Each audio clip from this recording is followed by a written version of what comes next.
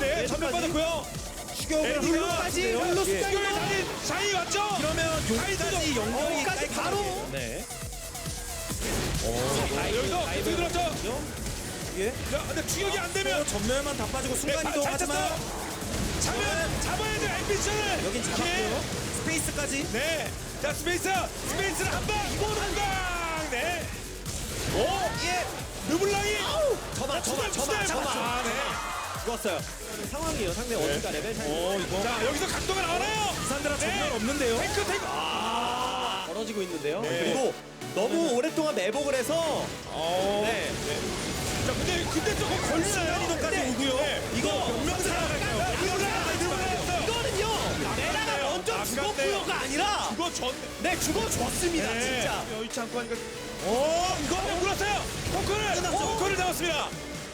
포커 끄는 것까진 좋았는데 네. 이거 벗어내를 보는 바람에 페이스가 일단 너무 들어갔어요. 결국 또 이번에도 차이가. 네. 근데 이거 싸움 추가적으로 앰비션. 맞았어요. 앰비션 룰루 잡았고요. 미쳐 날뛰고 있습니다. 룰루만 잡으면 미쳐 날뛰고 한번 더 들어갔고요. 급성장. 타워 깨고 한번 더. 죽일 테니까 딴 데서 이런 식으로 해서 네. 깃바에 저희 입장에서 확신은 없어요. 네. 자, 한 번 더. 여기서 아니 이거 데미지가 좀 쫓은데요. 많이 들어가죠 데미지가. 두 번에 버텼죠. 앰비션 네. 르블랑 한 번 더 들어가요. 자, 추가 싸움 스페이스 멀쩡하고요. 네. 산드라. 여기 타워 없거든요. 자, 고구모. 룰루 코그모 조합이기 때문에 이거 네. 하지만 자, 고구모는 잡을 수 있는 거 아닌가요? 발차기 하긴 했는데 코르키가 죽었어요. 네. 데미지를 넣을 챔프가 네. 없는데요. 노딜이에요, 노딜. 코그모가 코르키가 죽었기 때문에 노딜. 스페이스가- 얼굴을 들이밀어주긴 했는데 네, 딜은 고코가인데 하지만 듀크라고 하더라도 고구모가 때린 이게 고구모. 아, 듀크도 안 돼요. 에이스. 코코의 반응 속도가 아까부터 굉장히 빨라서 그렇습니다. 야, 쟤는 겁날 거 없다. 코르키가 죽으면 네. 안 죽었어요. 코르키 죽으면 빵 데미지 뭐 데미지 없죠. 그쵸. 코코의 르블랑이 왜 또 배를 당했었는지 보여주고 있습니다. 네. 진짜 빵데미인데 린신하고 애니밖에 없어요. 그리고 샤이의 룰루의 급성장 타이밍도 진짜 네. 좋아서 완전 여유 있었고요. 죽겠는데 끈을 버리고 갈 수밖에 없고.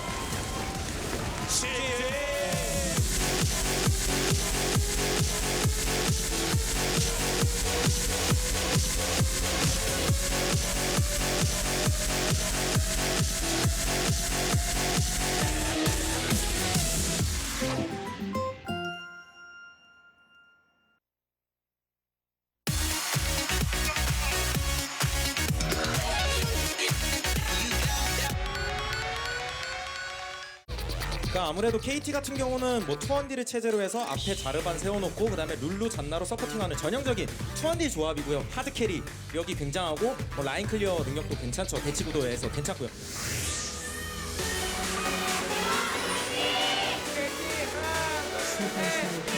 오는 걸 파악했는데요. 네, 예. 쫓아가네요. 스코어. 룰루까지 오기 때문에 조이는 거죠. 조이는 거죠. 백기가 좀 많이 들어간 느낌이 네. 있었습니다. 많이 들어갔었어요. 그렇죠. 지금. 이래 오늘 시야 확보 하나만 와 이렇게 딱 데뷔한 것 같아요. 잡았습니다. 네. 넘어오나요? 진짜 오죠. 안 걸어요? 먹히고 네, 싸움을 자 마지막 어떻게 할 겁니까? 싸움 걸었죠. 넘어옵니다. 스코어. 와, 데미지 굉장히 잘 들어갔는데 네, 아무리 완전 충전. 계절풍 지금 충전 완벽했습니다. 그렇습니다. 자 맞았죠. 자 바이. 가죠 스코어. 근데 에로는 죽으면 에로. 자르만 이거 이게 네. 못 들어가죠 지금. 네. 자 전멸 다 빠지고. 에로. 이건 스코어도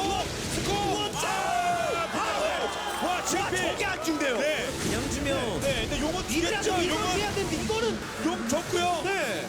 또 쫓아가다가 아니 또 말고 물었죠. 네. 뿅. 계속 흔들리면 스코어. 더블 킬건 또 코르키한테 줬습니다. 여기서는 그래도 한번 일단 스틸이라도 한번. 스코어 이번에 스코어 빠졌죠. 그래도 긴숙질을 해버리는 바람에 히버 대박! 쟁기 그리고 이거 100개 5,400이니까 한번 살아나고요. 네, 골고루 뿅 다 때려놨어요. 골고루. 깔끔했습니다. 네, 이지원이 골고루 피를 다 뽑았습니다. 게임을 끝내겠다. 아, 끝내겠다 정도인가요? 예, 콤보 자르면 나오기 바이오기 전에, 전에 바이오기 전에, 끝내 바이오기 전에 밀어야죠. 끝내 본직한데요. 네. 자, 바이오기 전에 막아야죠. 지금 바이오면 더 어려워져요, KT. 아 이거 넥서스 아, 게임이 넥서스. 끝나겠는데요 이거. 아, 그럼 썸게임은 붉은 봉기만 해요. 아, GG.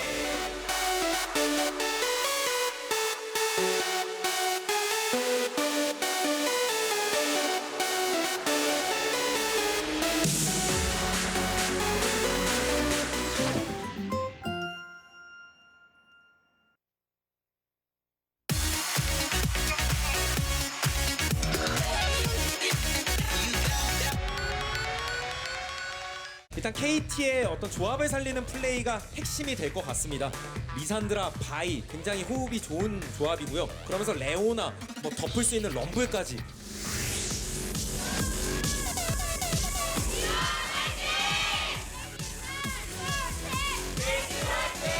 여기 위에서 자 스코어. 이거는 6렙이기 때문에 네. 자, 다시 내가 내려. 예, 점프 한번 그래도 끝까지 들어갈 수 있나요? 이거 한번 더! 한번 더! 누가 걸렸어요? 예! 나그를 지켰고! 여기까지! 궁극기 반대로 너무 그렇죠. 어려운데요. 네! 바람치기! 자, 어차피 난싸움! 이퀄라이저. 대거스 100! 녹였어요! 그리고 자르바까지. 자, 내 매가 나르거든요. 네! 자, 너무 끝까지 이렇게 맞죠? 트리플이 아닌가요 이렇게 되면? 네! 트리플 킬! 오, 여기서 예. 울퍼! 이거 아, 이지훈 100! 여기서 예. 쌈났네! 거꾸로. 네! 우리가 이퀄라이저 일단 잘 안 죽었어요. 뱅기 자르바 나르 옆에 있고요. 나르 메가나르 직접 메가나르 직접. 메가나르 메가나르 자, 뒤를! 그리고 이지훈이 네, 트리플 킬!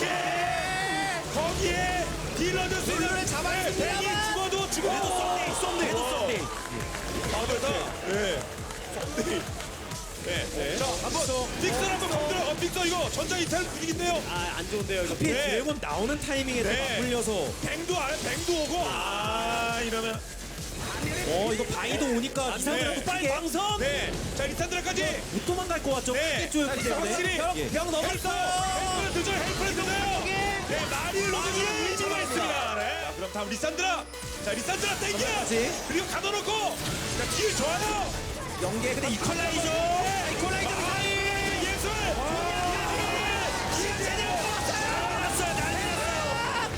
자, 마린이 들어가긴 했는데 리산드라 마무리 못했고요. 그렇죠. 그리고 아래쪽 그레이브즈. 뱅 울리게 하네요. 전사. 이거 괜히 자 바이가 105. 난 구출은 해줬는데 베이가 그리고 이쪽 룰로 합성작 쓰지도 못하고 네. 터졌고요. 자, 룰루 없어요. 여기서 네, 뱅까지 한번. 뱅 도망갈 데 없죠.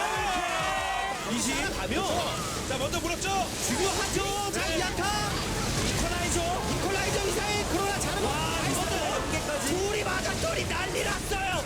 그냥 자, 이제 자 2대2 쌈나나요? 활력을 이렇게 앞서고 네. 있는 상황이라고 저도 자, 권한 체력 많이 뽑았거든요. 이번에 SK가. 체력 관리가. 네. SK가 이번에 체력 많이 미리 빼놨거든요. 뭐 뭡니까? 자, 물어야죠. 자 일단 이퀄라이저.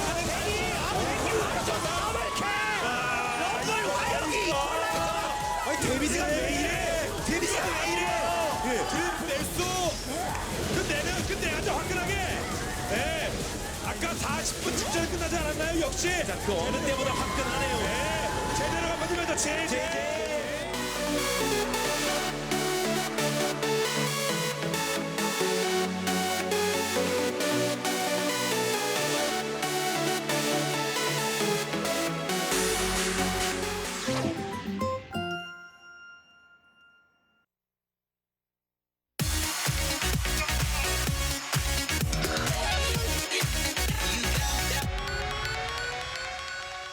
결국 뭐 간단히 요약해서 KT가 들어갈 거고요. 그렇죠. SKT가 받아치냐 잘리냐 이 문제 같습니다. 네, 먹히냐, 네, 튕기냐. 자, 튕기는 게 아니라 이거 잡아 먹어야죠.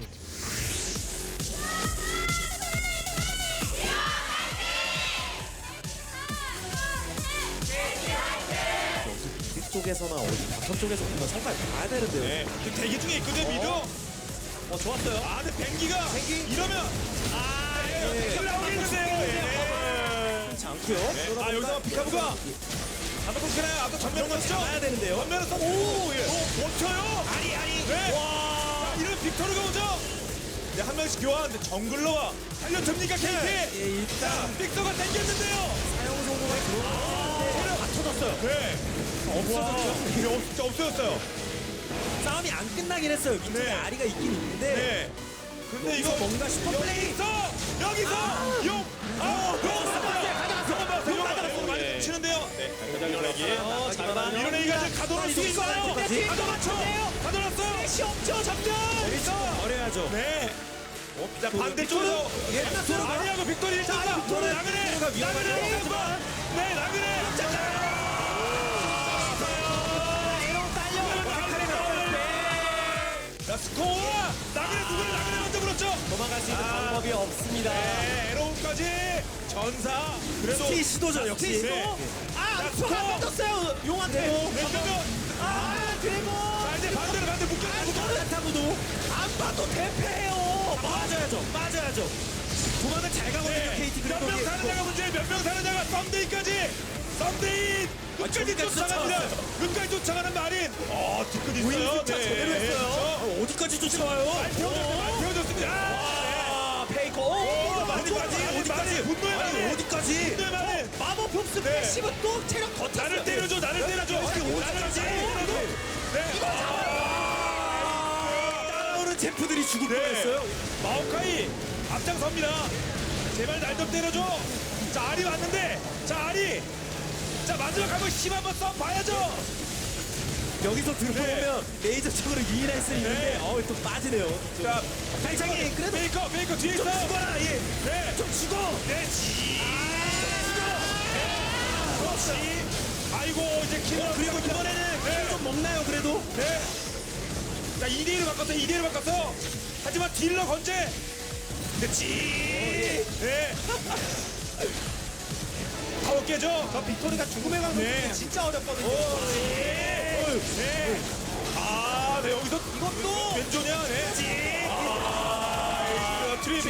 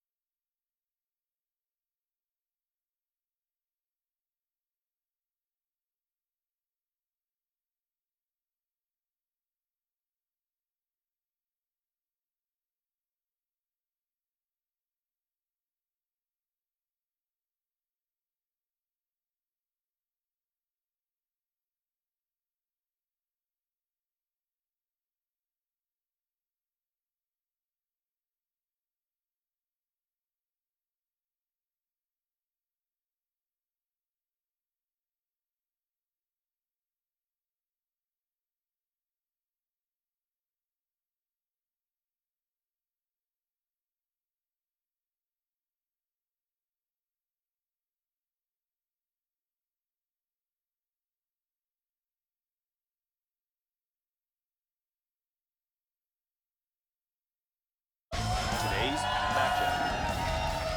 Jin Green Wings. GP Tigers. Incredible Miracle. Samsung. 2015 Venu League of Legends Champions Korea Spring.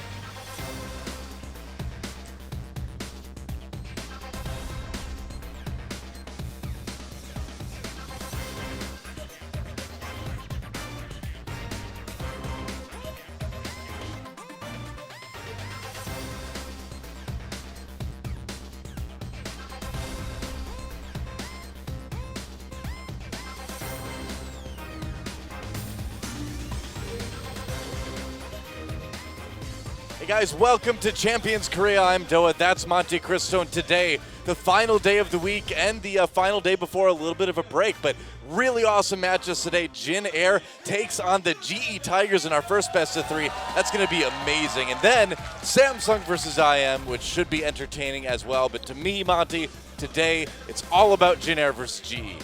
And which team do you think will win, Doa? I don't know. It's hard not to side with GE. They are kind of 9-0 right now, but I was just Jin reading Air, the side. I know. But I thought I'd just answer your rhetorical question with a legitimate answer. Why not, you know? I like to participate. Yeah.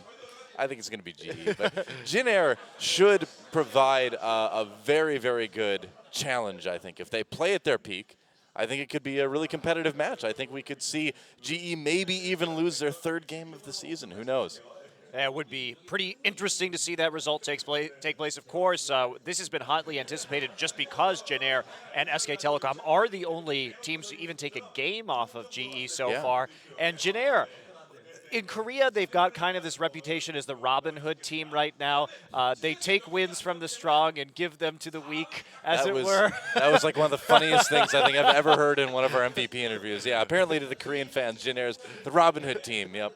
Just donating those wins to the weaker teams in the league. Nice guys, those Jin Air Green Wings. That's right, but they've pulled off some big upsets, of course, 2-0ing CJ, 2-0ing SK Telecom, and then just taking that one-game deficit versus GE. So some strong play from them, certainly so far as we take a look at the standings. Yeah, and you can see Jin Air with a chance to move up to 6-3 and tie CJ Entus, and they do have a better game score overall. So that could be big. They could move into a pretty comfortable 3rd place if they can take a win today. But GE Tigers, man, plus 16, 9-0. It just seems impossible to believe these guys are capable of losing a best of 3 right now. Well, yeah, it does beg belief a little bit, but GE is probably coming off their weakest performance so far of the season. That is true. Pretty horrendously against Samsung in Game 1 of their last series. They did bounce back a bit in Game 2, but just fundamental mistakes. Not selling flasks for wards, not upgrading trinkets, really poor vision. They just looked off their game. I don't expect that kind of performance tonight, but it is a bit concerning. When you see something like that, though, you just have to assume they didn't take it very seriously. I mean, they were playing the weakest team in the league. I want to believe that it was just kind of sloppiness, just laziness. They can't be lazy today, though. That's for sure. Jin Air will beat them if they play like they, or if GE plays like they did against Samsung. Absolutely, and Jin Air has had a long time to prepare for this match. Been a tougher week for GE. They had to play a match on Wednesday. This is Jin Air's only games this week, and they're going to have some more time off, of course, due to our break over the Intel Extreme Masters weekend. That's right. We're going to be there. It's going to be awesome. With our friendly neighborhood Chobra. That's right. IM versus Samsung Galaxy in our 2nd best of 3 of the night. IM certainly seems to be making some progress. Samsung a little bit as well, too. So that's going to be a pretty interesting series. I think you got to give the edge to IM. But honestly, with the way Samsung has started to play, I think that could go either way. We could see 3 games out of that one pretty easily. Yeah, we definitely could. Although it was a pretty quick 2-0 for IM last time. I think Samsung has been improving consistently. I think it was a different Samsung team at that point. We have been seeing a bit of difference in their play. And remember to go to ogn.azubu.tv to vote for the play of the week. Yeah, Help that's get those Korean players some money. Please vote for Prey and his insane kiting. Or vote for FLICKR and his awesome Victor play. Either one would be a worthy victor, I think, and no pun intended, actually. They're a worthy winner of the Azubu Super Play. But, yep, have a chance to give your favorite pro players a little bit of cash, and then at the end of the season, of course, 10 million won given to the best play voted overall. So, really cool. I can't wait to see what, the best play of the season ends up being, you know? Should be good stuff. And going into this match, it's going to be really interesting. Yeah. I'm very excited for this first one in particular, just given how clean some of the play from these teams has been. Let's take a look at their match. 전 세계에서 펼쳐지고 있는 메이저리그 중에서 유일하게 정승가도를 계속 유지하고 있는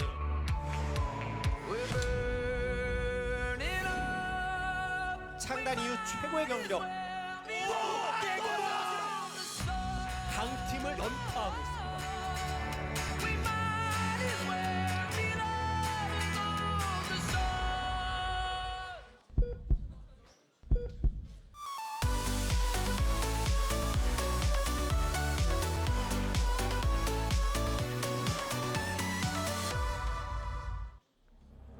Oh man, I am so pumped. And the thing I really like about that video we just saw is I feel like it brings across the feeling, the mood you get when you watch these two teams. They're fun. Both of these two squads look like they're just players that enjoy playing with each other, which is something you don't actually see as often as you'd kind of hope in these pro matches. And there are the Jin Air Green Wings, of course. Except for Trace. He always looks grumpy. That's true, that's true. But yeah, everybody's got to have kind of that grumpy guy, but you know inside he's enjoying himself. By the way, I really liked, if you guys didn't see their new team picture that was released, I think it really gives the sense of Trace being the center of the team. He is the top father. That's right, the top father. He's the backbone of the team, and he is the lap on which GBM rests his tired head at the end of the day, apparently. If you've seen that picture, you know what I'm talking about. Otherwise, it sounds weird. Hey, but the picture's weird too, so whatever. Trace, Chaser, GBM, Pilot, and Che make up the Jin Air Green Wings roster today, starting with Pilot over Captain Jack. You and I were talking about this a little bit before the broadcast, and you were saying that you feel like Pilot's aggression is what's really going to give them the nod right now. I think that they have to play strong in the early game to compete with the GE Tigers. Of course, we know Jin Air has such extreme patience in the late game. Their games tend to be really long. I love watching the patience and the clean late game play from Jin Air. But when they fall behind and lose games, typically it's because they fall behind early. So I think Pilot and his increased aggression will be the key to that. Coming in for Jin Air right here, the last couple of games, they've really liked to run double AD with Rumble. One of the strongest compositions that Jin Air has run is basically their backline assassination. They love to run Rumble with Ezreal and Graves and really just push all the damage past the front line and try and assassinate somebody in the rear. Of course, GBM's get some screams, but his Xerath is so scary. You can't let him have this champion. Generally banned. He did play Ezreal these last two games. Interestingly enough, both of these teams, their last opponent was Samsung. Jin Air 2-0'd them, but interestingly enough, both of those games were 57 minutes long. So it just shows that against any team, Jin Air will take it to late game. And I wonder if that's maybe a little bit dangerous of something to try against the GE Tigers. It is. Even though they were able to win a very late game against GE in their last meeting, it still provides a lot of room for error. Sometimes they could stand to be a little bit more aggressive. One interesting statistic about the Jin Air Green Wings that's very interesting is that Chaser is number 2 in terms of kill contribution, and GBM is number 5. The former was 78.4%, and the latter was 76.8%. This is a team that really likes to group up, and there tend to be very low kill games. They play pretty passively in the laning phase, and then work very well as a unit across the map. Yeah, we see Che actually able to get that Veigar one of his last couple games. I don't think that's going to get through for either side. You certainly don't want to give it to Gorilla. Right. I think it will be probably a red side ban in this series. That first pick Veigar is certainly considered one of the top priorities in the current meta. We still are on patch 5.3, so he remains unmolested by Riot. Our final day of 5.3 today, in fact. Indeed. When we get back week after next, it'll be 5.4. New Zillion will be on the scene. I hope we get to see a little bit of New Zillion, but we'll see. That remains to be seen. For now, though, we'll take a look at the GE Tigers, the undisputed #1 team in Korea, and I would say the world as well. We'll get to see them try to grab that title as they go to IEM next week. But these guys are 9-0 right now, undefeated in Champions Korea. And take the 10th victory. That is their motto. They have said that if they go 10-0, wow, Lee looks really happy in that picture. They will buy pizza for the entire OGN audience on their next match. Wow, so, nice. I hope that includes the casters. I'll talk to GBM, send a message on Kakao, talking like, you got to give me some pizza, man. Well, GBM won't have pizza because he's not on the GE Tigers. Oh, you're right. Well, I'll talk to him anyway. You know, he'll provide me some. Smeb, Lee, Kuro, Prey, and Gorilla, not GBM, make up the GE Tigers. And Smeb, of course, pretty much good on everything right now.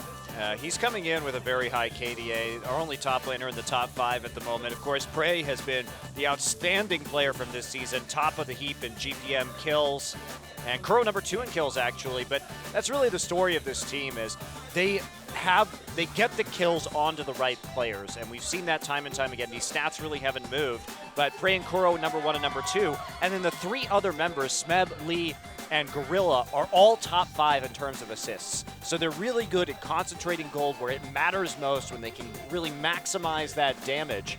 And Lee, Not a great Rengar player, we learned from his last match against Samsung, where he did pretty much nothing. Made it very difficult for his team to win again. I don't anticipate seeing that pick. And Kuro, those Victors coming out. He's been blind picking Victor against IM and against Samsung, showing that it's a threat tonight. Now, GBM has also been playing a lot of Victor in solo queue, so it may become a contested pick. Well, Victor seems to be kind of the new hot thing in the mid lane in Korea right now. Kuro's certainly very good with it. We've seen FLICKR, we've seen Coco have extremely good games with it as well. I think it will be kind of a priority pick, it seems like. And I'd love to see GBM get a chance to play it. I want to see if he can keep up with the rest of everybody right now. And pray. Nobody's keeping up with this guy at AD carry. No, he's number 2 in KDA as well, behind the Hoon that is easy. Well, their games against Samsung were not too stellar, so he took a big hit in the KDA. He dropped from like 10.2, I believe he was at. But it's also his individual performance in Game 1 that really allowed GE to win. He made that big kiting play when it mattered most, able to elude both a Hecarim and a Kassadin and get a couple kills right there. And Grilla has been solid. Is Annie, maybe not his best champion so far this season, but of course is Janna, the player who really brought Janna back into the meta in the first place, continues to do well on that pickup. Yep, that's right. And so we'll see if GE Tigers can take that 10th win, or if Jin will deny it. That would be quite the Herculean feat for Jin to beat the GE Tigers right now in a best of 3, and the GE Tigers as well. You know, I mean, they head to Poland after this match, and so you have to wonder too. You know, are they going to bring anything new out today? I feel like they've got enough strategies that we already know they can play well. They can rely on those for the matches. What do you think? I don't think it's time to debut anything new right now. I don't think so either. Might as well save it for the international competition. It'd be great to go 10-0 if you're GE, but they're pretty much guaranteed a playoff slot anyway. They're so far in the lead at this stage. Yep, taking a look at some of the stats for our teams here. 62.5% win rate on the season so far. Ooh, the GE Geigers.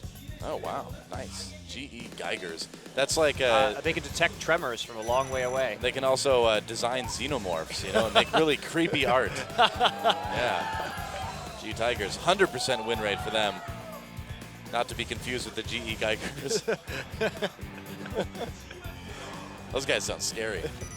Barons and Dragons, and of course, Jin actually a 3.2 per game is quite the number, but also allowing a lot. But again, this is a team that regularly plays hour-long games. The stats are going to be a bit inflated, which actually makes it a bit surprising that they're only averaging less than a Baron a game.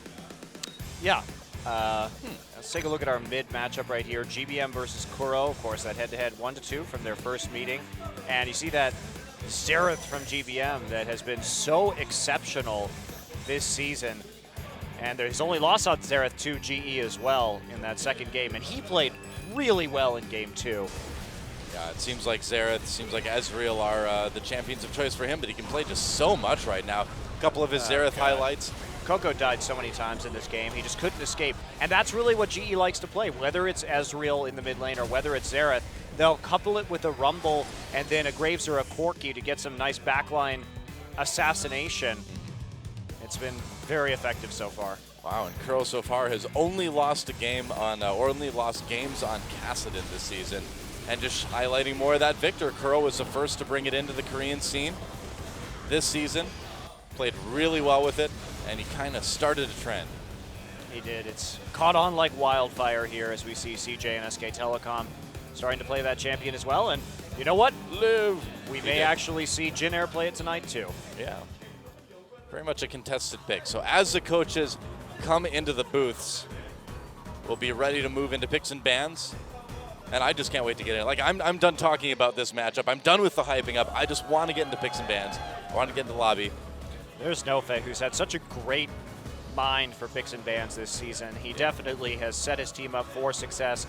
I was at the GE Tigers house the other day, and just watching him do some of his research. He definitely is very keyed into a lot of regions around the world, very thorough watching of VODs. This is a team that will definitely be prepared for IEM. I have no doubt in my mind. Well, just hearing some of the stories about the other players as well, just how researched that Jin Air is too. GBM going back and studying the way people dodge Xerath ults so he can hit them more. Yeah, that's right. If you guys haven't seen the True LoL show, you should check it out on the OGN Global channel. It is subtitled with Sweet, the former Warcraft 3 star player who's their coach, and GBM. And in that series, GBM talks about how when he plays Xerath, he goes back and player by player on the enemy team studies how they juke skill shots and then will tailor his Xerath ults to how he knows they juke. That's incredible, It's pretty man. crazy, but it explains the accuracy of his skill shots.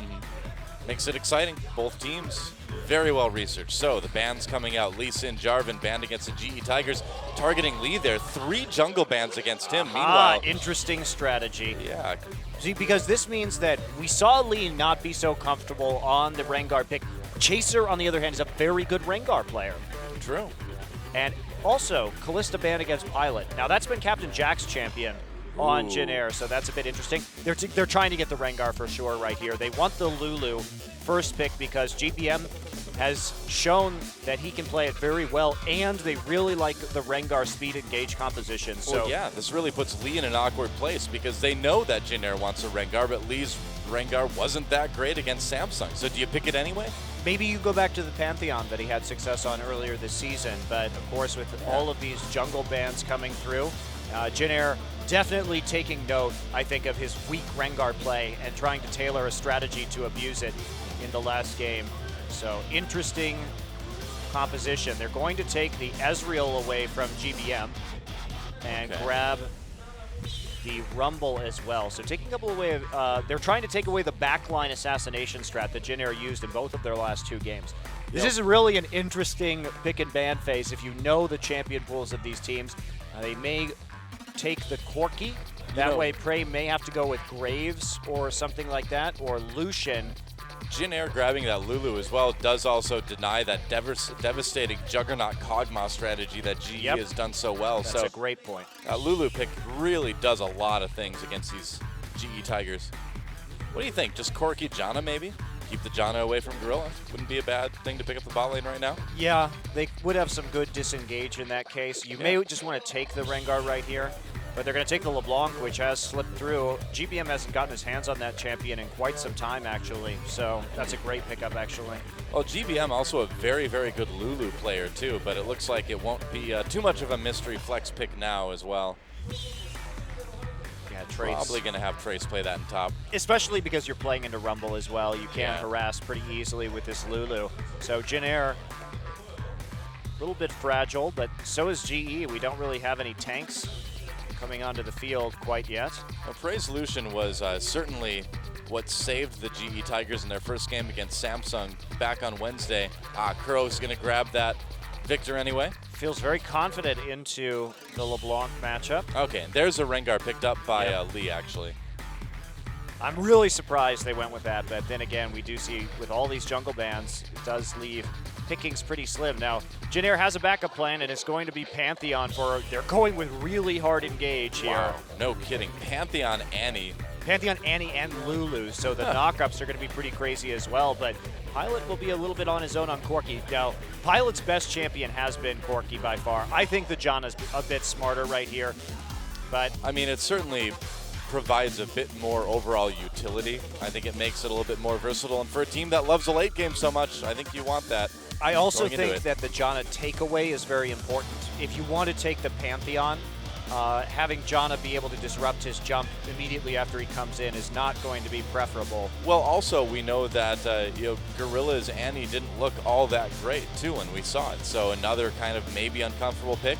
We haven't mentioned this yet too, but Thresh is still available, so Gorilla could just grab that. They are going to go with the Annie though, and yep, Gorilla looking like he might just lock in that Thresh. I think he should go for the Janna just to help protect Kuro right there. They don't have a lot of peel for him pretty much at all.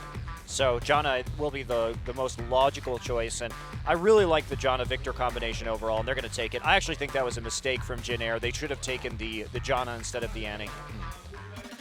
Well, we'll see how Lee can do on his second game on Rengar. I mean, it was only one game, but keep in mind, Jin Air has information that goes beyond just that match. You know, they know what's going on in scrims, they know what's going on in solo queue, and they've kind of identified Rengar as kind of a weak point for Lee. Lee says no, though. He's like, nope, I'm going to play Rengar anyway. He really was quite bad in the first game against Samsung. There's no way to sugarcoat it. He didn't do anything with his ultimates. He wasn't seen as proficient in ganking. When we compare him to big Rengar players like Chaser or what we've seen out of Peanut so far, the impact was very minimal from Lee's end. So I don't blame them for trying to select or basically create this strategy in the ban phase. We'll see if it works. Well, chance for redemption for Lee's Rengar. Will the hunt be a bit more successful this time, or will he come back once again empty-handed? Well, it's like he did get the win, I guess, with Rengar, but that's more like you go deer hunting and then you accidentally hit one with your car on the way home after not shooting one all day. That's kind of like Lee's successful hunt. You know, it's like, well, I got a deer, but it wasn't really, you know, how I intended, I guess. It's kind of mangled and yeah, the meat's it's pretty good. ugly. You have to like call the DNR and they're like, yeah, you can take it home. But here we go, guys. Jin Air versus GE. Let's get in the game.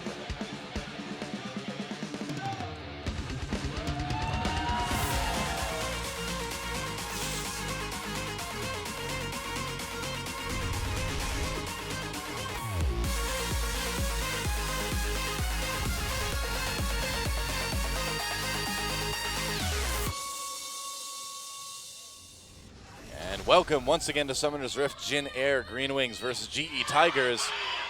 GBM picking up that LeBlanc for the first time in a long time. The fans are into it. He played a lot at the beginning of the season with pretty good success. Kuro, of course, will be having some issues trying to hit these skill shots against LeBlanc.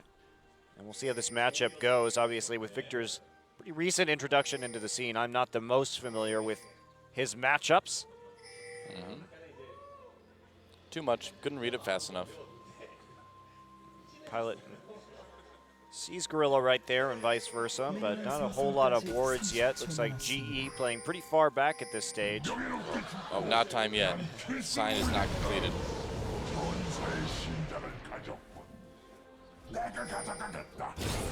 He's psyching himself up. He's like, all right, this time I will actually kill people with my ult at least once. Well, you know, he's not really going to have a very easy time. With this Rengar, question becomes, where do you gank, really? I guess you can try and gank Annie.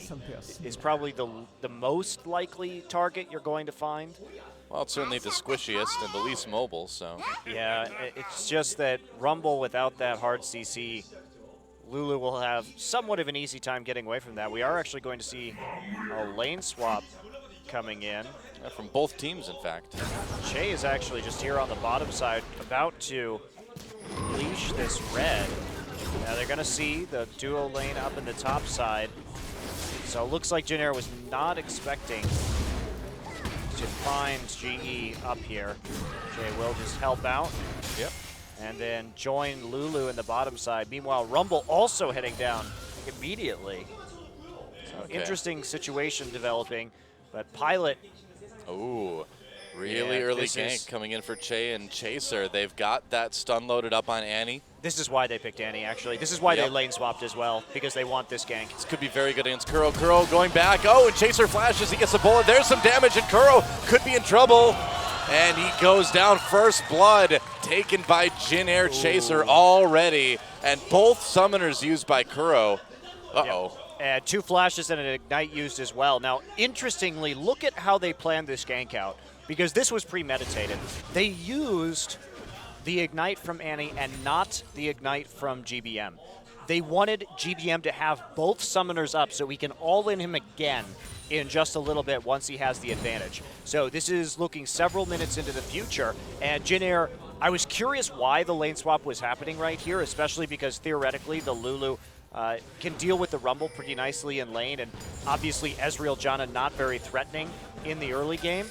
So this is why. They had this mapped out right away. They wanted to get the Pantheon Annie gank immediately at level 2 for Pantheon, and they got it. Worked out. So that explains the Annie pick right there. That explains the lane swap. They had this strategy premeditated 100% in case of a Victor pick.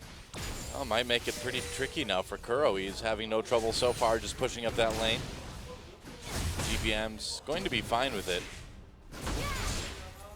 Kuro, okay, he gets a nice deep ward to the jungle there. Well, he's super scared now because Should be. This hard CC from Pantheon does make his life very difficult. He has to be pushed up in a situation where he doesn't have flash. And now they're reliant on Lee's Rengar for counter ganks. And Lee has previously demonstrated that he's not really up to the task of playing Rengar particularly well. Here we go, Chains. Stunned again, and Pantheon comes in for yet another stun. Kuro locks up Chaser and GBM. Oh, but GBM, the final auto gets him. Lee comes in, passive pop for LeBlanc. And that's going to be another clean gank for Jin Air. This time the kill going on to GBM. This really couldn't be a better start for Jin Air. Great early game strategy from Jin Air. They're trying to push up the wave right now. Chaser helping out to deny as much farm as possible. This strategy is all based around Kuro. And these interesting pick and bans that we saw really look brilliant from Jin Air. GBM, I don't know, man. He's going in. Oh, he waited for the recall from Chaser to go through, and Gank by Mom trying to make it out with that distortion. He does just barely. Wow, nice patience from Lee, though, with the pink ward in the brush, nearly getting that. And GBM should not have been recalling there. No, that really does. Poor choice of locations for that. Does mess up their early game strategy a little bit, unfortunately, for GBM, but at least he didn't die. Yeah. GBM is going to come back into lane with a couple rings and a Fiendish Codex, so way up on items on Kuro, and Kuro's going to have to start dealing with a lot of poke, I think, in this 1v1. Yeah, he's got 2 minutes, too, before he can deal with that. Now, they are going to ping Pantheon again. Kuro was very smart to put down that ward there, so he's aware that this is still a major threat. And GBM just continues to play back. This is so annoying for Kuro to deal with. Look at this minion wave pushing right back into the turret. The minion wave control has been excellent here in mid. What an interesting game so far. Yeah. Just this, from the strategy. Oh, what? whoa, Whoa. whoa. Oh, new mechanics, teleporting. Exciting stuff. Gorilla moved down a little bit just in case Kuro was going to get ganked again. But so far, the camping of the mid lane has worked out very, very well for the Jin Air Green Wings. Man, that ward has really been worth it for Kuro. It's helping him get CS that he probably shouldn't be able to get right there, although it's not going to be quite so easy once he moves to the top side. But Lee's helping out at least with the warding, and so they will have a lot of vision control around the mid lane in order to make these plays. Yeah, you can see that GE is really trying to do more to keep Kuro safe at this point. And Jin Air doing kind of what Jin Air does. They love to chip these towers early, especially in Trace's lane. He will pick champions with a lot of wave clear and play very far forward. He's got a pink ward there to keep him safe. And the thing about Jin Air right now is they know it's so safe to do this. Rengar's only level 4, and he has to babysit mid lane right now, or else Kuro will just continue to die. So he's going to have to wait very close to the mid lane, try and get the counter gank. So Jin Air is really free in the side lanes to push and keep on pushing. And look at the wards too. Top side, Pink and River, and then a deep ward right by the golems. It just expired. But there's nearly no way for Rengar to make a play onto a side lane right now. Wow. Jin Air really coming into this one with a pretty beautiful plan. Right, and we'll see if they continue to have plans. It's a best of 3, and that's why these best of series are so good, because the question is this a one-off for Jin Air, or do they have a more complete playbook coming into tonight? Yeah. Lee and Gorilla waiting for an opportunity onto Chaser here. Will they take it? They've got that ward. Chaser face checks that brush, but GBM right there to add some damage onto Gorilla. Trace in the blue buff pit. They're going to blow up Gorilla. GBM caught a bit. Wild Growth will keep him alive for now. Lee doesn't quite get only 5. Yeah, I don't think he's going to be able to do a whole lot. Oh, goodbye, Lee. Kuro has to back away. GBM's still alive. He may get taken out by Smeb. Meanwhile, the whimsy, but the damage before it wasn't enough to finish Kuro off. GBM being very deceptive. And he's going to get out in the end. They use the time. Here comes Prey. Used it to clear the wave. I see. That was much less exciting than we were anticipating there, I suppose. Meanwhile, we got to see Trace's. That was a buzzkill, Dilla. For once, it was actually the players killing the hype and not you. Wow. Well, they're taking the mantle, and a very Passing the torch. Huh? A very strong early game from Jin Air sees them with a 2.5K gold lead. And this is a really good sign for Jin Air. They haven't typically been this aggressive or willing to push the envelope in the early game, instead relying on their strength and their shot calling late to pull out wins, but this is an exceptionally good opportunity to snowball out in this game. And they are getting very scary indeed. Trace in the mix, coming up at the right time, and that's because he had that lane pushed up. He's got this extra speed from Lulu's Whimsy as well, was able to join up for that fight and really make a difference right there. GBM takes out a pink ward, and Chaser's level 6. Yeah, this is so really, is Lee. So where is the play going to be made next? What's cool with man, GBM Jay. as well, too, is he's got a Negatron cloak. He didn't bother finishing a Chalice or anything like that. He just got himself more tanky against the damage that he's going to be facing in the near future here, too, which I think is really smart. Yeah, maybe a bit too conservative, because if you want to get the snowball rolling, sometimes it's better to have those damage items, but there is something to be said against a double AP composition for perhaps going for an early Abyssal. I think when you see Kuro go boots, too, instead of pick up like another ring or something, you're like, all right, well. Yeah, he will be taking very little damage from Kuro, that's for sure. Yeah. Smeb should be occupied, too. Chaser is really far ahead in the jungle as well, already finishing the Warrior enchant. That's a huge power spike compared to Lee, who's sitting at a single longsword at the moment. 2-0-2. Meanwhile, in the bot lane, looks like the bot lane duos back to where you would normally expect to find them. But poor Kuro starting to fall behind a little bit in CS now. Yeah, Jin Air pretty firmly in the lead at the moment. Haven't been able to take a major objective quite yet, but they have gotten the better end of turret damage so far, and Kuro just can't do anything. Look at, he's just standing next to his turret. He's so afraid at this point of walking out and getting Pantheon ulted. Yeah. That he's just not even willing to farm, and it's pushing back towards GBM, so it's really, really rough right now. Not a whole lot Kuro can do in this situation besides try and make a play outside the laning phase. And okay, so they get spotted right there. Lee does put down a ward at the right time and pops Chaser's Raptor buff. And they clear out that little bit of vision. And well, if they can get that blue buff stolen and given over to GBM, or really anybody too, that's kind of one of the final nails in the coffin for this Victor that Kuro's playing too. Yeah, it's a really bad situation. Yeah. Oh, equalizer use. Smeb trying to escape from Tracer and Chase, but they get the knockup with the wild growth. Smeb still low, no flash. Will they dive it? Doesn't look like they want to try that. Not with wild growth already used, I suppose. And unfortunately, not a very good gank for Jin Air. Yeah. They did use the Pantheon and the wild growth, Pantheon ult rather, and the wild growth in order to try and affect that Smeb with a nice escape using the equalizer. And didn't even have his flash up, but still got out of there. Yeah, I'm surprised. I mean, flash is down all across the board in that gank, so it really was just going to be the ultimates that made the difference. GBM with a little bit of damage onto Lee as he tries to defend that ward, but can't quite do it. Now, it took Lee a long time to use his ult for his first gank in the game against Samsung. We're seeing that a bit here as well. He has been 6 for a little bit now, but hasn't found that right opportunity. Gorilla is going to come into the mid lane. They're going to feel a bit safer now that Pantheon's ultimate is no longer available. But do see Prey alone in the bottom lane, going for the Manamune as a first item, and no one dares take a dragon yet. Yeah. Trace playing a little further back right now.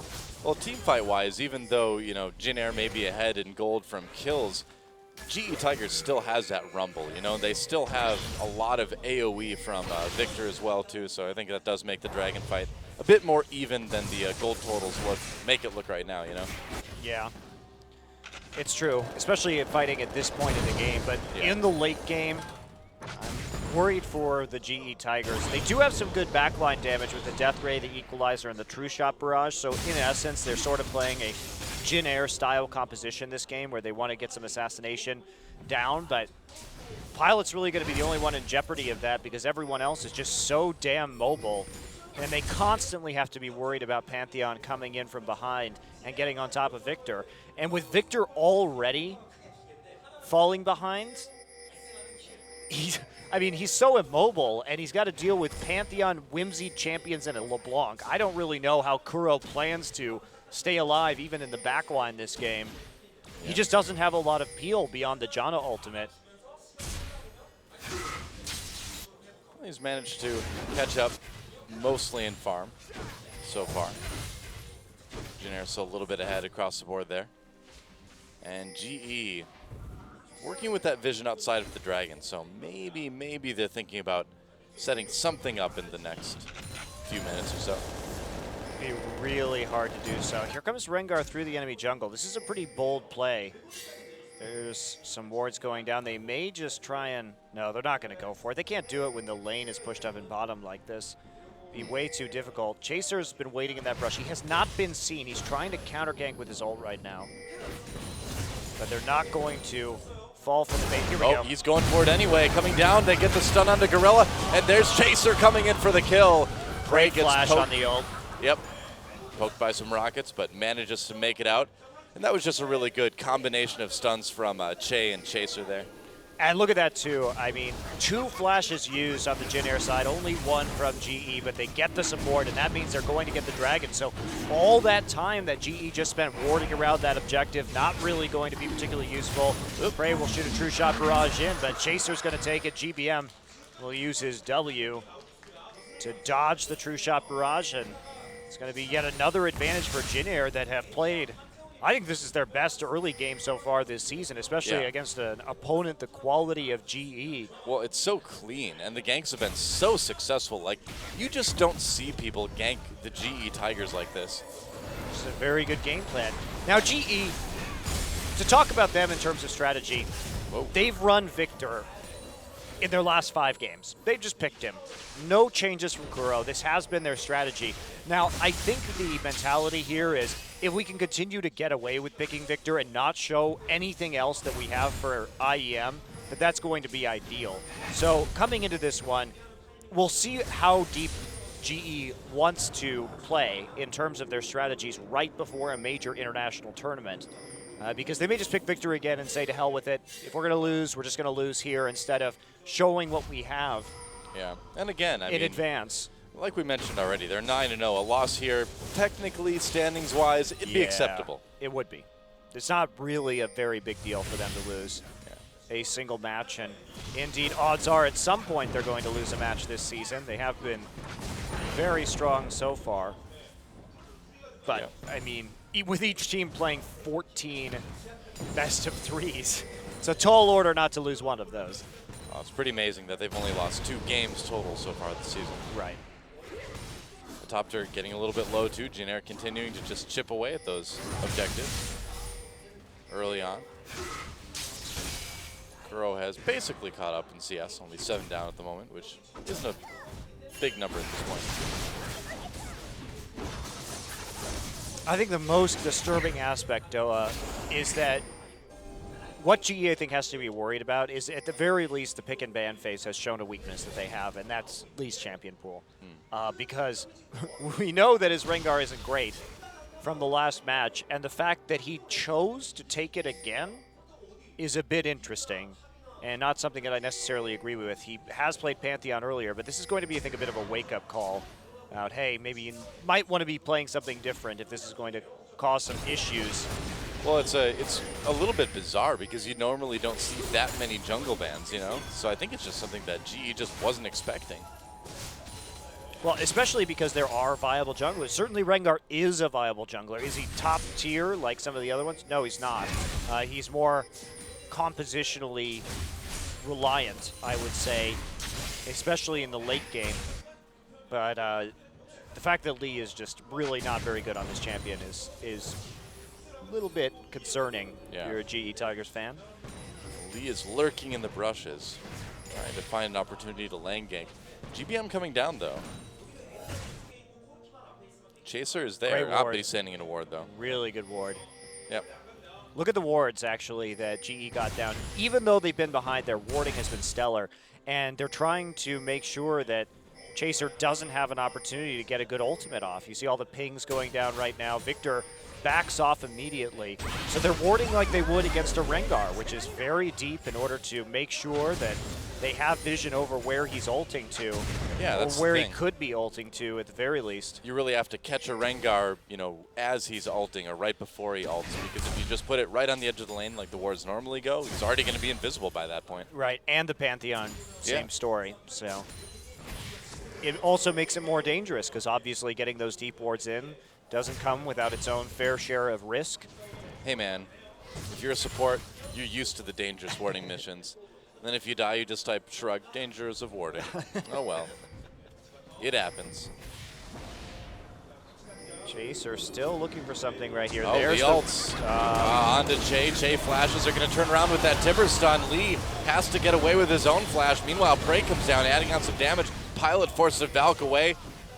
Trace comes up. He uses teleport to come down. Both top laners in the mix now. Lee still very low health. And here comes GBM. Dragging up in about a minute 30. GBM over the wall to try to make something happen. Gets out before being knocked up by that whirlwind. So no kills in the end. Blue buff still going to GE.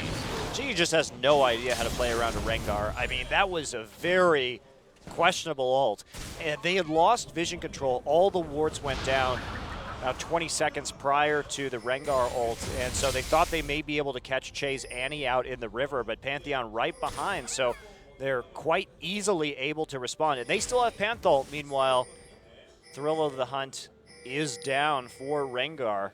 Yeah, Lee's a little bit lucky that he didn't get killed there. First turret goes down in favor of Jin Air. Yeah, this is really bad. Now they have control over Dragon. Do you see Lee on the top side? Whether Jin Air is actually going to try and make a play here at Dragon number 2 remains to be seen. Victor Kuro at least does have some survivability thanks to his Abyssal Scepter, but Jin Air already clearing out. They have total control over the river right now. They're going to get the crab as well. No, they're not. Why aren't they taking the crab? Merciful. Sometimes you just got to leave the crab alone, you know? You're like, he's a pretty chill guy. Well, I'm very, we don't need I'm that very vision. surprised you wouldn't just take that right now, considering Dragon up in 15 seconds. I mean, they've got a ward sitting right where crab normally camps out. It's after about you the kill him, speed but shrine, though. It's really, really useful It's true, too.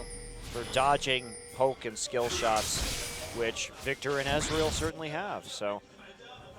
Oh, they're coming down now. GBM over the wall. A lot of damage onto Lee. Is that actually enough? He didn't ignite. If he would have ignited. That is a mistake right there from GBM. I don't think even GBM expected to do that much damage. I think you're right. Yeah, I don't think he thought he was going to be able to get Lee that low. Forces a recall. Lane pushed up, and here we go. Pantheon Chaser going deep. He's coming in. Ult. A zoning ult to take out the turret, and they can probably grab Dragon on the way back. Well, Lee's back up. It might be a little bit riskier. We'll see what they do. Oh, they can certainly just keep on poking right here.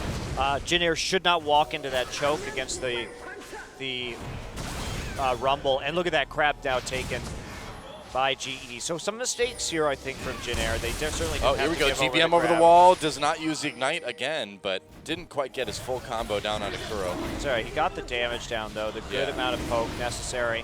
You see GE trying to make this lead. Is ulting. They want to make a play right. Nope. It's going to be a... the Dragon regenerating some health. Okay, still at half health. Here we go. GBM threatening a little bit. Whirlwind on cooldown now. Gorilla used it to knock some people up. Dragon a little bit low. There's the ult. It does get taken by Chaser. Just walks up and smites it. Then they smite Lee to death as well. Wild Growth keeps Pilot alive as he Valkyries out of the fight. And now Jin Air can turn this one around a little bit. We'll see if they can pick up any more kills here. Flash over the wall. GBM in the back lines to try to do some damage to Smeb. Dodges that Flame Spitter. GBM gets out okay. But there's a Chaos Storm. Jin Air needs to be careful. That's a double kill now for Kuro, and GE turning this one around again. So Jin Air really over-eager in this fight. They get the Dragon, but it costs them a kill. When everything's all said and done, it was 1 for 2 in favor of the GE Tigers, but losing that Dragon as well. So what would you say? Kind of a wash at the end of the day there? Oh, no. A big win for Jin Air. Jin Air managed to get the Dragon. They got the mid turret as well. Let's take a look at this team fight again. So they catch Lee out with the Timbers right there. They do burst him down, and then they split around the Equalizer nicely. Smeb tries to get a good shot off, but everybody moves out of the way. Now Jin Air just needs to back off right here. You can't fight around that speed shrine like they're doing. Does make it a little bit too dangerous. Prey will flash over the wall. Che tries to follow up, but he gets hit by the Chaos Storm. And then everybody kind of just runs into the Chaos Storm afterwards. That's exactly where you want to fight. If you're GE in those chokes with Chaos Storm, with Equalizer, not a good plan for Jin Air to commit like that. They still have a major lead in this game. But certainly they could have just... Oh, they could have gotten out without losing anybody, too. Yeah, because they should have just taken the... They engaged at a great time on that Dragon. manage to take it out, manage to take out Lee. That's when you back off. And then they could have saved their mid lane tier 1 as well. So Jin no need to go in that deep. They thought they had a chance because Equalizer didn't really hit anybody, but you can't underestimate FLICKR, especially with all this magic shred that he already has on the Abyssal Scepter. True enough. Well, now we'll see what Jin can do with this. They've shown themselves to be a bit vulnerable by overreaching in that last fight. And this is kind of that time where you need to be very careful, because a team like the GE Tigers will be able to take advantage of every little mistake you make. Yeah, that said though, we're moving into the phase where Jin is at their strongest, and the fact that they already have this significant lead means that GE really may have some major problems to deal with it. GE did play this early game as well as they could, considering the near flawless execution of Jin's prepared strategy. Blue buff going to be going over to GBM.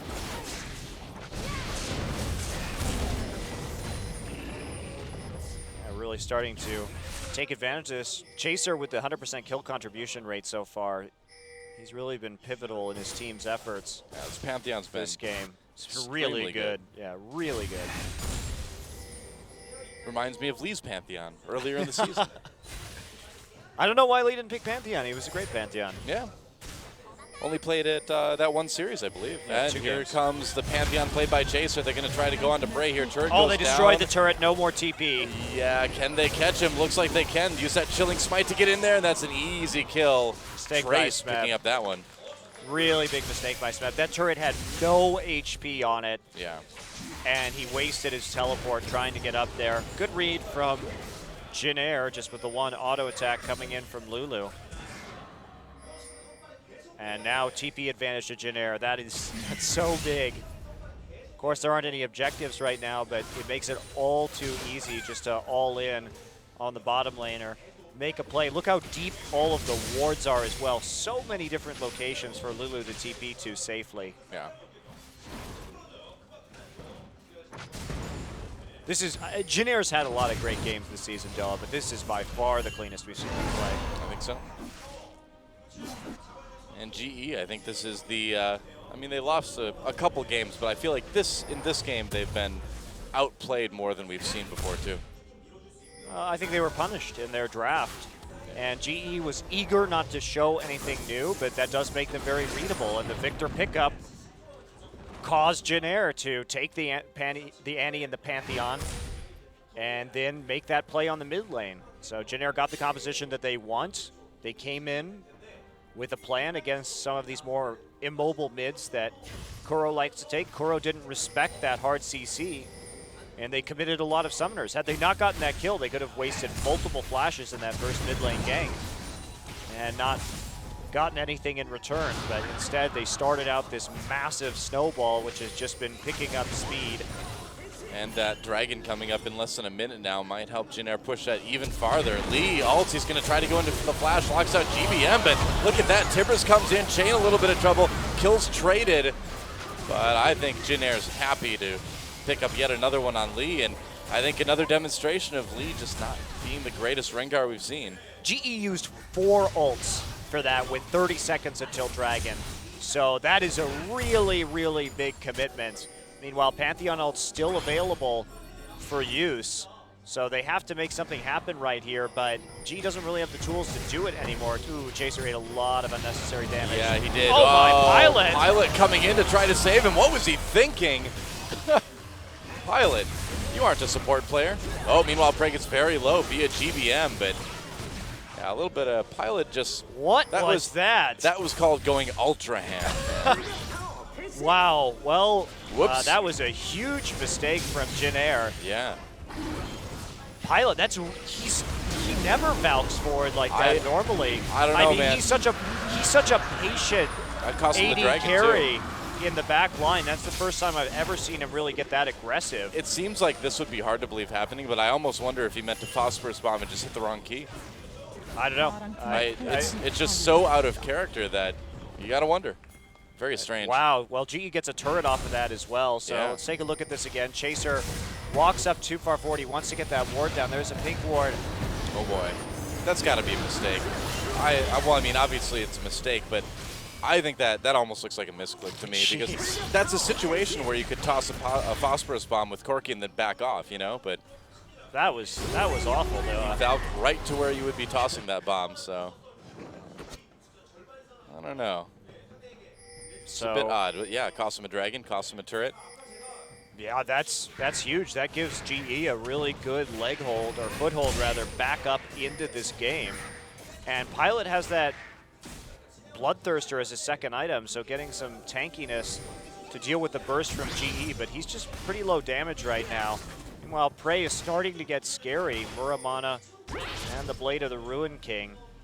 Pilot really needs, I don't know what he'll be going next, probably Infinity Edge would be the best item considering the lack of armor. Start really rolling in with some big crits. It's going to be a long time before he has that, though. And another tower for GE. Yeah. So Jin Air really not responding well They seem a bit in shaky this at the moment. mid game. They're still 3K and a dragon up, so they should feel comfortable. And also they have much better engage in the late game than the GE Tigers do. And Lee keeps getting caught out. Well, I wonder if we're going to see Jin Air just kind of fall back into that ultra passive, let's play for the super late game mode now. I think they can just sit around and wait for Lee to try and engage on them because Lee is really not a Rengar player. He's not even looking for flanks right now. He just kind of ults and runs at them, dies immediately, and then Jin Air has a 4v5 or a 5v4. If they had played it better in the last time, sure, Che died, but GE committed so many cooldowns into that engagement and only killed a support who had already dropped the Tibbers. Well, Jin Air cleaning out some of the wards around Baron now. Got that vision for the moment, getting the Rift Scuttler as well. Smeb's done with Leandries, going to be doing a decent amount of damage. We'll see if Jin Air can get any sort of pick. Baron checked by Prey. Oh, he didn't actually hit the Baron though, so he didn't aggro it. Well, lots Whoa. of wards getting clear. GM trying to poke Prey out, using the double distortion with his ultimate to move on forward. And it's just a lot of clearing right now as Jin Air wants to get a pick with all their crowd control right around the pit right here. And they have total vision at the moment. Smeb's going to go back. Well, I think after what happened, Jin Air seems a little bit shook up. They've suddenly become much more passive than they've been all game. GE's still a bit slow. Oh, where's he going? Daniel coming in. They're going to try to catch Gorilla and Lee. It's not going to work, though. Oops. Look at the difference in trinket upgrades right now between Jin Air and GE. GE, again, very slow on that front. Meanwhile, double Oracle's lenses, double stealth totems. Oh, GBM, gotta be careful there, getting low. Wow, that passive popped in GBM. Nearly dead. True shot barrage. Flashes out of the way. Yeah, Pilot popping the summoner heal to try to help him get out of that one. And GE Tigers with a lot of pressure on this mid lane turret now. Is the wave clear gonna be good enough for Jin Air? Looks like they have it, but they took some damage on that turret. Well, so did GE. A lot of poke from Pilots, missiles. That Prey got hit pretty hard. Not sure what GBM is thinking. Jin Air falling apart a little bit. People need to continue to play as a unit. This isn't the same kind of, wow. Ooh. GBM is real scary. Well, there's a reason why he's not allowed to play that LeBlanc in most games. Jin Air going right to the Baron. And they're going to start it. Wow, going for this Baron. Lee has Smite. They use Wild Growth. This is a really all-in attempt. I'm not sure I agree with this, Noah. I don't know if they need to, you know? I mean, that's the thing. But we'll see. GE Tigers coming in. Smeb has an equalizer loaded up. Lee, they're going to turn onto him. Lee gets caught. Oh, man. And Jin Air turns off of the Baron. Ended up working out pretty well after all. And Lee, just wrong place, wrong time. Well, they just got one kill, though, so they had to use Flash Ignite from Che onto Lee only. I think they and then they lost some vision control. So I think they made the best of a bad situation there. They weren't going to be able to do the Baron. They didn't want to lose a team fight. It was a good turn, but I think that using the wild growth so early on was maybe not the best decision. Janair playing with a kind of a level of desperation that we normally don't see from them. They end up being very cool and collected in the late game a lot of the time. I mean, they got a pretty sizable early lead. It just seems like they're thinking to themselves, we're so close, But they can just be the Jin we've seen all season. They can drag this out to an hour. And they have that Dragon Edge, too. Yeah. 2-1, and looks like they're about to get another one. I don't really think GE... Well, we'll see. They have no wards right now, so it's going to be really hard for them to contest this. And Janair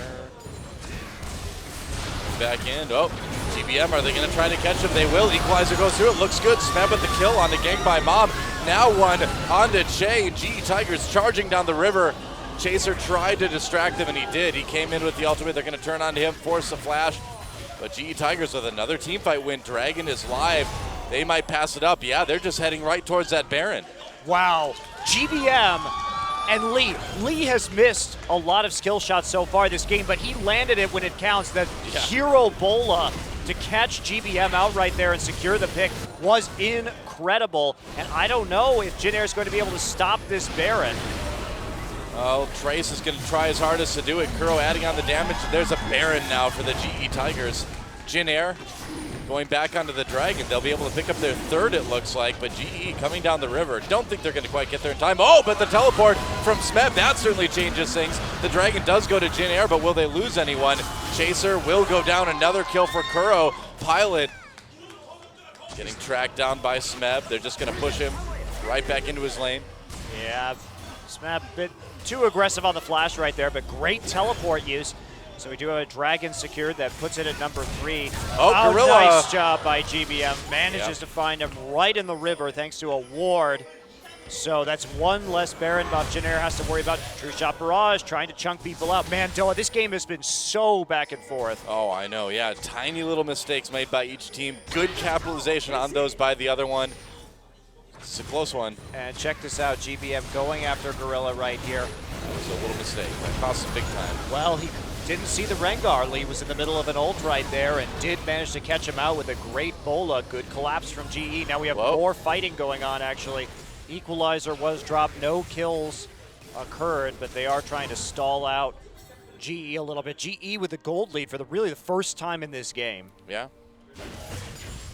And look at the itemization. Gorilla got QSS. So he is very worried about getting caught out in this game. I can't remember the last time I saw a support get that item before any other major purchase.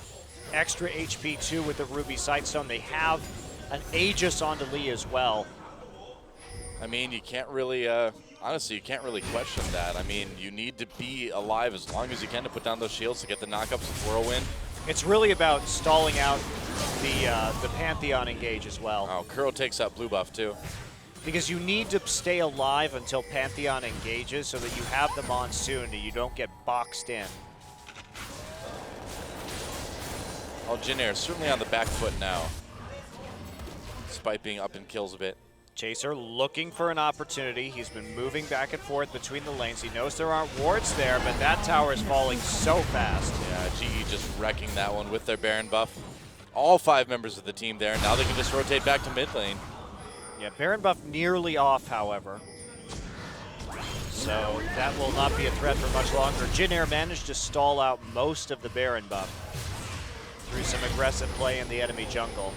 But maybe they'll be able to take this next turret. Not a lot of HP right there. I think they're just going to have to give this one up. Yeah, oh, Che coming in. Nice stun onto Kuro and Gorilla. Here comes Pantheon. GBM on the outside of the fight now. He got back. Chaser in the middle of everything. He goes down, but he causes enough disruption that maybe Jinair can do this one. Prey heavily damaged, but look at Smeb just roasting Pilot. Ignited the gas tank there, I guess. GBM has to run. Everybody may have to walk back right now, and well, GBM going for it. He gets Prey. Wow, nice play by GBM, but it's still probably not going to be. Oh, it did actually save their inhibitor turret. Yeah, Kuro way too low. No more Zhonya's Hourglass right there, so there's not a good way for him to stay alive. GE using that double Zhonya's power spike really nicely. A second Che comes in, gets a double stun, Down, tries to make it back out. Oh, that is a terrible wild growth from Trace, by the way. Che is done at that point. It doesn't matter if he dies or not. So you really needed to save the wild growth. He could have had a 4-man knockup had he had it saved for Chaser. Really a bad ult decision from Trace right there. Wow. You never, almost never wild growth the Annie. Because that's a big once she uses Tibbers in one cooldown rotation, there's really no reason to keep her alive anymore, especially when you have a Pantheon that you know is coming in. Big misplay by Trace. Yeah, almost makes you wonder if there's a bit of miscommunication there, if they weren't aware that Chaser was going to make that move. Wow, if that wild growth had been used on Chaser upon entry, it would have been really a much different team fight. Yeah, Janair would have won that one pretty handily. In the meantime, dragging up at about 1:45 again.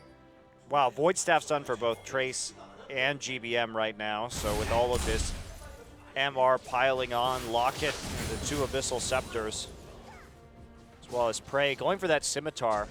GE just really committing to the QSS builds this game and that MR. It's serving them well. It's actually really helping them get back into this one because Janair has picked that majority AP damage composition with Corki as the AD carry. Ali tried to ult there, but couldn't find anybody, so that's going to be down for a little bit. Dragging up in a minute, so that may come back to haunt him. Oh, Prey. GBM's just doing so much damage now. GBM has that lead. Props to Kuro, though. He's bounced back so nicely in this one after just being totally shut down early. He's actually ahead in CS now. What a comeback for him. Not bad at all. More warding comes in. Yeah, Janair not wanting to get flanked in any way, shape, or form. Not wanting to get hit with that Rengar ult, not know where it's coming from. Well, the more I watch this game, though, the more I think GE is going to take this best of 3 because even though Lee has had such a poor game, GE has actually managed to make a pretty significant comeback right here. Yeah. Look at that. Not a whole lot of damage.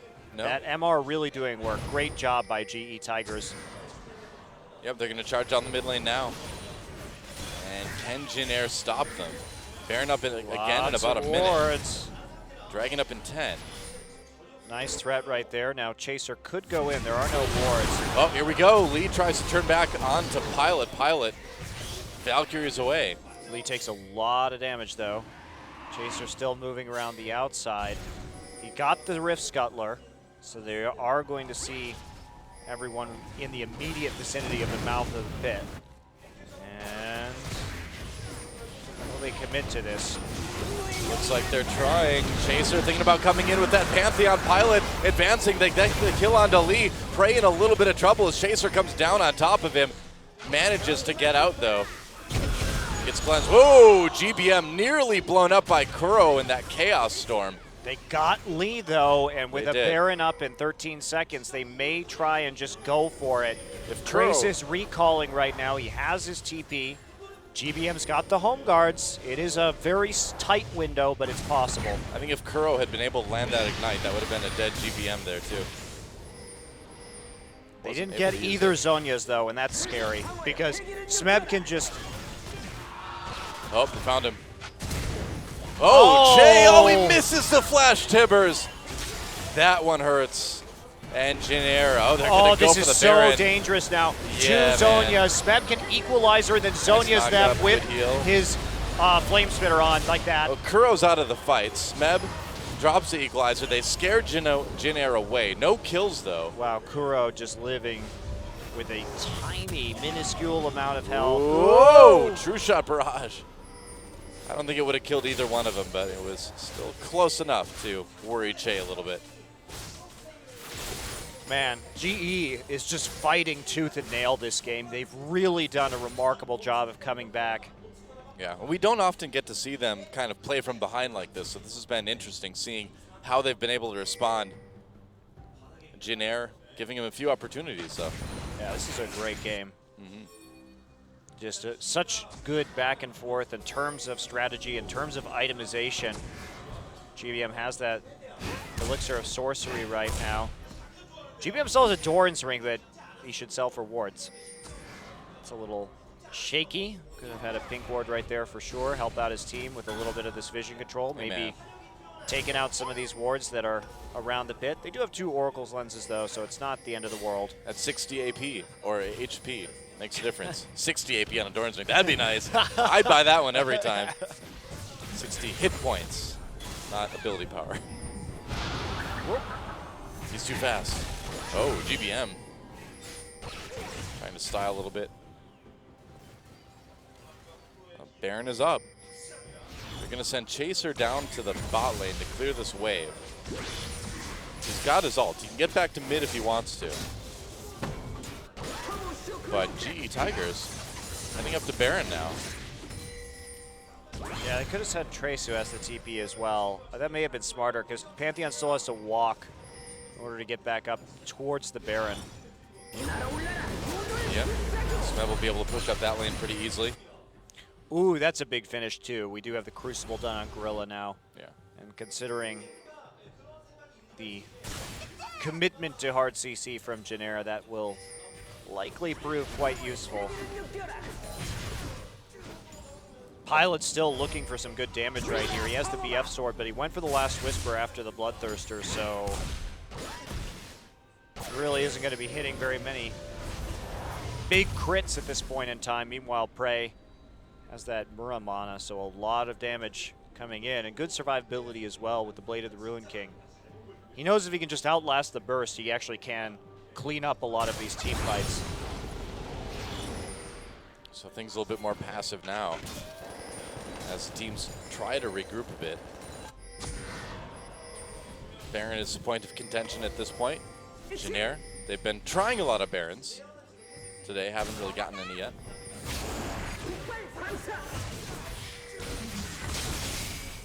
And here's the mid lane push. Okay, so GE drawing Genair back, and Jay inhibitor nearly has his flashback up again thanks to that distortion enchantment, so that's going to be a pretty critical moment for Genair. They're not going to want to engage until they have that. GBM comes in to try to do something, but gets poked harder himself. Yeah, shields onto Kuro does make that difficult. Kuro got his Q down in that situation. GBM still a little bit damaged right there, wants to make a move, but may have to recall first. This is going to be one of the longer Baron dances I think we've seen in a while. Oh, GBM, whenever he tries to go in now for poke, oh, he just takes a lot of damage. There goes the passive. And this may be the opportunity to Baron. They know they poked GBM out right now, though that Rift Scuttler is pesky to deal with. They're going to start it, however. GBM running from base. He's not going to be there, though. Nope, that's right. It's on the rest of Genair to try to stop this. Lee comes in to disrupt the back lines. Trace gets the wild growth on him to try to stay alive. Lee low, but they've already killed the top laner. They save him with the Monsoon. Yeah, Pilot getting out of there. GBM not able to really do any damage. Kuro still fine. And Chaser doesn't have his ultimate, used it in that skirmish. Yeah. And looks like GE Tigers are going to be able to take this Baron uncontested. GBM running, tries to find it. Ooh. This is still so risky. I mean, Lee's really low. Kuro's at half health now. Use that W, they're going to get the Baron, and they're going to get out. 15 seconds, yeah, until that dragon. Our observer knows what's up, man. He's on the ball. This is going to be dragon number 4 for Genair. Such a tense game. Second Baron now for the GE Tigers. We've got a really close gold lead. Oh, Che. GE really wants this. They want to fight it. That's not going to stun. There's the root. Yeah, Che could still be in trouble. He's so fragile on that Annie. There's a kill on GBM in the back line, so now Pilot in a little bit of trouble. Somehow GBM got killed by Smeb. Another kill comes in for Kuro. Chaser forces a flash away. Smeb comes in. Oh, they managed to bring Pantheon back in while Chaser tried to get back in for the stun and just died. Pilot, the only one left now. Trace about to come back up, but he's the only one, and GE's going to be able to end it. I think right here, Trace, he's going to have to put on a heroic defense, but I don't know. There's only so much one Lulu can do. Not only great map control from GE, but it was really their intelligent itemization that won them this game.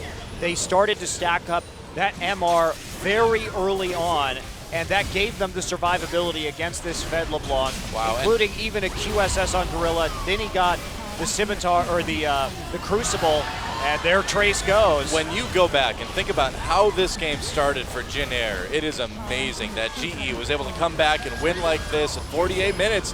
There it is, Zhonya's in celebration, and GG, the Tigers take game 1. Wow, what a great first game of this series. Excellent play from behind. Lee looks They look happy like they've won the whole series already. with his 1.0 KDA, but anyway, He's like, I survived another game on Rengar. Yes.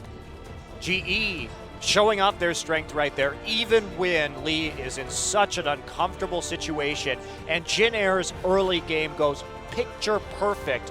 They find a way to adapt. They come back, even making some very interesting item choices like that QSS on Janna. But against the heavy magic, heavy hard CC team composition against Jin Air, it really did pull out a win in the end. As soon as Gorilla started to get that item, GBM couldn't get the picks anymore. He couldn't find the poke damage around the edges that he needed, was getting poked harder in return, and we're watching right now GBM just walk straight into Smeb right there at the Dragon. It really wasn't the cause for the loss this game.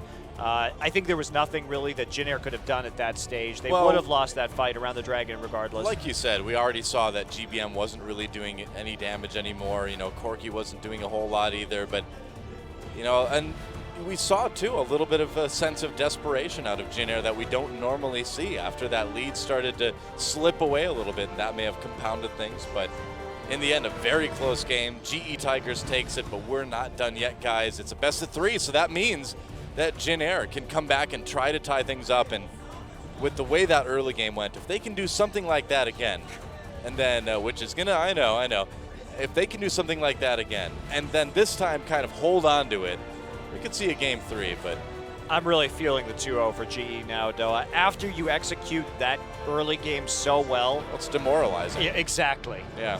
That's a real quick way to go on tilt, seeing what kind of insane advantage you have and then losing that game anyway. Yeah. Well, we'll be back, guys. Don't miss it. Game 2 coming up.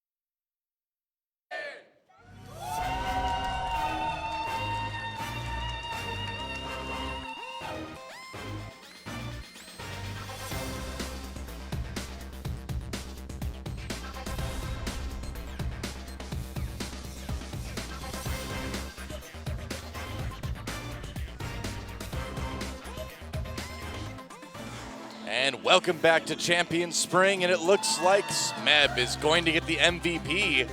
Pretty sick Rumble play, but we've had a lot of these this week where I feel like it was a team effort. It's tough to pick an MVP, especially after GE came back in that game. Well, it was just a really good team effort to come from behind. I would actually have to give that to Kuro, just considering how relevant he was after getting mega camped like that. But really good Rumble ult that we saw right there. Ray going, I don't even know what happened right there. I agree with you, Dawn. That must have been a misclick. Yeah, I feel like I'm going to assume that's what it had to be because that's so unlike Pilot. But here was a big mistake by Jin Air, using that wild growth on Che. Imagine if that would have went on Chaser right now. Oh, jeez. It really would have turned that fight around. So we're seeing some mistakes here from Jin Air that prevented them, I think, from closing out this game. Yeah, it was a couple little ones here and there, but that's all it takes against a team like GE to be able to come back. And that's the last. GBM just has no chance at that point. He doesn't have a Zhonya's Hourglass yet or anything like that. Just gets melted. But GE, Kuro coming back on that one, even with Lee having a really quite poor game. He does his job. He sacrifices himself every time to get the necessary engagements. I think he ended like 0-6-5 or something like that. 0-7-7. 0-7-7, yeah. It wasn't exactly the greatest score ever, but again, apparently Lee doesn't need to have a good Rengar game for GE to win. Well, that's what's so scary, right? Yeah. Jin Air comes in looking like they have such a great pick and ban phase, and indeed they did. And they have such a perfectly executed early game, which is a beautiful early game. And sure, they made some individual mistakes. They probably could have tried to snowball the game a little bit harder than they did. But all things considered, you can't blame them. That was a very comfortable lead that they had. GBM was doing work. GE manages to overcome Lee's terrible Rengar, the big hole they found themselves in early, through some great itemization, going for the MR early just so they could outlast their opponents, and then coming in late game with a 6-item Victor that just, the AoE melting the enemy team.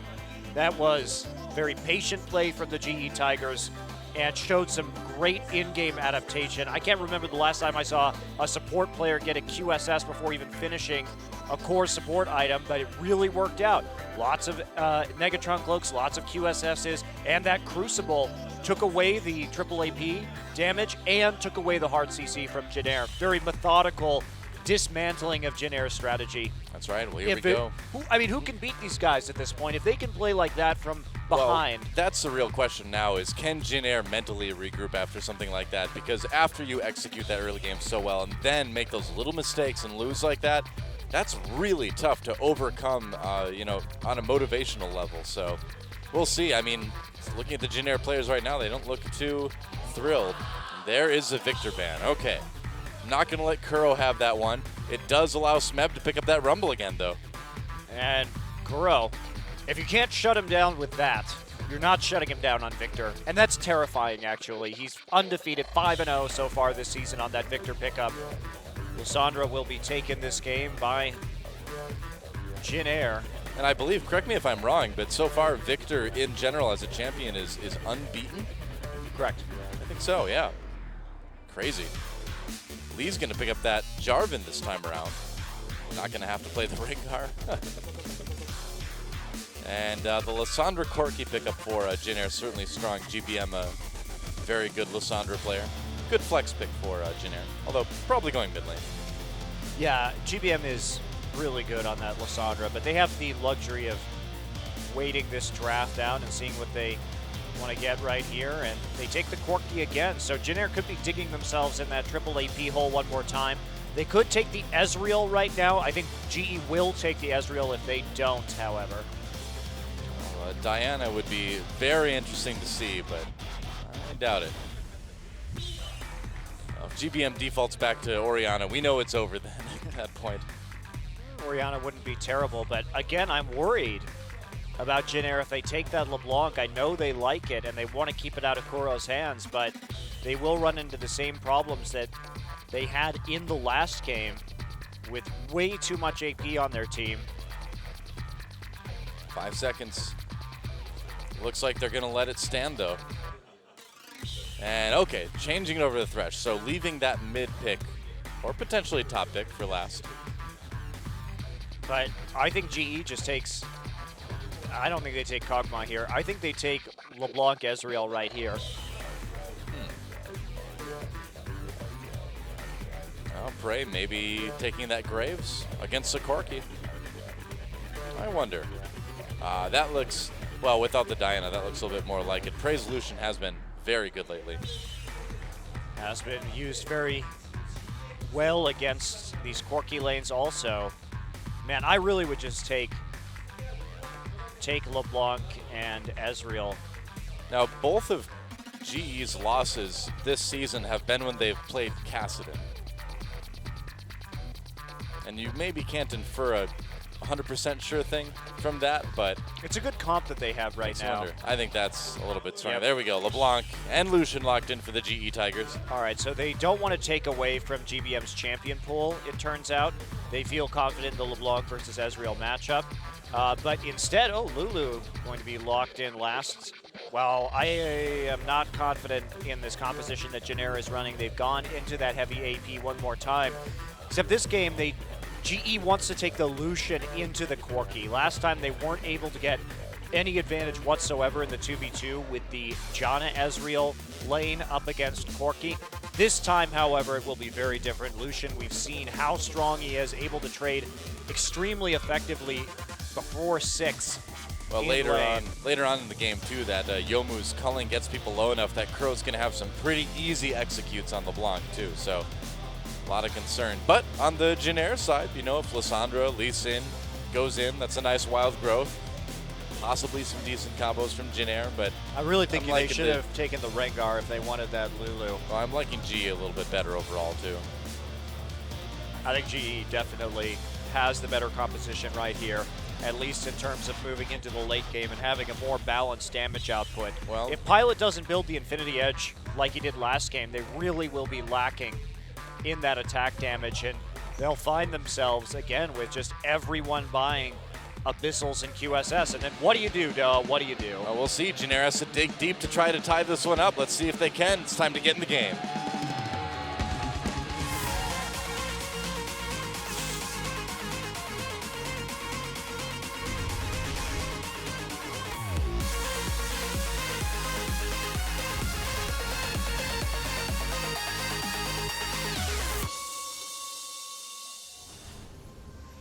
And this is it. GE with a win here can go 10-0 so far on the season. Get a 2-0 over one of the better teams in Korea right now and really come into IEM with a lot of momentum going. Even more momentum than already exists, I suppose. After that last game, if I was going to IEM, if I was one of the teams there, I would be so scared. Well, yeah, when you see a team like Janair get a lead like they got and still lose, what in the world do you do against these GE Tigers? I don't know. No one has the answers, do they? Not yet. So interesting. Looks like some early warding down in that bottom side. Lee will go ahead and check that brush, but he's not going to find anything in there. He'll be feeling a lot more comfortable in the Jarvan this time after another rather sorry Rengar game is in the books for him. Mm-hmm. Yeah, but you can put a W in that column still. That's right. It's all about the W. He's 2-0 on Rengar. Yep, undefeated on Rengar. That's the stat Lee wants you to remember. What a god. Don't look at the KDA. Just look at if he won or he lost. Don't look at how effective his ultimates were. Yeah. Don't look at how many bolas he hit. He was there, and that's all that counts sometimes. Yet another reason to be scared of GE, though. If your jungler can have games like that and you still win. Okay, well, we'll be a lane swap. They don't want to deal with Praise Lucian. Pilot wants to have that level 6 before he starts laning up against Prey, and that's what they're going to get, so. Can't blame him. That is an elephant with like a dude's face and a baseball bat. All right. Things you see sometimes at the OGN studio. Krilla got a deep ward in, but doesn't actually get any harassment down. Che, same story on the other side of the map, so both junglers starting out on the weak side. Yeah. Kuro looking pretty good on that LeBlanc. 85.7% win rate.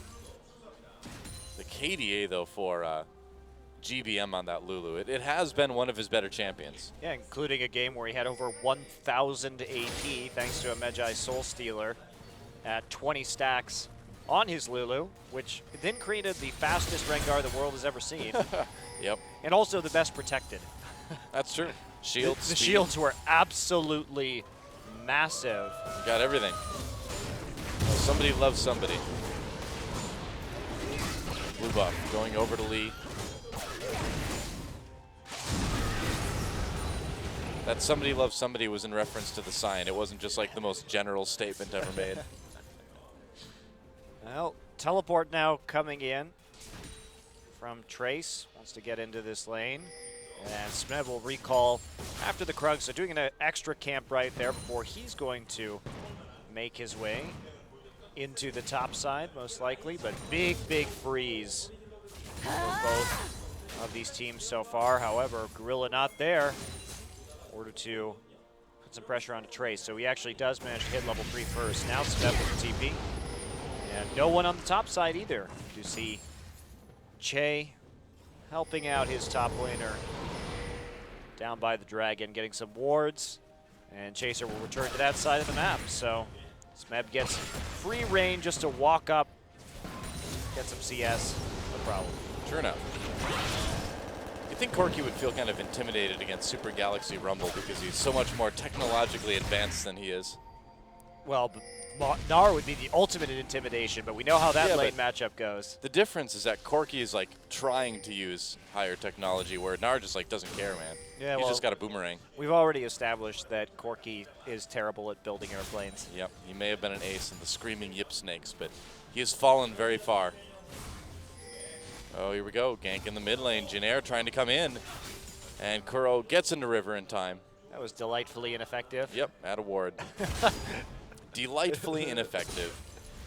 That's how Kuro's feeling right now. He is delighted that it was ineffective. It's true. I stand by my statement.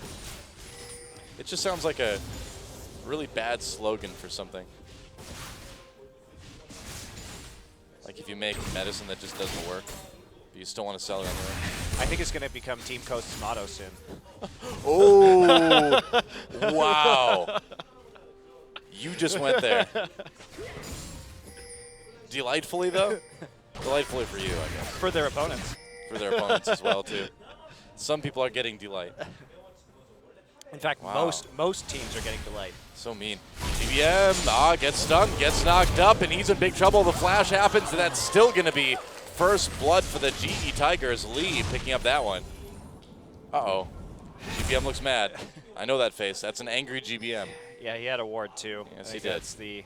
That's the worst part about all this. He was totally covered up on that side, both one in the river and up on the high ground. So not playing particularly respectfully. Burns his flash for that as well. Lee close to dead after those Raptors. Che covering a bit in the mid lane, and Chaser going to come up as well. I really wonder if we're just going to see Janair kind of tilt in this one.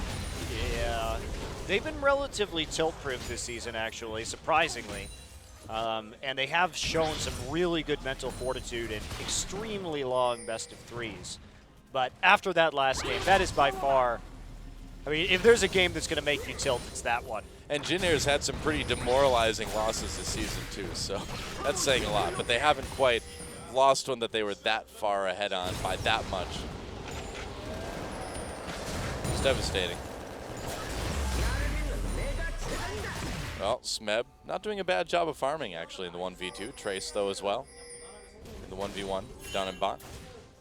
Yeah, just a single death, though, so obviously not the end of the world. But any advantage that GE gets right now is going to snowball really hard just due to the efficiency of magic resistance. Well, I think the big story here is that Lee was able to pick up a very fast Sightstone because of that first blood, and the vision that GE is going to get is going to possibly be making a pretty big difference in this game.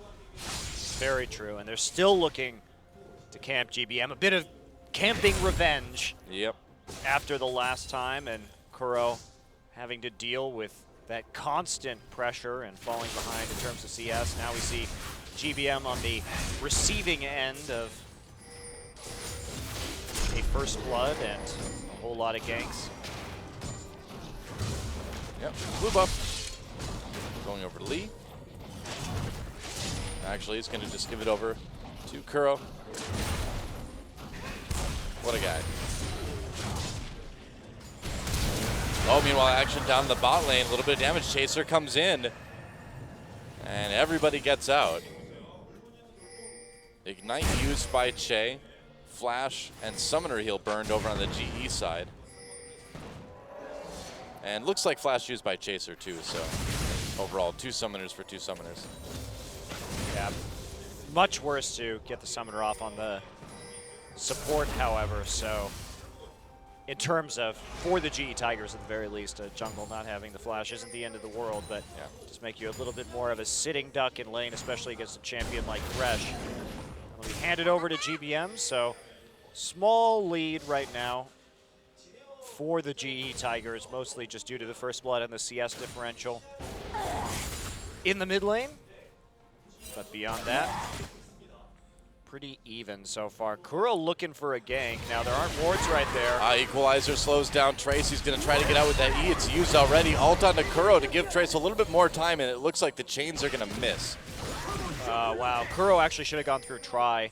Unfortunately for him, River was warded, and it would have been harder for Lissandra to escape had he walked around the long side, but Equalizer burned. Same thing with the Frozen Tomb, at least. So we're just going to have some more farming up at top. Chaser now walking in.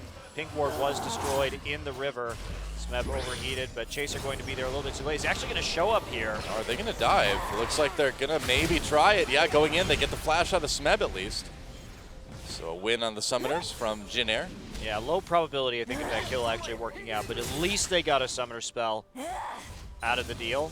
A lot of times early on, it seems like that has to kind of be the objective more than anything. It's just getting that flash out to set up future games. Certainly seems to work. But ultimately, tower not going to go down, and they saw the jungler, so that'll be instant attempt at the dragon. They have the edge and the pressure on the bottom side as well, so no problem. Uncontested dragon. Yeah, and Jinair with that ward there just has to kind of watch it happen too. Not able to really do anything about that one. Especially not with GBM's situation. Yeah. So by not getting the tower, not getting the kill up on the top side, Chaser actually sacrificing quite a bit for just a flash, and GE making the most of it.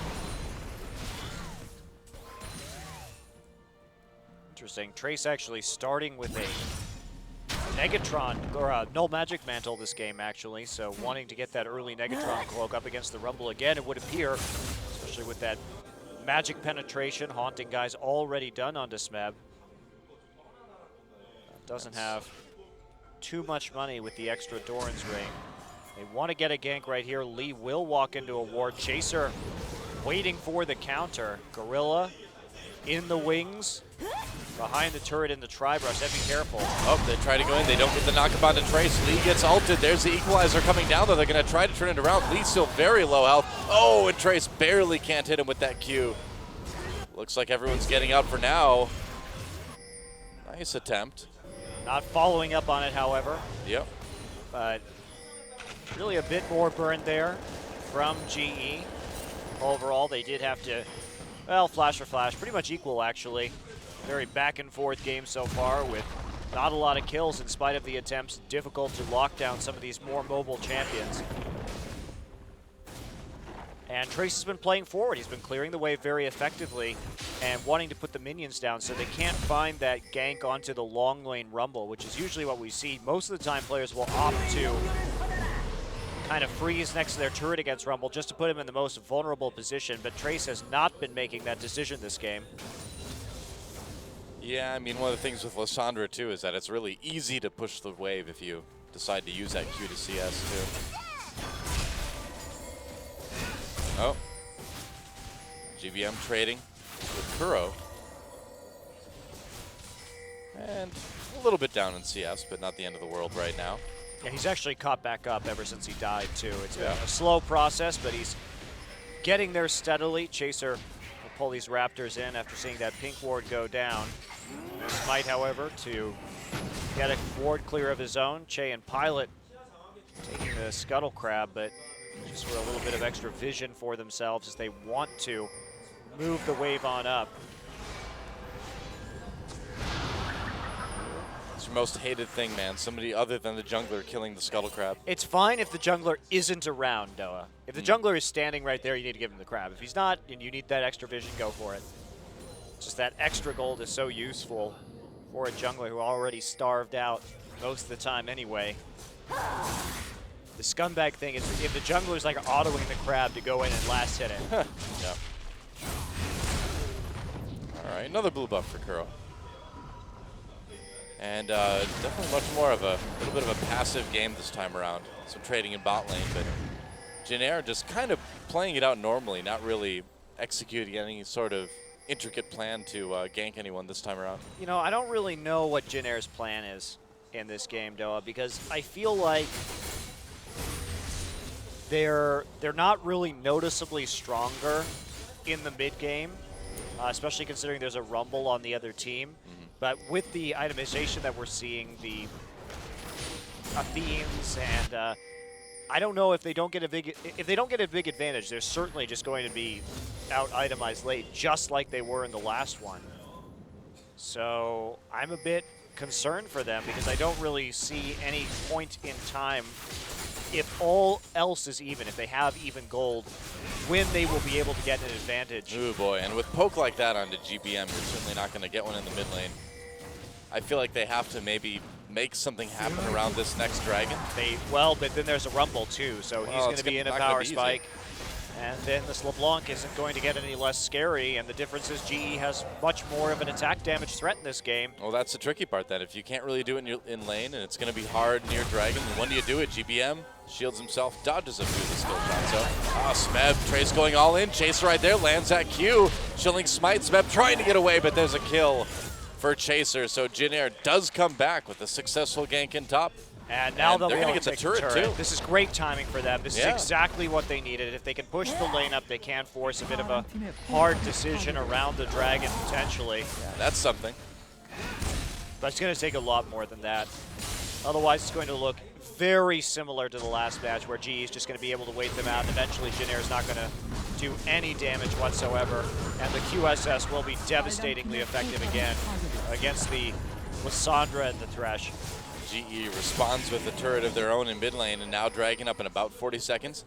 Kuro lurking in the river. They don't really have any wards. Yeah, really not enough wards. Not going to do a lot with that.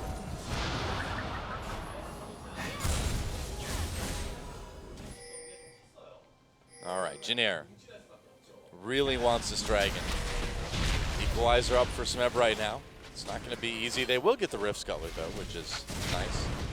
It's actually really important right there. He took it right in front of Chaser. What disrespectful Wow. 80 carry play, Noah. It's okay. Chaser just goes, why don't you Valk into 4 of their teammates then? That's right. That's the strategy. Just tilt your teammates right before the next big team fight. It's a great idea, Start right? fighting in the booth as much as possible. Yep. I've heard it's popular. Janair trying to take up positions around the dragon area right now. Smeb walked all the way down. Doesn't even need that teleport. Whoa, they got the flash out of GBM. Oh, yeah, man. he had no allies around him, so if he was chained right there, the odds that he would die were pretty high, so he does have to go ahead and use that summoner. Trace still looking to see what he can do, trying to put some pressure on the mid lane, but he's going to head back up top, and maybe they're just going to attempt to get some damage on a tier 2 for this one. Trace does have his ultimate right back up now. So it took a while, but... And they're going to, looks like, maybe let GE have this one. Trace is They're looking coming for that down. ult. Yeah, that's right. Teleport coming in. He's going to come over the wall. Dragon taken by GE, and they're going to try to disengage. Trace, though, will he come in? No, teammate's too far away. Yeah, I think if he would have followed up with that, I think he would have had a bit of a hard time. Teleport, though, for Smeb. They're going to try to save this mid lane turret, it looks like. GBM right there, equalizer. Clears out some of the minions, but they're going to turn. There's the ult onto Smeb, and he's going to go down. So they do defend the turret, but they have to give up the top laner to do it. And Pilot has to flash out as well at the end of that one because he was getting a bit too close to LeBlanc. Now they have to get an objective here. They can't do this. Prey is heading down to the bottom side, so they can put some siege down. Kuro be able to try and clear this one out. They could also put pressure on the top lane. Jin Air just not really following through. They could have all rotated up there to the tier 2 and top and followed that pressure down, especially with Prey on the opposite side of the map and Smeb dead and then without teleport. That was actually a big missed opportunity. They should have all walked down or walked up into top and used that big minion wave. Instead, they get nothing. Well, Pilot comes back to defend that tier 1 turret a little bit. Pretty low kill game so far. Well, these games can be Jin Air at their most dangerous because in an ultra late game with very few kills, Jin Air's positioning tends to be the best. Yeah. And they make very few mistakes. Last game was a bit atypical for them, making some positional errors in the late game or team fighting errors. That's not really what we've seen from Jin Air so far this season. Yeah, it was. Honestly, I felt like they looked a little bit flustered, you know, after they started losing a couple people here and there where Pilot went in and died. The movement started to look very unsure. There seemed to be a lot of kind of second guessing going on, you know? Yeah, I agree. Well, Trace has gotten the faster home guard enchantment as well. He wants to start creating these picks once his TP is back up. See if they can find anything. Pilot may be able to get a bit of damage down onto this lane, but with Kuro threatening, he'll back off. You'd think Lysandra would have to be kind of careful about how fast she moves, you know? May not want the home guard, because if you move too fast, you just melt your legs, basically. There'd be that much friction created by the air? Well, possibly. I mean, she doesn't walk, so it's got to be just sliding along, you know? She'd have to be moving pretty fast for that, but I suppose home guard is pretty darn fast. It is. So fast you leave like trails of fires. That's really fast. Blue buff does go to GVM, and he certainly could use it. He's going to go back and defend that mid lane turret. I really wish that Lysandra, instead of just breaking into ice, if she was like killed by flame spitter or something like that, that she would just melt into a puddle. That's where we're working towards that. We'll have it someday. Unique death animations, maybe. Depending on what type of damage kills them. True. You do it. I want to see like ragdoll physics, you know? If you hit someone with Poppy, I want to see him bounce off that wall. That would be sick, man. Pretty funny. I mean, StarCraft already has those unique death animations depending on what kind of damage kills them. Looks really good, too. Yeah. StarCraft also has replays, though, so. Oh, boy. Wow. You are just all about making friends today, aren't you?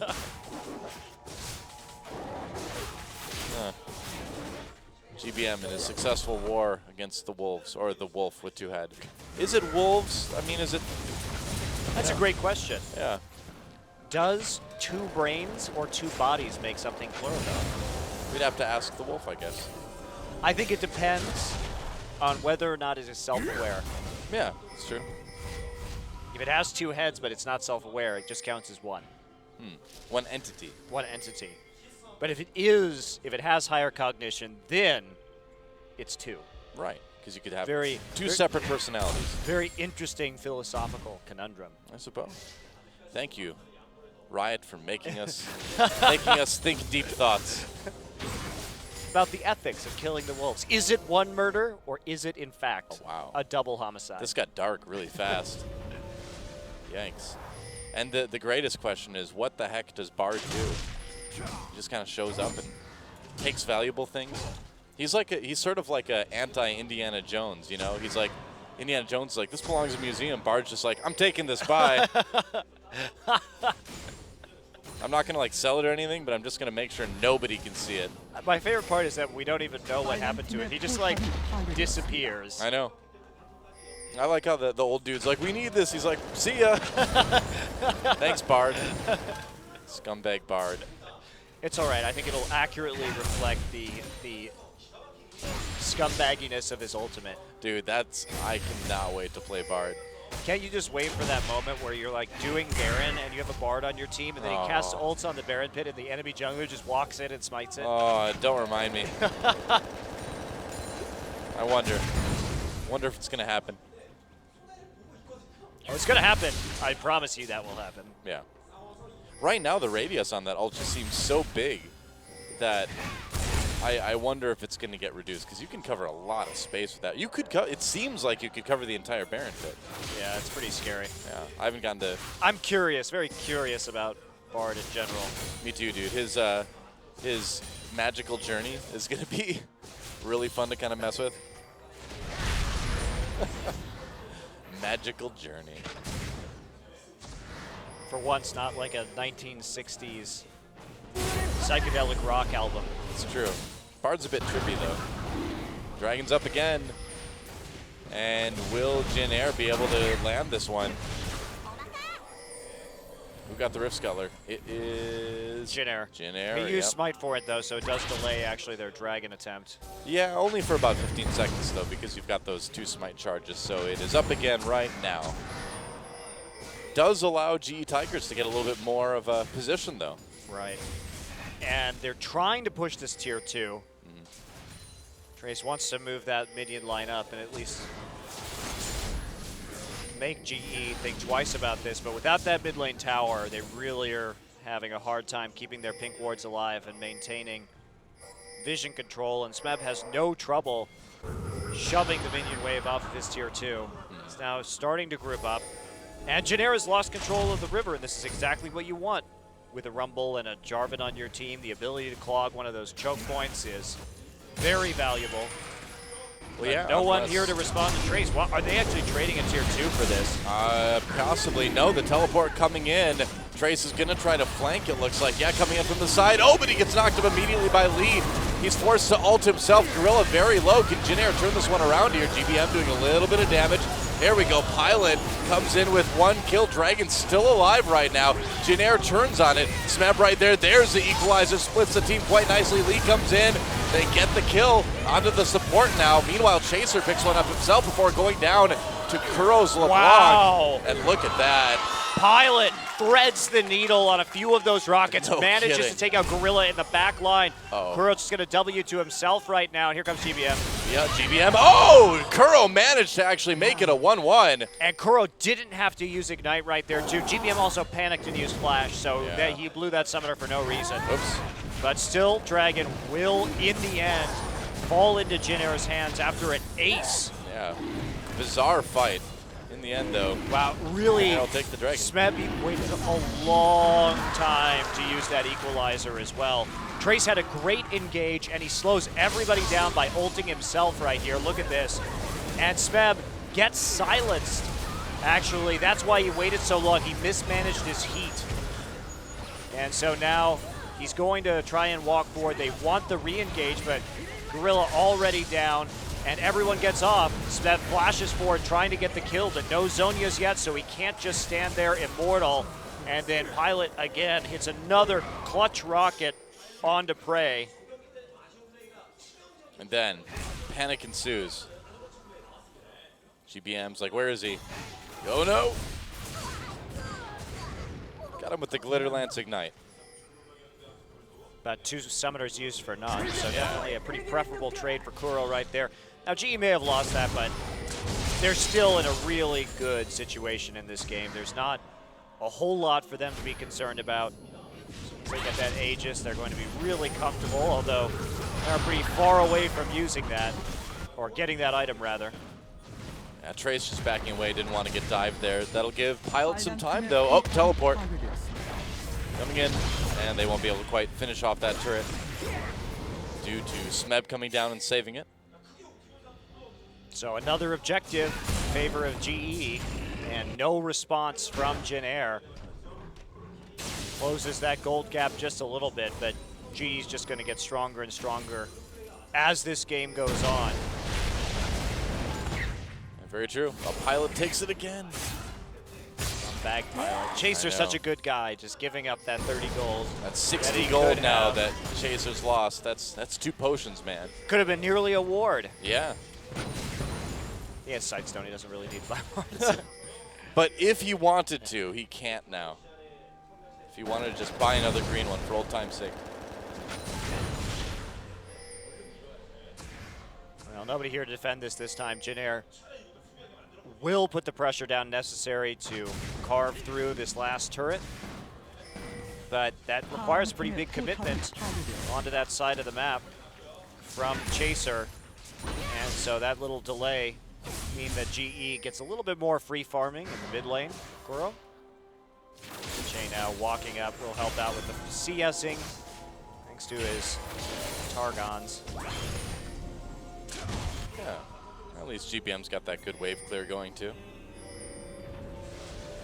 All right, so Jin recalling. They've got that little gold lead, but they're down in turrets.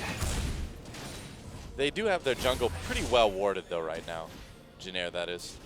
Yeah, they're playing a defensive game, but it's not going to be the biggest help for them, I feel, though. Although GE just isn't picking up this Aegis or anywhere near as much MR as they were in the last game. Of course, there are less burst threats on Jin. Sandra, really the only major one in that case.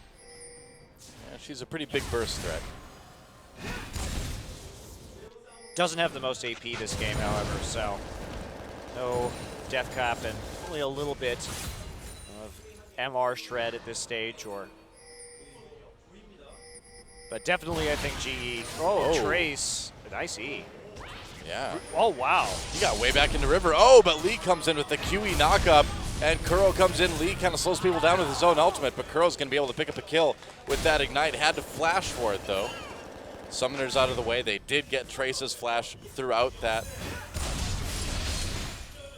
And the importance of that flash and ignite coming through right there. Had he had to use them in the earlier dragon fight where he died, that may have turned out differently. Trace actually opting not to Zhonya's or ult himself, just in case he needs to use them immediately after coming up, because remember, he does have that teleport, so they would have been on cooldown more than likely. Yeah, it seemed like he knew he was pretty dead at that point. At least he got the flash follow-up.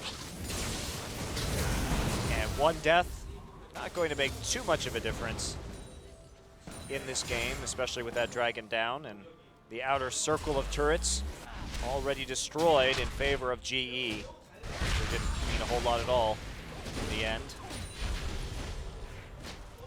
Well, here we are again, another really close game between these two teams, and Jin kind of still perpetually in that situation where they need to make a little bit more happen.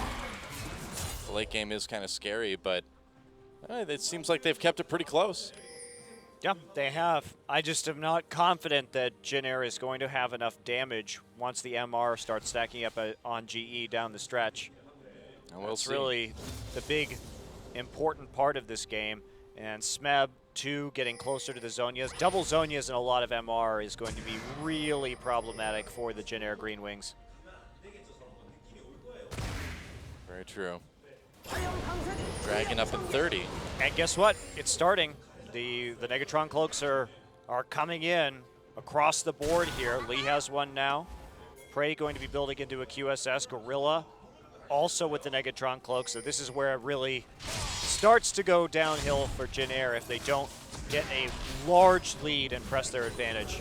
Well, we'll see if they can win some sort of fight at this dragon, but the ever-present rumble makes that very difficult.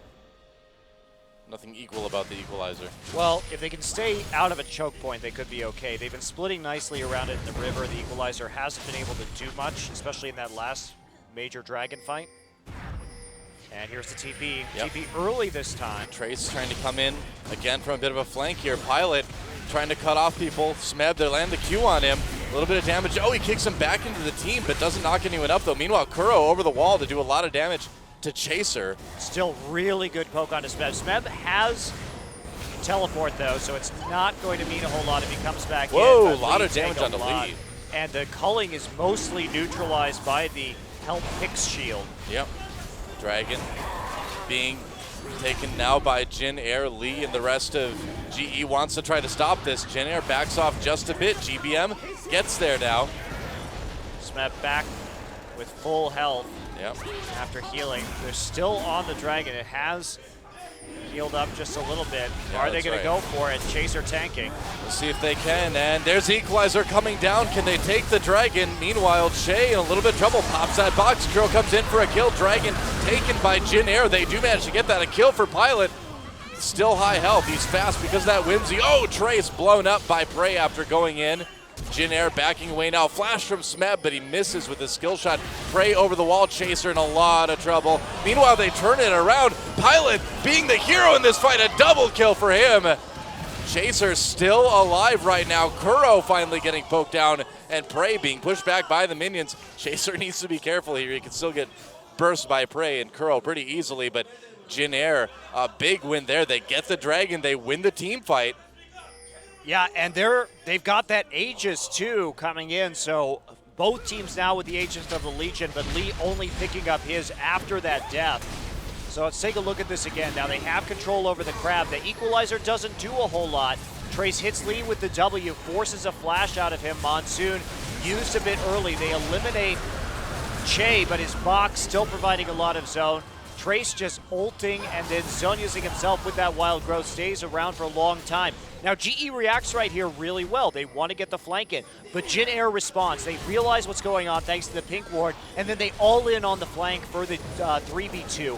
Great call first by GE. I think it was smart of them to try and go around and create that pincer, but Jin Air responds, and that's how you do it. You have to play to the weak flank if you start to get surrounded, and that is meanwhile a dead Chaser. I wonder if the Raptors claimed a victim there. We didn't see. We'll have to go back and find out later. I think they did. Clever girl. Well, that's what Riot gets. They bred Raptors. Yep. Muldoon warned them. John Hammond was like, spared no expense. Kuro. Oh, it's Kuro. Nice play. Yeah. Here's a lantern for your corpse, Chaser. That's right. It'll help people examine the crime scene easier. Oh, Trace. A little bit of trouble. Trace, even with the magic resist that he has on the Abyssal, shows how far Kuro's getting. Now look at this. Kuro, after the Void Staff, didn't even decide to go for the Zhonya. It's just the Spectre's Cowl. It's starting to get bad, Noah. It's starting to get bad. It seems like that. But Gennaro, Kuro comes in, takes a lot of damage. There's a passive pop, and Pilot caught out. Wild Growth doesn't keep him alive. A kill comes in for Lee.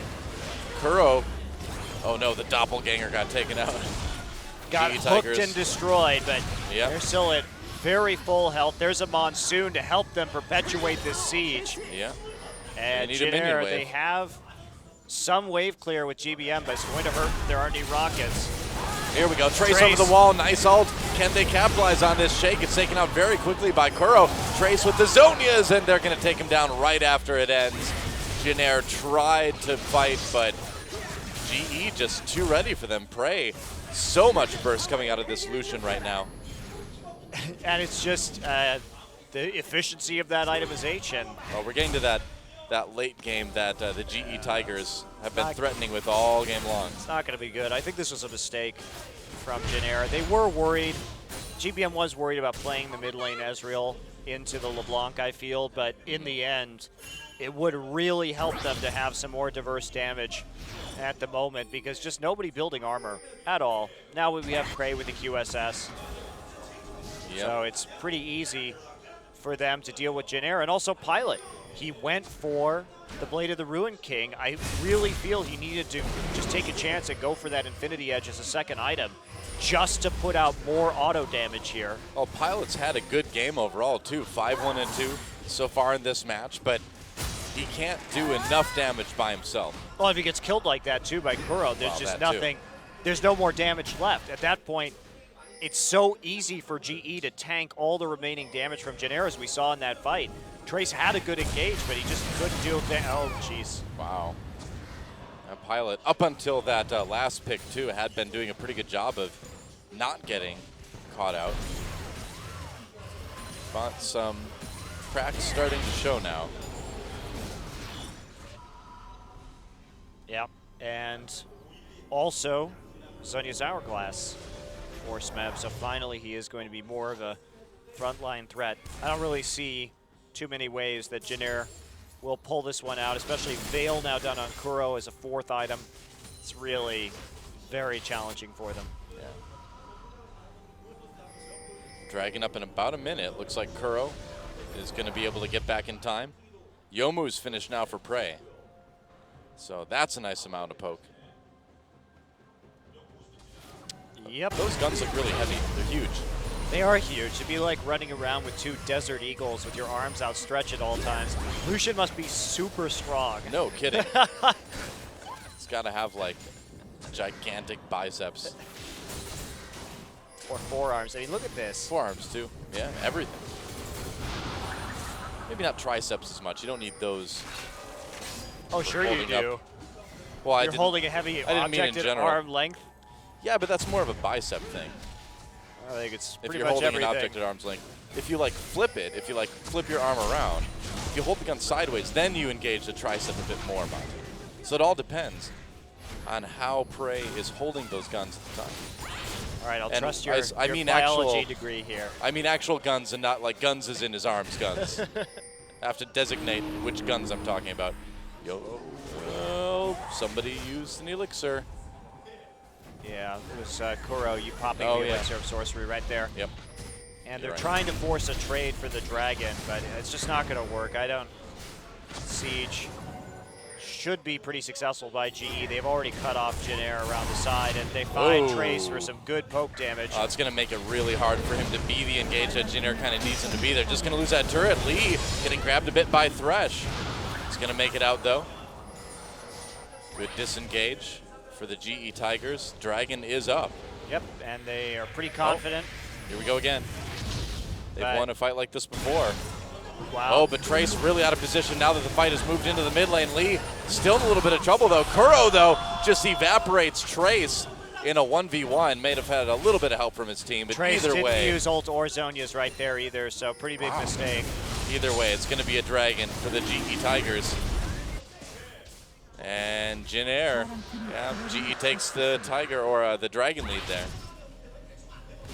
Yeah, things starting to slip away from Jin Air at this point, pretty majorly. I feel that Jin Air really didn't have another composition in mind for tonight, and they didn't even feel like playing that. Okay, he just gets straight up caught out right there. Oh my! Wow.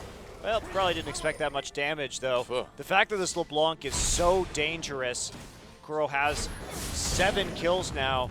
You wouldn't expect him to be doing that much damage with a Banshee's Veil, but that's how far ahead he is. He's up a core item at this stage. 513 AP at the moment.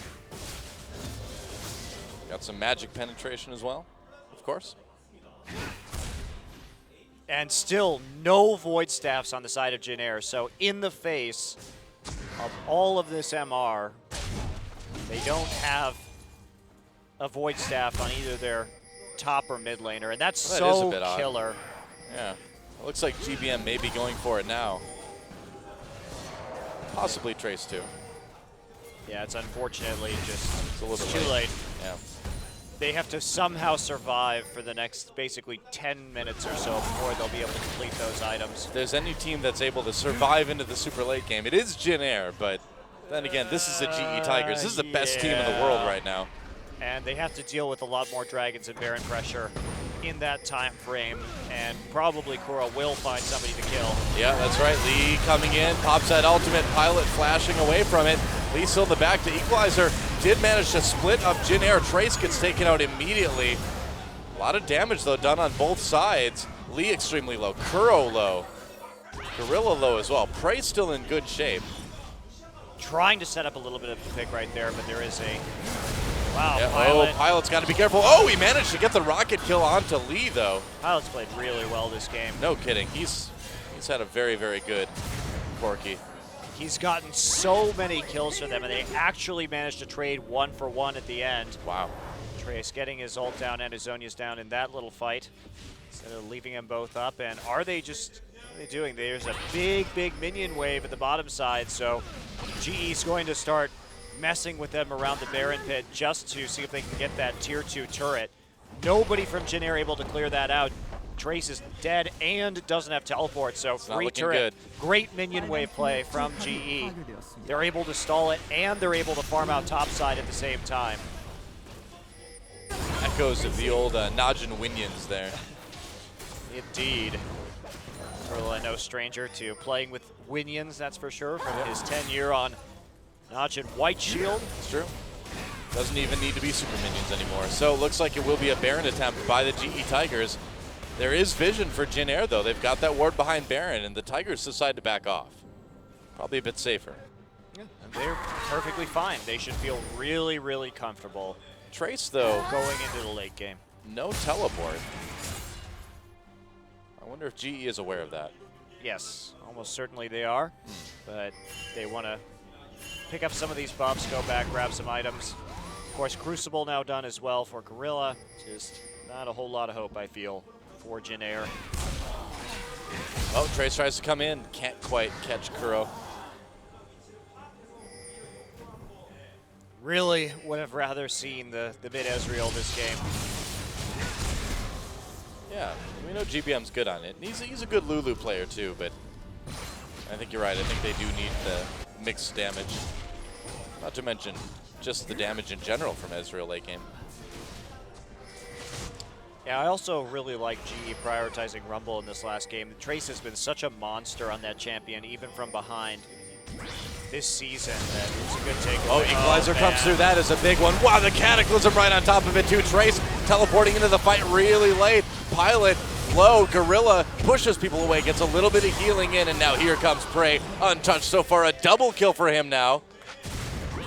And if anyone can keep chasing, it's going to be Prey, but they're going to turn right for that Baron. So Corki finally has that Infinity Edge, but you know what I'm just wondering, Dilla? If he had had it sooner, considering that GBM has emphasized just shielding this Corki, using Wild Growth on this Corki, if he had been able to output a lot more damage from the front line earlier on in this game, I think it could have gone Janair's way, but Yeah, one wonders. you don't need, if you're going to have this big AP Lulu on your team with tons and tons of shields, thanks to her item build and the amount of AP that she has, I really don't think you need a Blade of the Ruined King.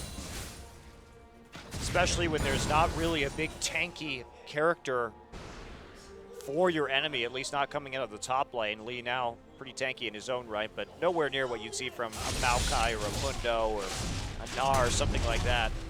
So I think that the itemization from Pilot could have actually snowballed this game in their advantage had he chosen to build the eye edge a bit earlier. Even just Vamp Scepter, he could have just held a Vamp Scepter, gone to eye edge, and then Last Whisper.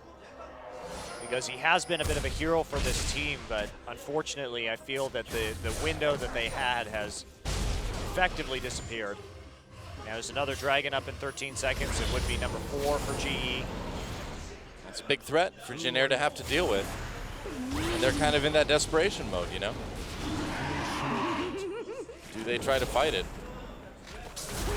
After all around for the GE Tigers, it's going to be an uncontested Dragon. That is, like we just mentioned, Dragon number 4. And they have the Baron buff. All Janair can do is just try to hold on, just try to defend that base. Look at the Rylai's too. Attempting to deal with some of the mobility that Janair has via Whimsy. They've been close to killing Pilot a couple times. They Wow, caught nice Lee with grab. Death Sentence, yeah. Tanky though, Chaser comes in, they kick him, and he manages to get out with the safeguard onto Kuro. Meanwhile, GE pushes that super minion wave into the turret, gets dealt with pretty easily by Janair. Lee's Oh, just going there to we sip go. out with an Iron Elixir right now. Definitely needs a pole vaulting move. I mean, yeah, I know he can like throw his spear and like pull himself over to the banner, but we need to see like a Talk about the hop thing. The least combat effective move ever. The Demacian army really just goes through some pretty convoluted and nonsensical training. Why would you need to throw a flag and then hook a spear onto it at any point in a combat experience? You don't need to. You don't need to do this, but Jarvan is such, you know, he's like the king, man. He has to like style for his subjects, you know? Style for your subjects? Is Yep. that a new king thing? Yeah, that's right. You know, if he's good at breakdancing, he has to just like breakdance for his subjects. Like, wow, us peasants have nothing to eat in Demacia, but man, Jarvan can breakdance. Good thing he could afford all those breakdancing lessons. That's right. Hard to do those head spins with his outfit, though. Janair trying to defend this 2-2 turret. And they're going to turn in on that a little bit.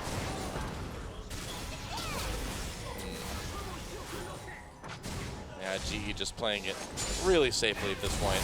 Oh, meanwhile, split push from Kuro nearly takes down Trace. Chaser goes after him, but the Q misses due to the flash. Prey activates that culling just to push Janair back again. Oh, they grab Prey. Ah, but he cleanses right out of it. And the turret in a little bit of trouble now. Actually, they're just going to give that one up. Yeah, without the Baron buff, it is really hard for GE to actually close this game out. Jin Air does have a decent amount of wave clear. They're trying to split push with what remained, but you're just not going to be able to split push too fast with the LeBlanc, even if you do have the 4 stacks of the Dragon. True enough. And so we may just see this drag out into the last Dragon Doa. Wouldn't be the first time. GE really wants to play as conservatively as possible and ensure that they come out with the win here. That makes sense. Things have been a little bit wacky in the last 2 matches, so a methodical, clean win here in game number 2, I think, is exactly what they need to end the week. You know, honestly, if I was Pilot, I'd switch to Zerker Greaves right now instead of Sork Juice. Well, you're not going to gain much from that magic penetration at this point, are you? No. Yeah. No, you're not. So I think having a few extra auto attacks and maybe try and get lucky with some crits with your last Whisper may be the better course of action if he is already maxed out at that 6-item threshold. He's going back. Is he going to do it? Nope, he sold his Blade of the Ruined King for a Bloodthirster, which is also good, actually. Yeah, it's not bad. Oh, look at this. Damage coming in, and oh man, he forces Trace to ult himself. That's a big cooldown out of the way now. Kuro has just been all over Trace this game. Yeah, he's been playing really well. 7-1-4 in game number 2. Luckily for Trace, that ultimate on a relatively short cooldown at this late stage of the game, so that was a smarter way to play that instead of going ahead and using the Zhonya's, considering you weren't going to catch that LeBlanc anyway. Yeah, Jin Air just kind of clinging to life at this point. Another dragon in 1:30, and this is what the GE Tigers are waiting for. With 5 dragons, they should be able to end this one. Could also take a Baron and then just really ultra end it, I suppose. Now, will Jin Air maybe think about trying to get GE to trade a Baron for the Dragon? Well, they're going to have to do something, and GEs will have to have a delicate dance. They either need to all in this Baron immediately when it starts and then try and move over to the Dragon, or just attempt to play both objectives at the same time, maybe by just having Prey take the Dragon while the rest of the 4 of them threaten on the Baron to prevent Jin Air from getting it. There are a couple different strategies that they could use in this situation, depending on how patient they want to play it. Ooh, GBM. I'm so scared, rightfully so. Yeah. Not enough vision at all to go that far down. He's going to have to wait for the wave to push up again.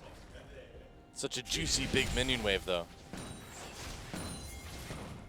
There we go. Now he's got it. Smart to be just a little bit more patient right there. You're going to lose 1 or 2 minions, but losing your life at this point in the game could, in fact, end everything. Yeah, the death timers are way too long now. Jin Air pushing ahead. They really want this dragon. They really want something. GE Tigers. Oh, Chaser walks right into it, manages to safeguard away a dangerous moment for Jin Air. That was almost it right there. Had the whimsy on him immediately. Yeah. Oh, here we go. Cataclysm onto Trace. Meanwhile, GBM on the outside. Trace manages to get the ult down onto Lee. Lee comes back to the box in an okay position, but GE Tigers is totally fine in the back lines. Prey takes out Trace. And GE Tigers without a jungler feeling a little bit okay. Oh, Kuro takes a lot of damage, actually. Pilot, Wild Growth, him doing a lot from the outside of this fight. Chaser pulls back as well. Smeb with the flash. Can't quite take down Chaser. Che will flay him away, but here comes Kuro. 1 kill going in. Smeb roasting GBM, forcing the flash in the base, and now Smeb just going deep. There's a dive, the heal. Smeb steps out of it, pops that Zhonya's. GBM in trouble. There's another kill for Prey. Make it a double, unofficial triple overall, I believe, in the fight.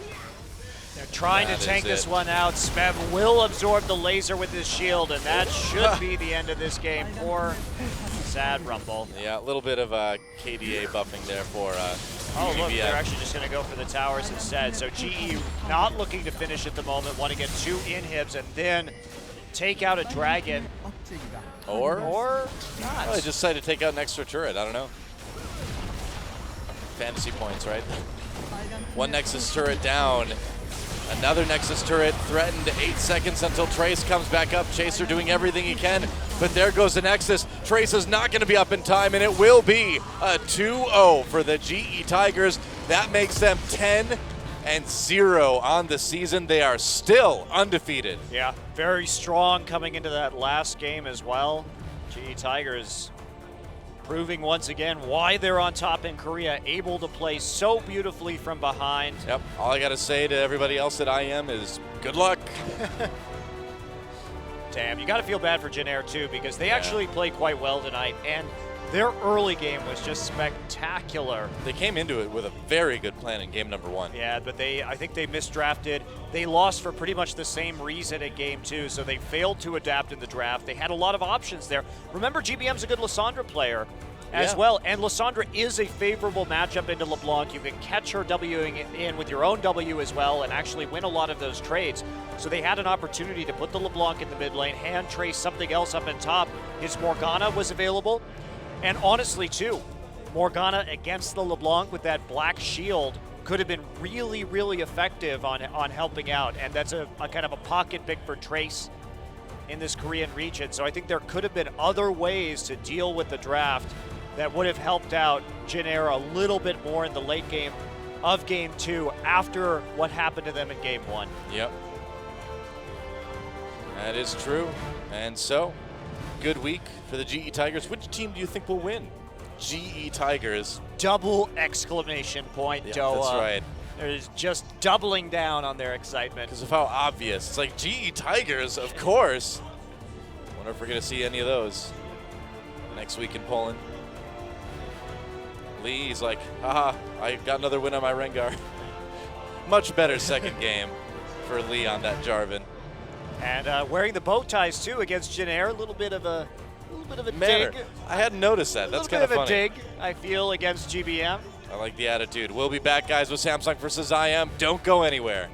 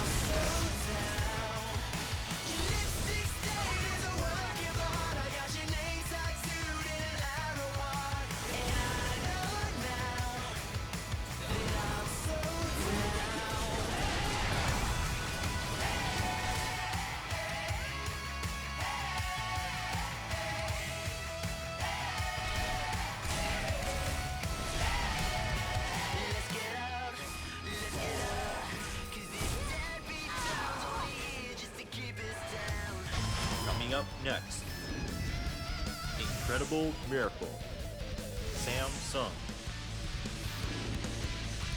2015 Spenu League of Legends Champions Korea Spring.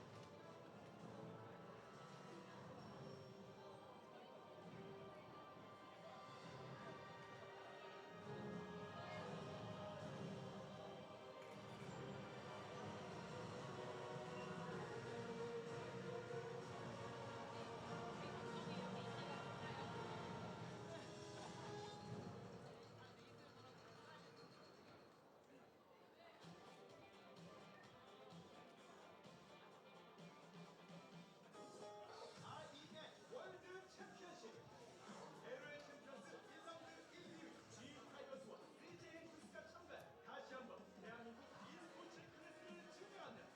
3월 13일 14일 밤 9시 그룹 스테이지, 16일 새벽 2시 결승전, 폴란드 카토비체 생중계 IEN 월드 챔피언십.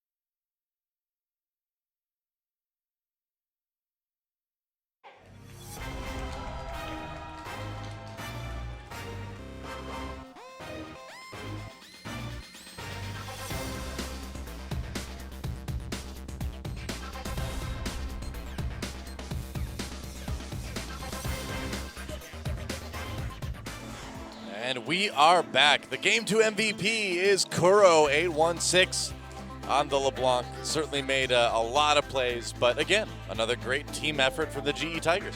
Yeah, I really feel that Janair did make pretty much the same mistakes in the draft. And Ezreal was banned, guys. I even had it written on a sheet in front of me, but mistakes were made. Still, I feel that Janair could, had they, oh, this is a great too, because GBM Kind of freaking out with the summoner spells. Yeah, freaking out with summoner spells. And that actually came into play a little bit later, that Kuro still had his own. And, you know, we know that Janair can play Kassadin in the mid lane. We know they can play that Morgana up in top too, and that may have given them a bit more protection against this LeBlanc and given them some more control over the pace of this game. But instead, it was a lot of MR for GE Tigers, and that just made them pretty much impervious once the late game rolled around. But Kuro found these individual picks. Trace here failing to use his ult or his Zhonya's Hourglass, getting picked off by Kuro. That's what happens. And GE Tigers just still looking unstoppable. Every time you think you have a way to beat them, they just beat you instead. Yeah, very impressive, especially that first game where they managed to come back, but they got the right reads, and they adapt on the fly so well. Yeah. And now it's time for an MVP interview, and brought to you, as always, the translations By June. Go ahead. All right, thank you very much to Monte. So we'll be having an interview with the MVP of G Tigers. G Tigers with a glorious victory today over Jinair, 2-0. Just before they go to IEM actually next week. So G Tigers winning 10 times in a row, 10-0 in this season so far. Free pizza Hooray. for everyone in their next match. So the first MVP interview with Smep. So in the beginning of game one, you were struggling a lot, so it didn't seem like you were going to win, but what are your thoughts right now after winning today's match? So I feel really good winning 10 times in a row, and also we struggled against Jinair the previous time also, but touring them right now feels really good. I'm very happy. So in game one, like all the junglers got jungle champions got banned. So what was your plan going into it? No Faye was like, oh, I knew this was going to happen.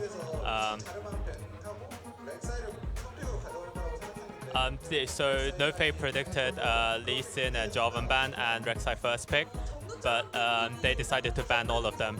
But at the end, I don't think it mattered. They knew it coming. So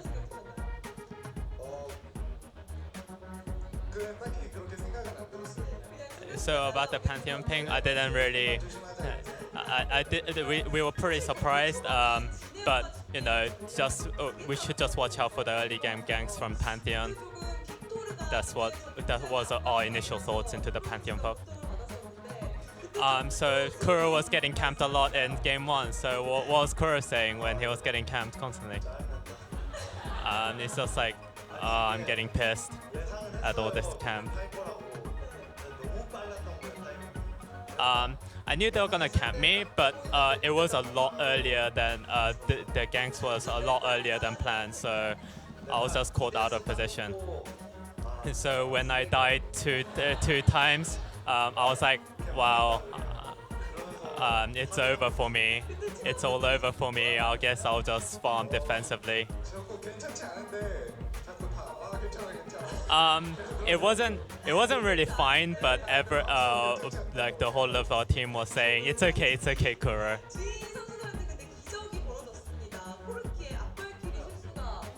So there was a scene where the pilot just Valkyrie onto Ezreal. That was your chance. So what were you thinking when pilot Valkyrie? When Corki used W, I was just like, oh, let's just kill Corki. And we did. So after game two, killing the Nexus, everyone was like, you saw it. We saw celebrations from you. So what were your reactions? Sumer was like, I knew we were gonna win from the beginning, but it was a pretty hard game, so we were very happy at the end of the game. So in game one, I knew that we were gonna win because normally I start with 2 deaths, but since I was 0-0 at the end of early game, so I thought we were gonna win. And about the outfits, you're wearing bow tie, so we were actually gonna prepare our own bow ties, but they prepared it for us when we came to the stadium today. It's kind of all ganked by mom. So final words is like we were able to Jinair, which we weren't able to last time. So, but we'll try our hardest to tour every other team remaining in the remaining season for the remainder of the season. So interview with Kuro. So what are your thoughts after winning right now? 솔직히 1경기도 제가 In game one, I thought I was gonna be the MVP unless I just die of early game ganks. But I'm kind of relieved getting MVP in game two. So in game one, you played Victor again, and finally they banned Victor on game two. So do you feel happy or really? Kuro was like, I just wanted to keep playing Victor, and when Victor got banned, Nofe was smiling. 경기 중간에는 리산드라의 빅병대 순간이동이 빠른 대응을 하시면서 킬까지 냈습니다. So you were able to solo Lissandra when Lissandra teleported with Home Guards. So what was the play? So we predicted where Lissandra would pick the TP, and we saw her. So my job was basically just to cut off Lissandra, who was trying to home guard into the fight, 경기가 펼쳐지는데 한국 대표로 출전을 and I managed to burst her down. 기대가 되나요? So about IM, which opponents do you fear most? And Kuro says I fear CJ most. 그렇다면 IM에서의 성적을 살짝 예상을 해본다면 So how do you think you will do in IM? Like how well do you think you will do? In Korea we are unbeaten, so I think in IM we'll be unbeaten also. 궁금한 게 폴란드에서의 의상 컨셉 정해졌나요? So did you decide on the outfits to wear on IM? I saw the outfits actually over the phone, and it looks really pretty. 입고 싶은 Looks good. 그리고 저희 이번에 내길 걸었어요. 진에어전을 이기면은 비행기를 비즈니스석으로 태워주세요. So if we, so the coach has said if we beat Jin today, we would go on a business trip instead of economy. Ooh, wow. Business class. That is a step up. 오히려 팬분들은 분홍색 버전을 싶어 하지 So I'm kind of happy about it. 머리하고 해외를 갔으면은 아마 And about the outfits, if we go to foreign country with pink hair, I think we'll be treated as weird people. So I don't think we'll do that. 저희 회사 사람들 대표님 전무님 정말 감사드립니다. About final words, thanks to all the people at G, the organization, coach, we'll try our hardest in the future. As always, thank you. 시간승이라는 엄청난 기록을 세운 So that's the end of the interview. Do and Monte, back to you guys. All right. Well, thank you, June, for the translation. And so there you have it. Kuro and Smeb on their way to IEM. Watch out, man. They do not plan on losing, and I can't really argue with them at this point. Yeah, I mean, Gorilla did say as of their house the other day that their goal was to go to IEM and win without dropping a game in the fashion of the KT Bullets at Katowice last year. And it does look like they will be a very challenging opponent indeed. And nice of them to get business class going as well, Oh, I because know. Yeah. they'll help out a lot with that jet lag as they make their way over to Poland. And should be some interesting games. I know they're going to be in Korea for the next few days scrimming, but we'll see them over in Poland. And I guess we'll see if they can put their money where their mouth is, really. Yeah. A lot of bold claims coming from them these days, but they haven't shown any real weakness that doesn't back it up yet, so. Yeah, I think they're in prime position to do exactly what they said they would do. So we'll see what happens. Now, moving on to our next match. It's going to be Samsung versus Incredible Miracle. Two teams kind of near the bottom a little bit, but both teams that have been showing some improvement recently. Yeah, and especially, again, with a player like Kuve, who we've criticized in the past, is actually top 20 on the ladder right now, so he's definitely putting his time in solo queue. And we've seen that pay off in the past. There is Incredible Miracle. Meanwhile. And Frozen in the mid lane, of course, that player, GBM references him, thinks of him as the second best Xerath player, of course, after himself. Yeah, looked very good. And of course, Wisdom having to take a break from this team due to some wrist issues. So Ares is in now in the jungle, and that has kind of changed the dynamic a little bit on this team. You know, before we had Tucson at the support position in Aries doing so much roaming, so much ganking, and that style hasn't really been able to be recreated yet. Yeah, they've only played that one match so far with Aries, however. Yeah. And like you're saying, it seems like just when this team was starting to find an identity that Wisdom, unfortunately, was forced to take a break, and Lilac up at the top lane. Not the best KDA this season, has had some pretty tortured games where he has been killed solo in lane at times, so it's still a little bit inconsistent in terms of his individual laning performance so far. Yep, that is true. And Aries, of course, only a couple games on Jarvan so far for him. And Tucson, too, as we look at the rest of this roster. Tucson is such an integral part to Incredible Miracle.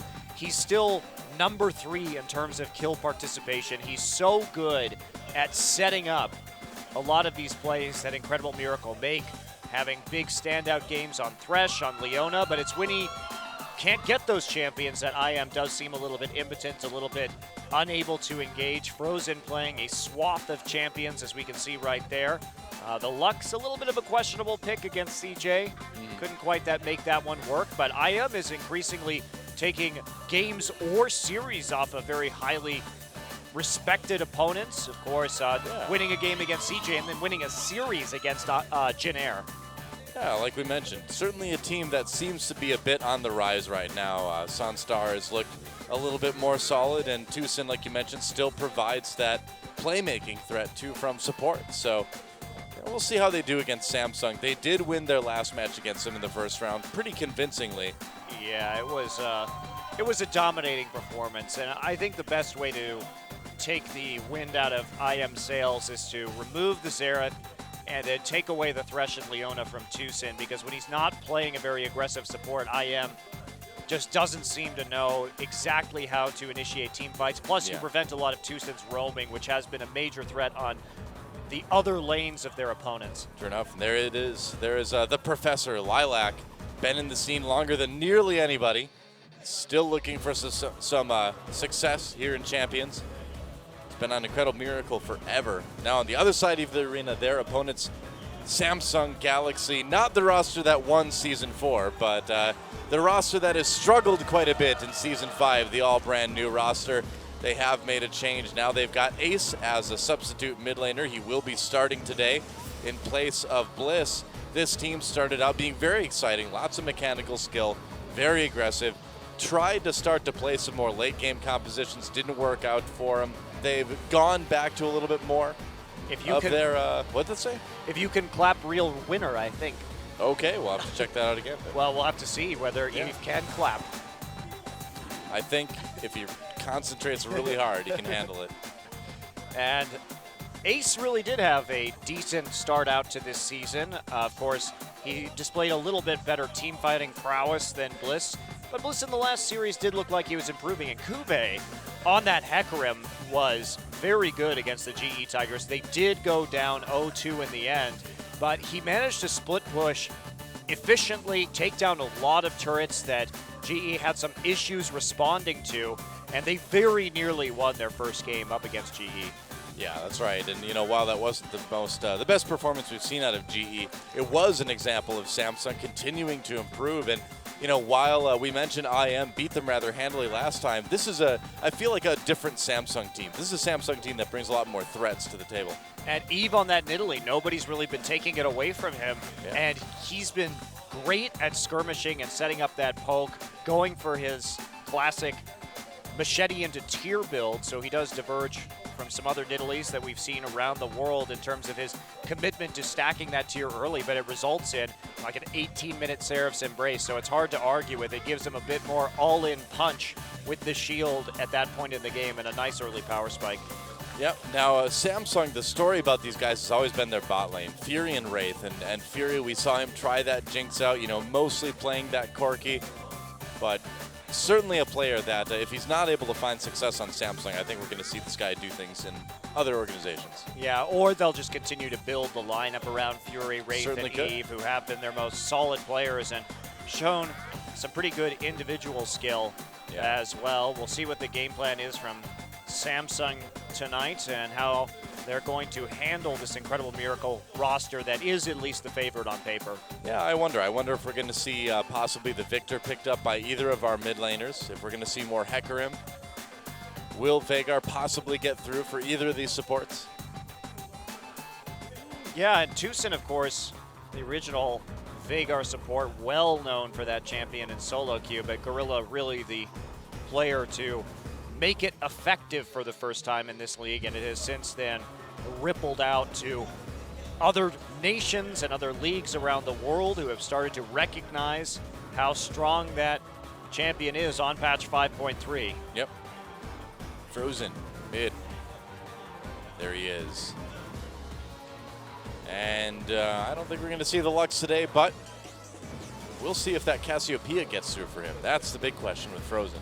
That's right, and it's also important to mention that Frozen was playing Cassiopeia and Victor before anyone else was as well. He was well known for those picks in solo queue before they became a little bit more meta. And prior to Easy Hoon dominating on that Cassiopeia pick, we were seeing Cassiopeia bans most games against Incredible Miracle. So will the Victor come in as well? The first time we did see Victor was when Kuro picked him against IM, and that was a bit of a surprise. We felt that maybe it was just some styling perhaps by Kuro, but he's gone on to play that Victor again and again and again in every game since then, with the exception of the last one in which it was banned.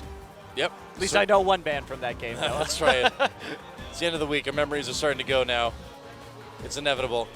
It's also time to go into picks and bans for game number 1, Samsung versus IM.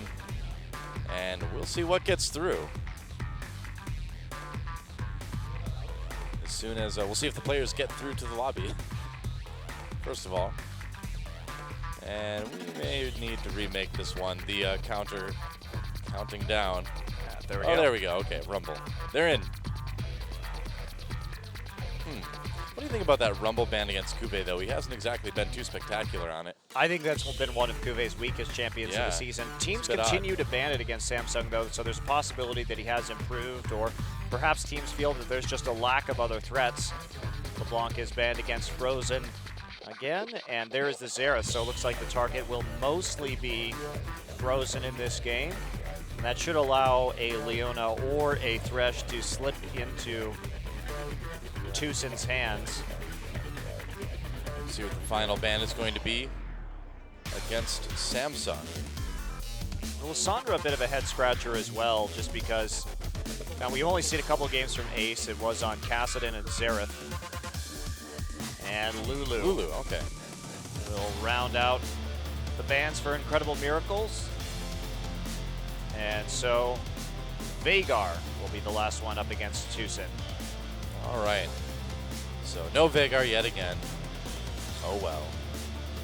Proven so dominant in not only team fighting situations, but with siege compositions, his ability to just take towers effectively for free with his Event Horizon is such a major threat. Yep.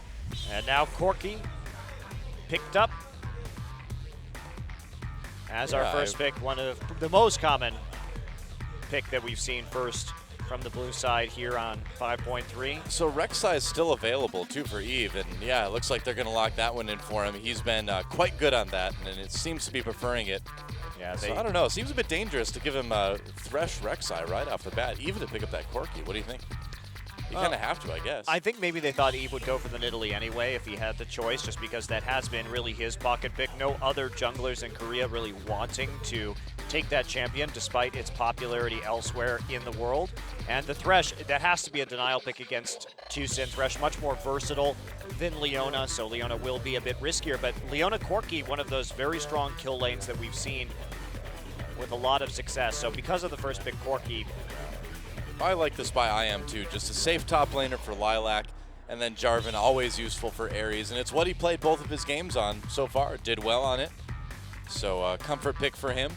So I am just kind of putting together a powerful, safe composition, it seems like. Not only has Maokai been Lilac's, I feel, best champion this season, it's also allowed Kuve to perform better in team fights than he has with other picks. Could see a Hecarim coming in here for him again that has been powerful hit for him, and he did do a lot of work in terms of split pushing in their last match. Yeah. And Ace could be at home again on that Kassadin, but it's a bit of a blind pick right there without knowing what's going to be happening. However, they do have that flex pick, and they're probably just going to take Fury on the Lucian to punish the Corki as much as they can. Now, this may just kind of be trolling right now, but I'm really curious about Frozen changing one of his summoners to teleport. Yeah, I wouldn't bank on that quite yet. Yeah, I'm just kind of curious. Making me wonder a little bit. Yeah, it's interesting. I'm wondering what he's going to do with that as well. May have a little bit of a unique strategy prepared for Samsung, especially because Samsung does thrive on these skirmishing compositions. If you do have an extra teleport, you can turn those around, even if you don't have that same potential in lane. They're switching it to heal, as it looks like they will be going for mid lane Ezreal. Strong front line, good mix of damage. Yeah, good solid team, double AD with that Maokai in the top. Yeah, very common team composition that we see these days. Something that you can definitely imagine SK Telecom running right now. And looks like that'll be locked in. Very safe. Also will probably force the Kassadin up into the top side. You don't want to have him in an Ezreal matchup. Just really makes things quite difficult for you. And Ezreal's just one of those champions that's very safe to blind pick out of the mid lane these days. And I think that's part of the reason why we see this emphasis on Corki, because that mixed damage, it really opens up the possibilities later down the draft, because you can have him at AD carry and play pretty much anything in the mid lane around him. Now, what do you think about this Hecarim pickup in this particular case? I feel like IM has a lot of ways to avoid that ult. Well, they do, but they also want the matchup into Maokai, which is very hard for Maokai because he has to walk up to CS and just gets hit by Rampage every time he does. So, considering that Kuve has been performing on this champion, they may just want to go ahead and give him that advantage. And also, Lilac has displayed weakness. He has been 1v1 multiple times in games and killed. And so because you have that Ignite and the Hecarim against a melee champion, they may try and just really push the advantage and try and snowball Kuve. Well, I mean, Hecarim Rek'Sai makes for a pretty scary ganking duo against a Maokai or really anything else, so Lilac could get picked on a little bit in this game. Yeah, obviously the disadvantage that you have is that you have to resign yourself to the Kassadin Ezreal matchup in the mid lane. Now, Incredible Miracle, they really should lane swap here because they have two losing lanes. So I'm wondering if Samsung's going to go for a deep warding strat, whether they want to try and make sure they get the 2v2 where they do have that Lucian versus the Corki and the Hecarim versus the Maokai in the top lane. I think Samsung, it should be some very interesting movement early in this game if Samsung wants to guarantee that they have that edge. You know, Janna kind of looks like she took Corki's mustaches and like just glued them to the side of her head. Maybe that's the real story there. It's true. Maybe it is. Could be. So much flowing white hair in this game. Maybe those aren't mustaches for Corki. They're just really long sideburns. We'll find out. Let's get in the game. IM versus Samsung. Will we find out? We will find out. I promise. It's game time.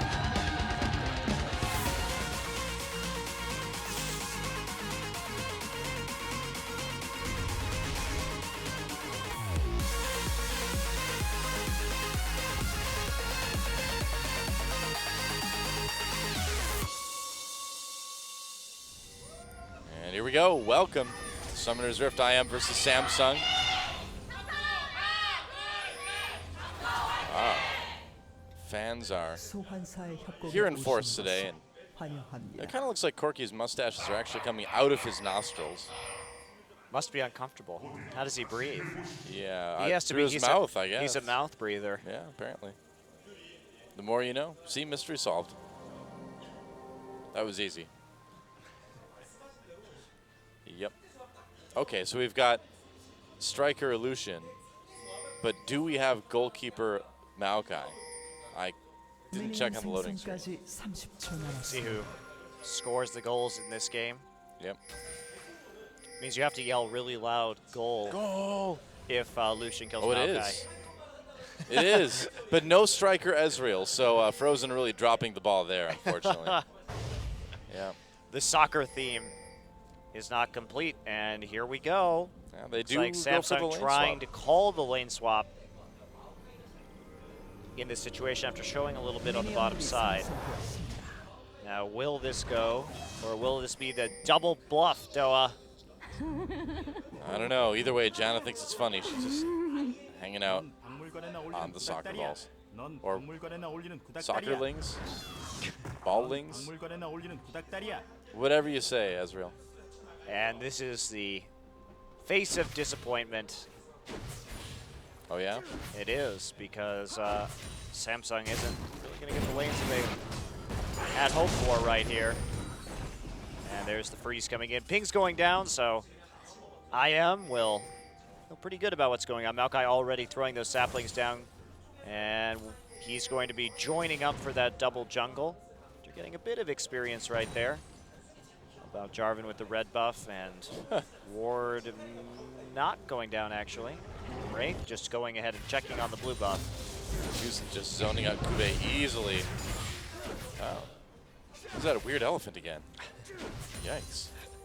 Elephant with a bat. Yeah. Jun Young Jun in the middle there, otherwise known as the hype man. Only to foreign fans. Yep. We just know him as Caster Jun here.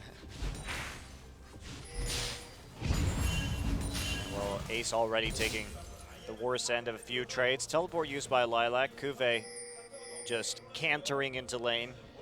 Cantering? Under his own speed. I think it's more of a, it looks like more of a trot, really. A light gallop, perhaps? Maybe he, well, Yeah. that kind of would be a trot. But anyway. I'm glad we agree. See, it's kind of like when Hecarim runs, he's galloping, but he's just doing it really slowly. Like the leg movement is still sort of a gallop, but he just is sort of, you know, not quite moving at gallop speed. Clearly Riot needs to get more involved in the equine sciences. Yeah. The horse running animations have a lot to be desired. We demand realism That's in just our right. video game arcade Hecarim skins. Yep. This centaur simply does not reflect reality. First World League problems. My robot centaur doesn't run like a real horse. I feel your pain. Frozen. Let's see.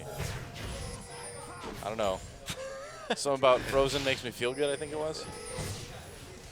Wow, Ace really having a lot of trouble, but at least he's Keeping CSing up with okay. CS. Yeah. And he has the extra sustain from the flask. Yep. Yeah, it should be fine. So not too exciting. I mean, you expect Kassadin to get pushed back early on in this matchup anyway. You know? Oh, yeah. Certainly do. So it's just a matter of making sure you can survive early on. He's up in CS now, actually. Not too badly. Yeah. Well, I don't know what the Korean casters are talking about, but it's definitely not the game. At least something about Ace right there. Yeah. I think they were still talking about that Frozen triple. Whoa. Oh, Fury getting some nice hits onto Lilac. Passive doing some work. We haven't seen too much of an exciting lane swap game in a while. Although the one versus the one in the game one with Janair was pretty good, but yeah, there hasn't been any of those big denials. Teams really starting to figure out how to not get their top laners too far behind, or at least be able to catch up. Or some of the changes to the game helping as well. With the XP range being buffed means that the denial isn't quite so brutal as it once was. Used to be pretty easy. I miss brutal denial, Doa. Well, you know, things like this, yeah, they make it easier to, you know, I don't know, quote unquote, stay even or come back, but they also do really extend the game length too. It's also, I felt it removed some pretty core strategy in terms of the lane swap and how complex it was, and the potential of denying the enemy top laner really became a big focus in terms of the strategy. And I think the change was preemptive because teams were going to find ways to make it not so harsh in the end anyway. That the XP range change, I think, just punished some team-wide skill that was occurring at the top level of play and really, honestly, wasn't affecting solo queue in any meaningful way. Dive onto this top lane, maybe Eve coming in. He's going to try to make something happen with Fury. They get the flash out of Lilac. And so that summoner is going to feel pretty good to take away. Ace now starting to take a little bit of damage from Frozen. Ares is right there as well, too. Coming up, so they really trying to slow down the Maokai as much as they can, because the weaker Maokai is, and if they can get a kill on him, Kuve's Hecarim going for that Trinity Force first is going to be really a handful for Incredible Miracle, and that's just so important to getting Hecarim rolling. And I'm not the biggest fan of Hecarim top lane, just because I feel that he is a little bit too high risk. If you fall behind on him and you have to build full tank, he's basically just a really terrible version of Maokai. And it's only when you can actually get Trinity Force first and start split pushing that he really hits his prime, because that damage is so ridiculous onto the back line. So looks good when you win, but looks totally impotent when you lose. And still fun to watch either way. It is fun to watch, I will say, from a spectator perspective. And I love seeing those Hecarims that are split pushing and when they're ahead. But in terms of professional teams playing him, I'm just not sold on his reliability in some of these games. And I think over time we may see a de-emphasis on that champion as a result. Too difficult to play from behind. But does snowball well. Difficult also to snowball, though, because he does have to start a little bit more passively a lot of the times with that flask, and then build up. Also, no good CC pre-6. Yep. So hard to gank for as well. I don't know. I prefer to be more conservative in my League of Legends champion picks and compositions, Noah.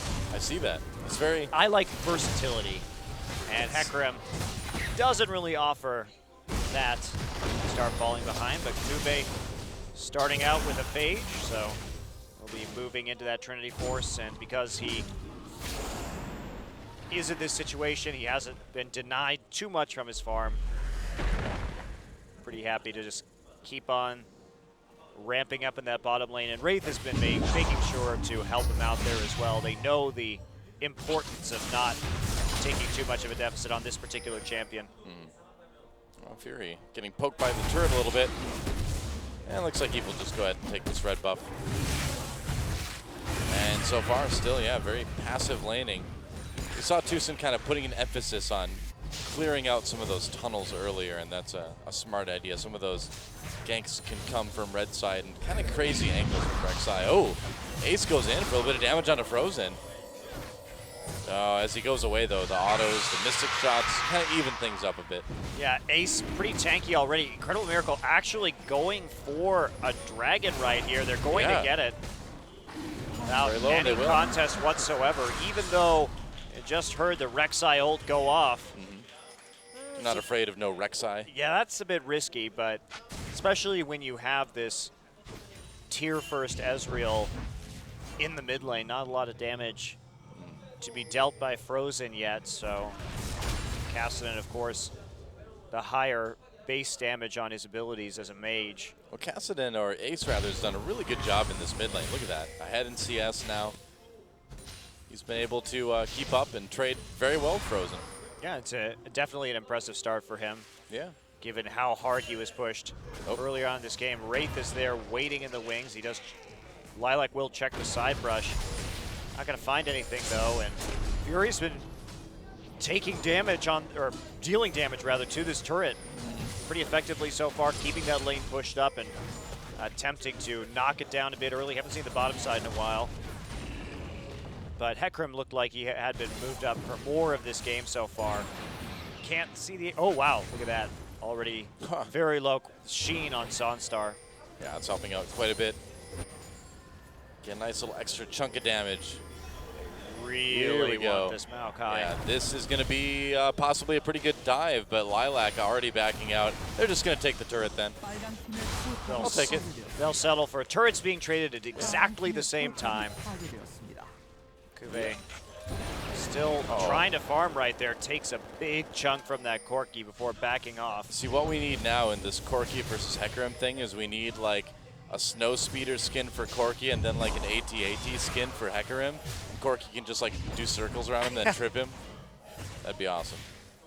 Don't advocate tripping horses, Doa. That's how you lose great racehorses. No, I'm advocating tripping Imperial AT-ATs before they, you know, destroy your main power generator. We all know what happens then. Darth Vader lands, you have to evacuate. Luke ends up on Dagobah, ship filled with swamp water, all because... But didn't that work out in the end? If Luke hadn't had that excuse to go to Dagobah, he never would have become a great Jedi. Whoa! Ace getting really low there. Right? That is true, but... So the long game was actually better, so screw power generators. That's right. Screw those power generators, man. You know, Luke ended up losing his hand at the end of that one, so... In that particular movie, things didn't work out too well for anybody really Rebel-related at that point. It's okay. It's all about that long game, wasn't it? It's true. Gotta think positive, right? Until whatever unfortunate fate befalls them in the new movie. I know, right? Which will hopefully be higher quality than those terrible prequels. I'm cautiously optimistic. You know? I'm just waiting for your joy to be crushed. I hope it's not. It might be, but I doubt it. At least George Lucas isn't there to ruin any more of our favorite franchises that he originally created. It's true. George Lucas, the man of great ideas and terrible implementation. Oh, looks like they're going to trade turrets again. Wow, what an action-packed game this has been. It's all about those cross-map objectives. Nobody wants to fight yet. I guess not. All right. You know, I was thinking about the Indiana Jones 4 movie. Still haven't seen it. Unfortunately. Well, that's good, but it relates because I feel like you could do like a Indiana Lysandra skin, and when she does Frozen Tomb, she could just put herself in a refrigerator. I haven't seen it, so I don't know. Well, everyone who has is laughing very hard now, I'm sure. Well, at least you're not advocating a Harrison Ford Corki skin. That's oh wow. Wow, you are so controversial tonight. I am. It's okay. He's fine. Yeah, that's just I was worried, man. All right, here we go. Another turret in danger. And when there's a turret in danger, Ace is there. Well, getting poked down to about half health. Oh, this is a good opportunity for Incredible Miracle to start really pushing with this double AD composition. Yeah, it's about that time, you know. Kuve should be starting to threaten a little bit. Threaten with the flank, perhaps. Still waiting on that Trinity Force, though, although he hasn't been hindered too much. There's no K Ward, actually, for doing just that. Ping, actually. From Samsung. No follow-up, though. Yep, for now, these teams, it's like watching two pacifist teams, you know, play to like, all right, we only want to kill the turrets. We don't want to actually fight each other. It's like my favorite game, Doa. No kills, only objectives. I don't the like dream your is favorite alive game. right now at 15 minutes. Not a fan. It's all about poking the enemy off and making sure that they can't contest whatsoever. That is the pinnacle of strategy. Is it really? Yeah, never winning without ever having to fight. Yes, that is the pinnacle of strategy right there. Sounds very martial arts too when you say it like that. The true victory is one where you don't have to actually fight. Well, no, the true victory is when you defeat your opponent without having to actually fight. You want the victory I still. think, Monty, the true victory is not even having to fight in the first place. Having everyone get along, isn't that the best way to do things? No, because conquest is still important in League of Legends. I see. All right. Well, it's a friendly competition. See, look at that little, like, what is that? Rocket dragon head ward thing? That means friendly competition. Is that Fury, the symbol? stop shooting the symbol of friendly competition. Oh, well. Hecarim, the spirit of friendly competition. Look at that. Hearts. Sparkles and things. Friendly. Don't really look at Cassidy. He's not a good example. Well, yep, just kind of more milling about. There's a dragon. It's up. And who's going to try to take it here? I am bullying Samsung out of the way for the moment. They're going to grab the Rift Scuttler, who does not die. And they're just going to start it. Okay, so is Samsung going to contest this? They're going to try. Here we go, firing Eve coming in. They're going to try it. The Dragon Nice does hook. go to IM. That's right, the hook helps. Kube getting into the back lines now. Jarvan gets out of his own ult, wraps up Samsung like fish in a barrel now, but IM doesn't really have the shotgun to take advantage of that one. Yeah, really good patience from Tucson on his ultimate right there. Turned that fight around. Kuve trying for the teleport engage, but just doesn't have quite enough damage yet. The Trinity Force not finished. Yep. Yeah, Kuve got into the back lines, just wasn't able to really make a lot happen there. Tucson turning the hook around onto Wraith 2. They couldn't quite Yep. kill him fast enough. Fury not outputting enough damage. We take a look at that one again. So there's the Dragon taken. Kuve gets in the back, but just doesn't do anything. And then gets wrapped up by Maokai. That's a great response from Lilac. And Ares, too, flashing out of his own ultimate just to keep everybody bottled up while they turn and dispense of the Hecarim. So really actually well-played team fight off of a nice engage. Yep. From Samsung, and at the end of the day, trade a 1-for-1, but I am with the Dragon. True enough, they do get that first non-turret objective. Kuve continuing to just shove down this top lane, but he is about 20 CS down. Probably going to be able to catch up in the near future, though. Oh, that was close. Ace is actually performing very well. The thing about Bliss when he was in was he did okay in the laning phase, but just couldn't find a lot of damage or the proper engages. Yeah. Oftentimes resulting in him getting into the back line and then immediately blown up. Fury dodges into that true shot barrage a little bit right there. Well, I think Bliss, more than anyone we've seen really from the new players, still very much had that solo queue mentality where it's like, what am I going to do? Where am I going to go to make my plays, you know? Yeah, or just kind of mindlessly diving into the back line on Fizz. Frozen, nice job there. Good dodge, and they get a turret too, so I am starting to build a little bit of a lead between the Dragon and the turret. Looks like they're slowly gaining that advantage, but Kuve right now, this is where he really needs to shine. Trinity Force is completed. He has to put down some of that pressure. Lilac ahead in CS and with that assist now, though, he does have a significant amount of armor in order to stop this. Getting close to the Frozen Heart as well, that will be very helpful. Oh, yeah. Well, I am in general pulling ahead a little bit.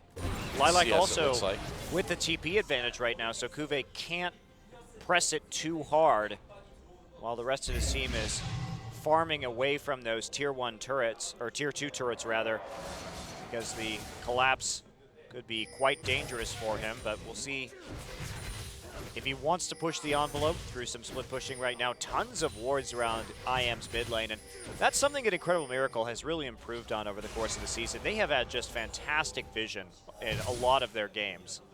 Well, it's much, much safer this way too. And even though Frozen is on a champion that he can escape easily with, it's nice to not have to worry about it much at all. All right, so I am going to take that Rift Scuttler again.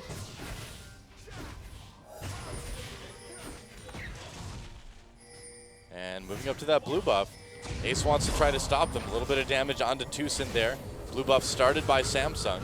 So can they hand it over to Ace? Kind of a pink ward right there. I don't think IM's going to be going in on this one with so much of the jungle.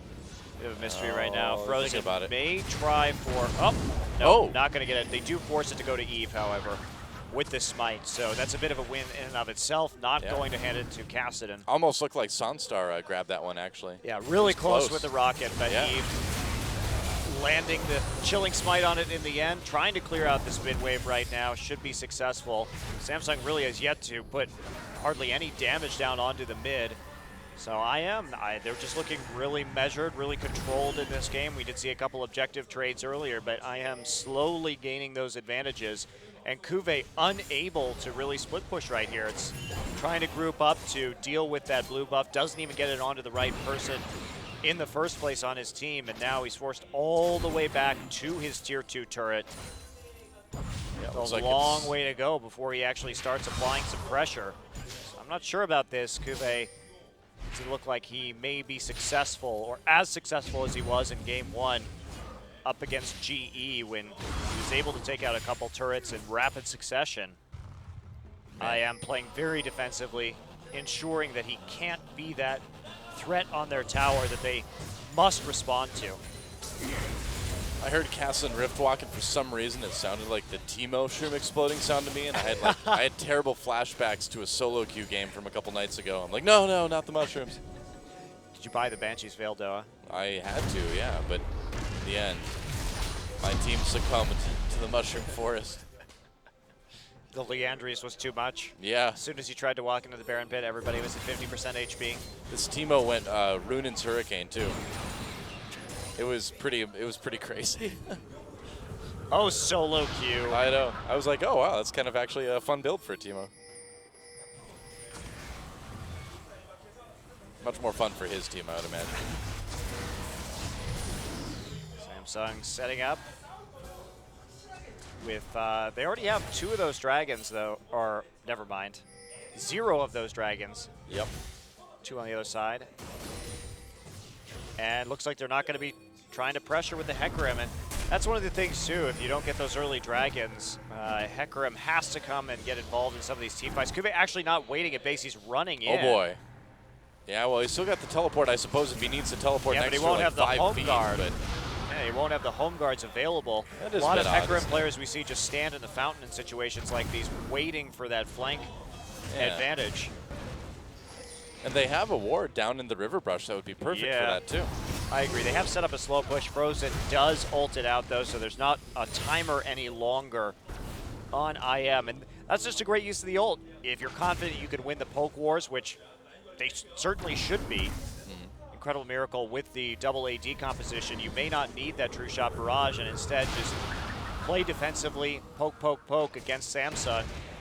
And now the minion wave pressure going in their favor, so they can pretty much wait here forever. Oh, here we go. Eve coming in, and Kube in the back lines doesn't get a huge fear off. Kube already nearly dead. Sanstar firing those rockets in, and I am just going to transition right into this dragon again. Kube just not able to make anything happen at all with that onslaught of shadows, and that's an easy 3rd dragon.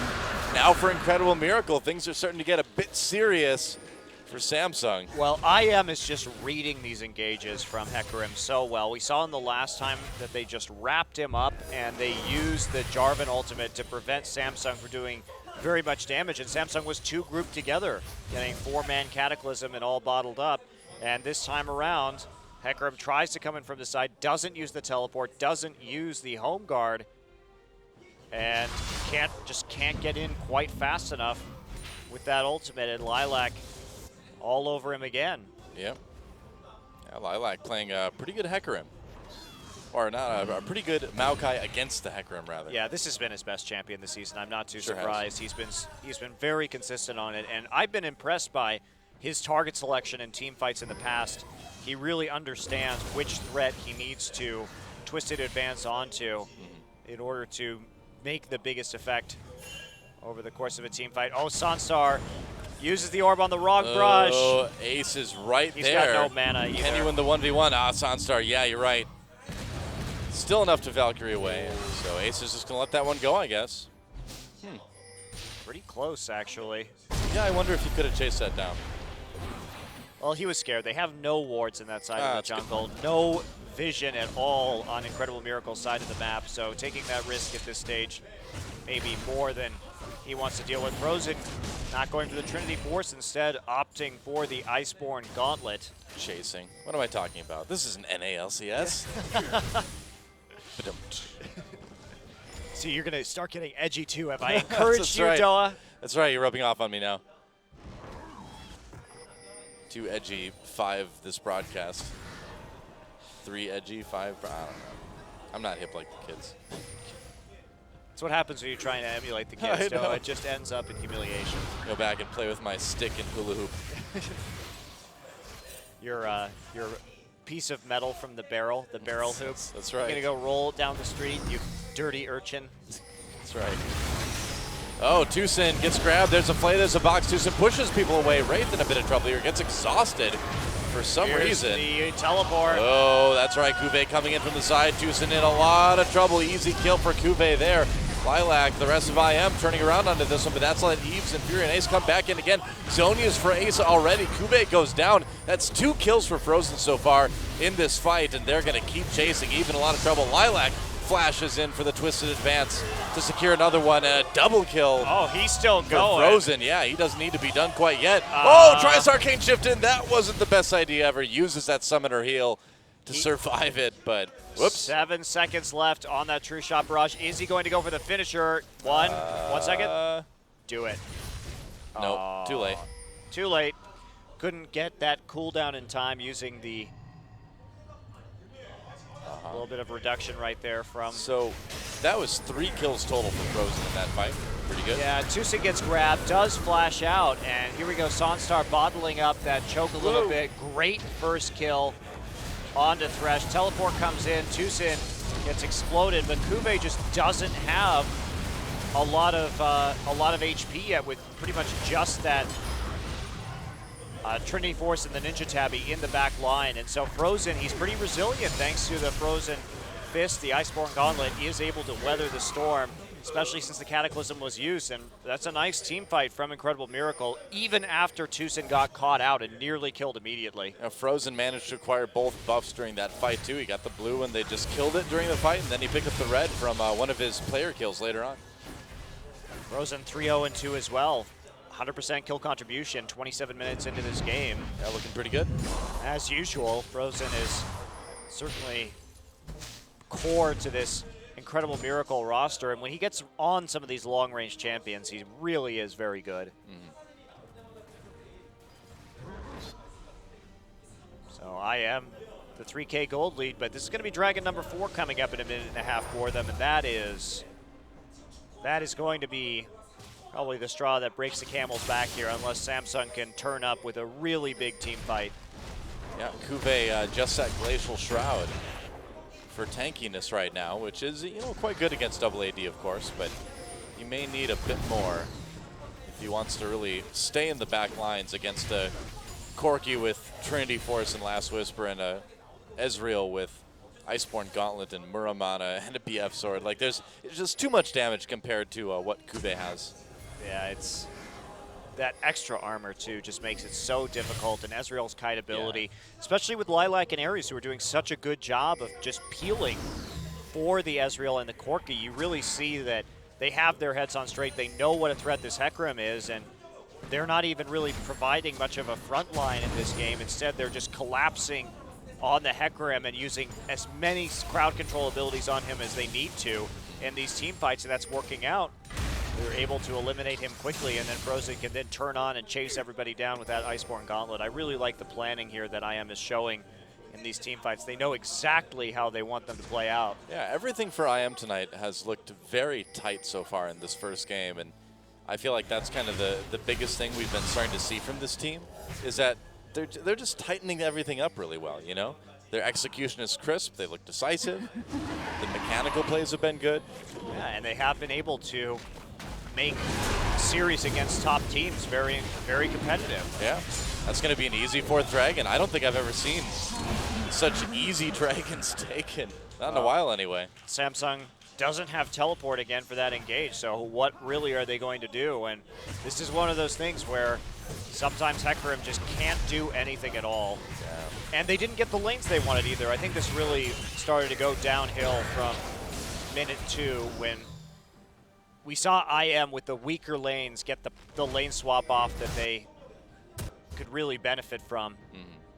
Meanwhile, Samsung, which I think picked pretty hard into winning those lanes, couldn't get the 2v2, couldn't get the 1v1. Tucson with the Zeke's Herald. I actually really like that buy with this comp. It's a great way to snowball their lead, that's for sure.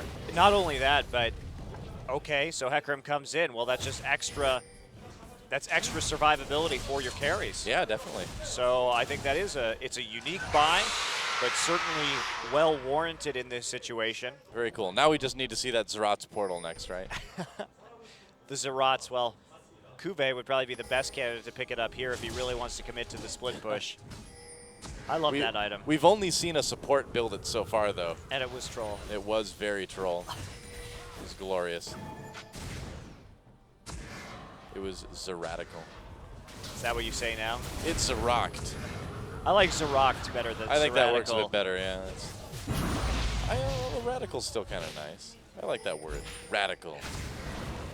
Only when it's showing your 90s roots there, Doa. only when it's applied to awesome things, not when it's applied to like politics or something like that. How about mathematics? Yeah, sure.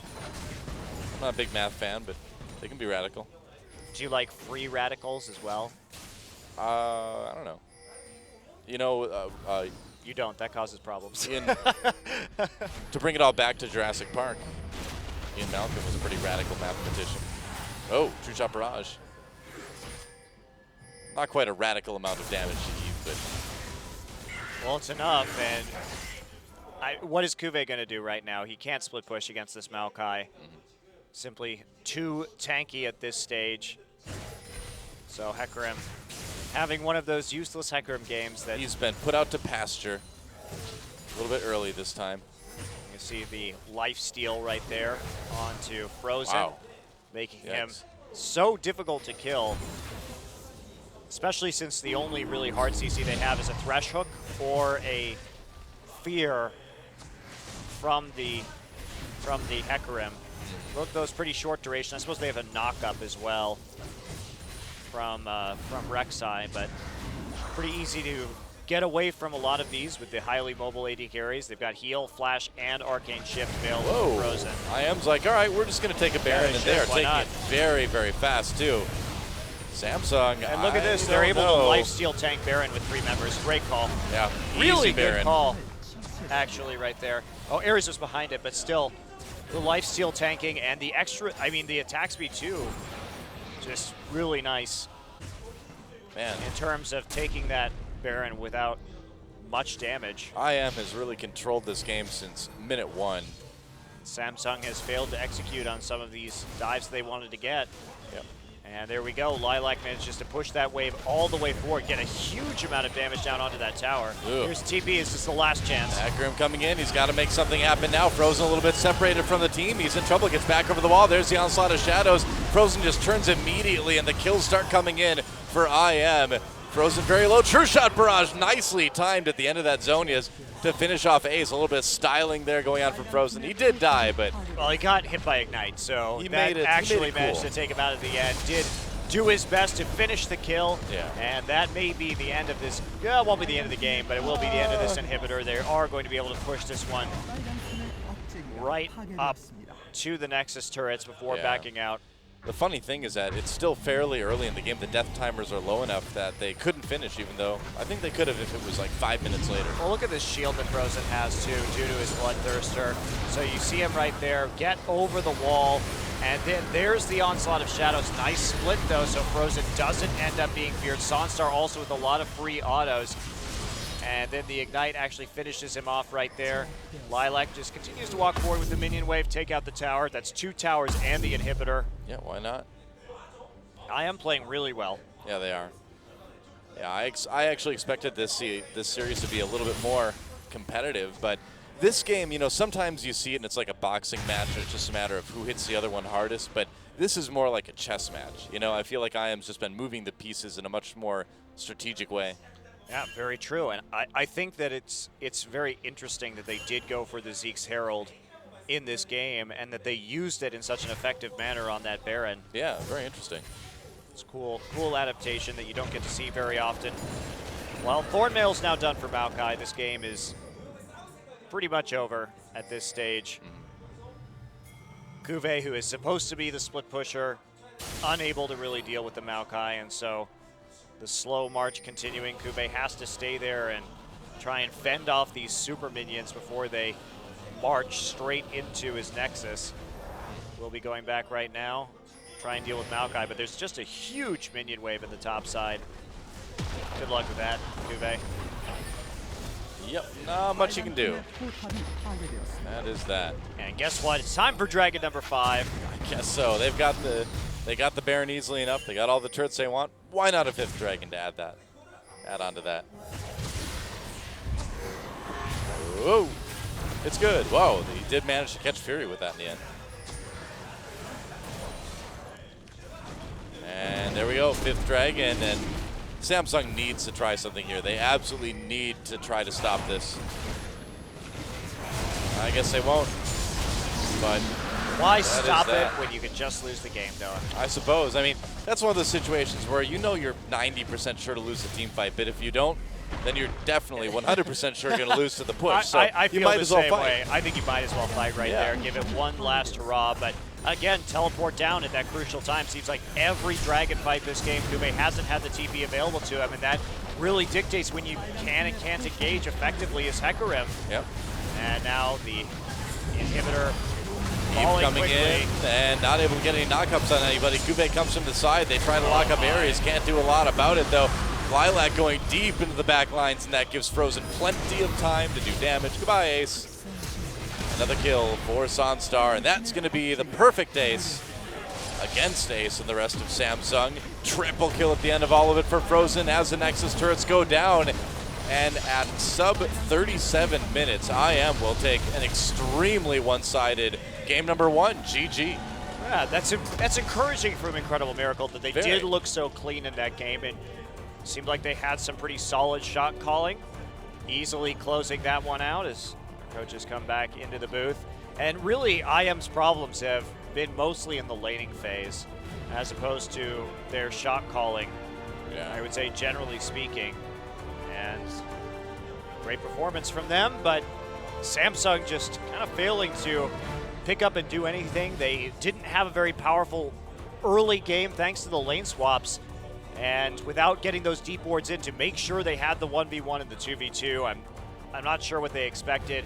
It was a very favorable lane swap situation for IM to get over the hump of some losing matchups, which they did, and then they abused their power spike after that with the double AD beautifully. Yeah.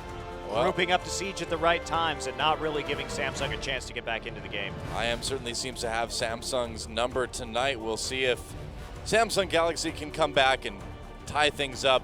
If IM plays like that, though, it's looking a bit unlikely. I think Samsung's going to need to get a little bit crazy if they want to make this series competitive.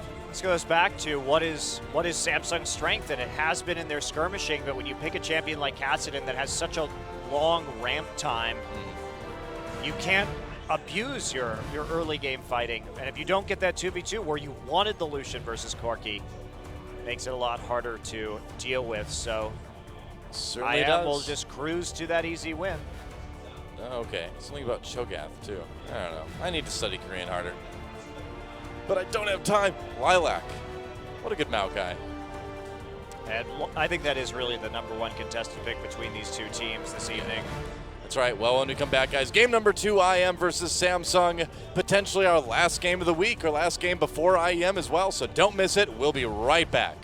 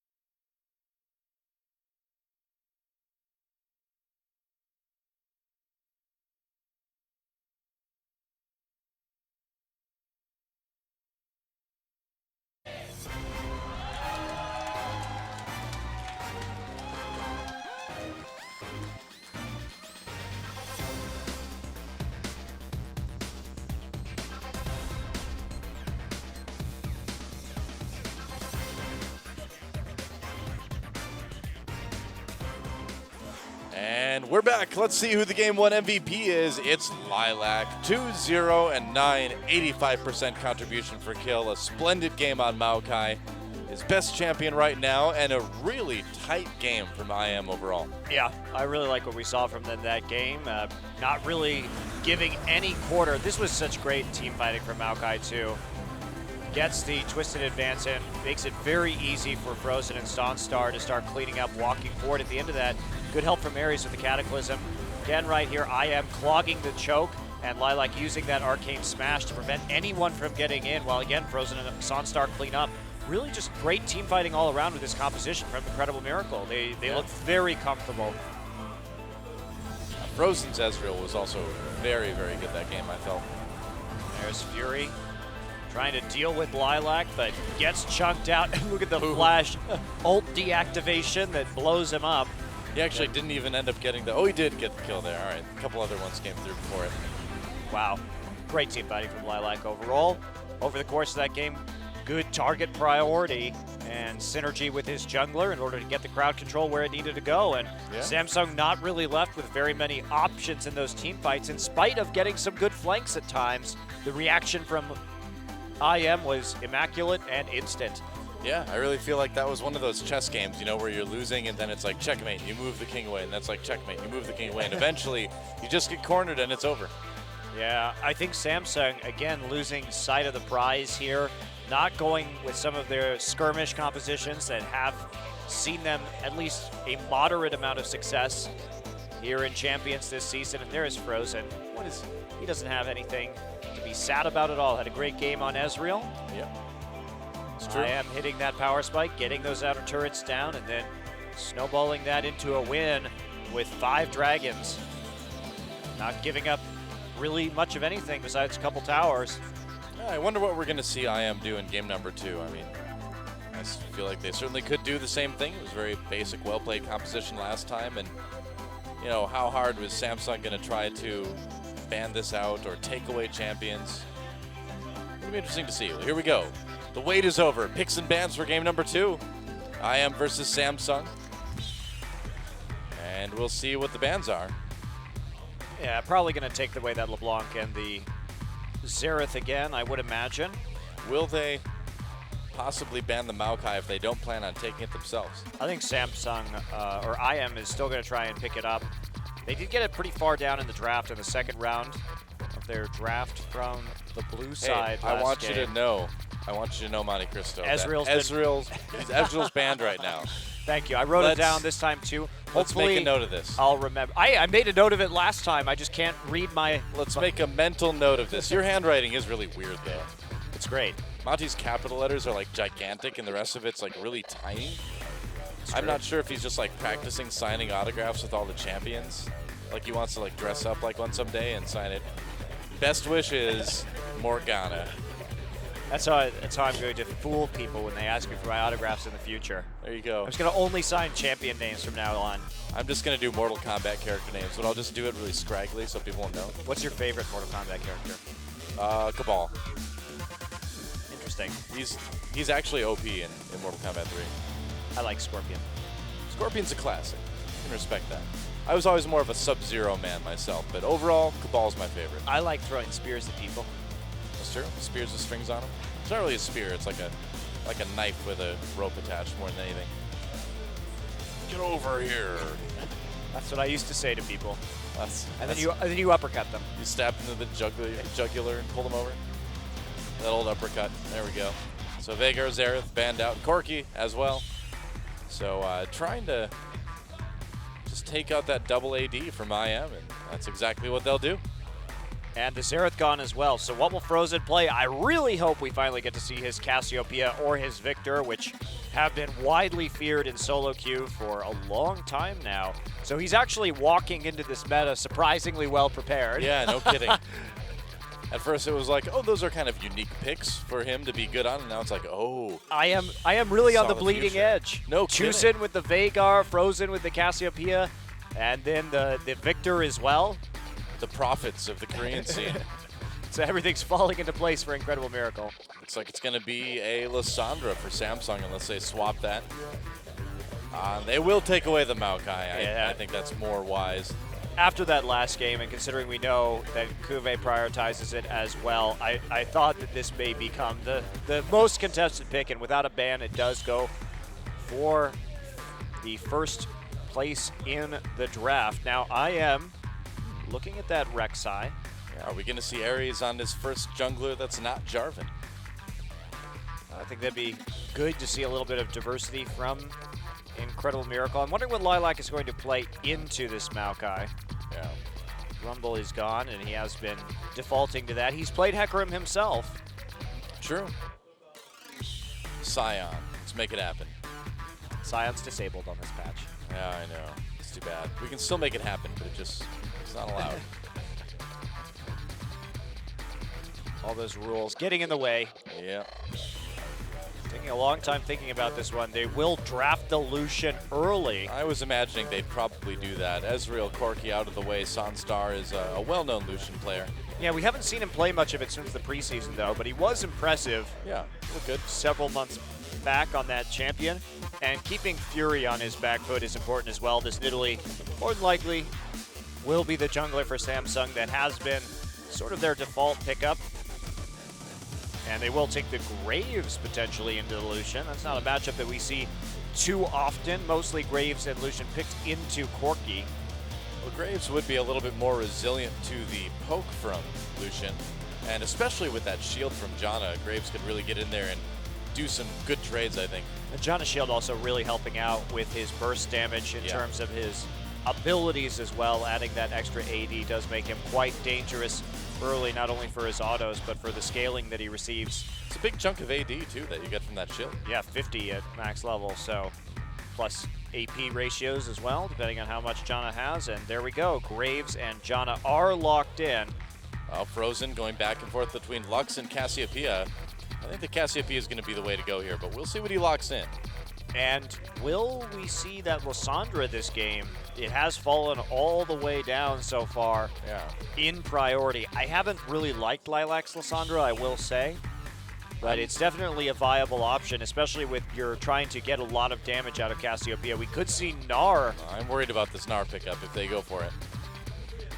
I don't know about this. Marin tried it out the other day. It, I don't think was that strong anymore. It's even more difficult to play around that ultimate than ever. Got some time to decide yet. I think they're just going to go for it. They want Lilac on a tank. That he performs way better on a tank than he does on some of these casters or squishier top laners. It's true. So that'll be it. And Gnar able to harass Maokai a bit early with that ranged auto attack of the boomerang. All right, well, can Lilac handle what Marin could not? Now the two final picks over on the Samsung side. They need a mid and a jungle. Probably going to be Nidalee and Karthus. Okay. Yeah, just playing a little bit safe. And if Karthus stays back and plays safe, this gives Nidalee, gives Eve a chance to really focus on those side lanes, just like we see Najin doing. Yeah, and especially with Nidalee, with Karthus too, there's just a really huge amount of burst damage. When you consider the Graves also, there's a lot of kill pressure onto that bottom lane just simply due to tremendous amounts of damage coming out of Samsung. Does make them perhaps a bit too reliant on AP, considering if Graves this positions once, his short range means that he can get dominated in team fights and it shut down with some ease. Doesn't have the luxury of hanging back. So looks like that will be another Karthus. Cool. First team outside of Najin to play that champion. And will we see the Cassiopeia from Frozen? Another farming-oriented champion. Okay, but he might go with that Lissandra instead. I'm really dying to see his Cassiopeia. Yeah, me too. I think it would be a very interesting matchup with both players trying to dodge some of these skill shots on the ground, the poison or the lay wastes. Well, now he's just kind of messing with us. Could be a mid Lucian. You never know. This was the thing at one point. It was, and those AD champions very good against Karthus, able to deal a lot of harassment in the laning phase. Oh, but are we going to see Frozen's Victor instead? Good poke. Yeah, Could certainly mean good. some nice damage onto the Karthus. Yeah, I think Victor is going to be Nice. the All lock-in. right. So Yep. finally, one of the most legendary Victor players in Korean solo queue gets his hands on this champion. Victor has yet to lose a game in Champions, and 3 different teams have played him so far. This makes number 4. Well, I think Victor as well is going to make it very hard for Graves to really get in and do a lot of damage. The zoning is just so strong. It's going to be interesting. Well, I think the main concern, too, is their ability to kite with the gravity field against the shorter range of Karthus and against Graves. So this is going to be tough for Samsung. They'll have some nice poke, but for Samsung, this really is all about putting down and getting some kills in the early game. And Samsung's proved that they have the talent to do that in the past. They have hard CC in the top lane to help out with the Karthus ultimate. And then they've got a huge amount of burst in bottom, especially once they hit 6. So Nidalee is going to have a lot of ganking options in the side lanes, but Frozen here will be trying to poke down this Karthus as much as possible in mid. It's up to him to kind of control that champion and make sure that he can't contribute too heavily onto some ganks. Should be cool. Here we go. Samsung's going to try to tie it up, or will IM get the 2-0? It's time to get in the game and find out.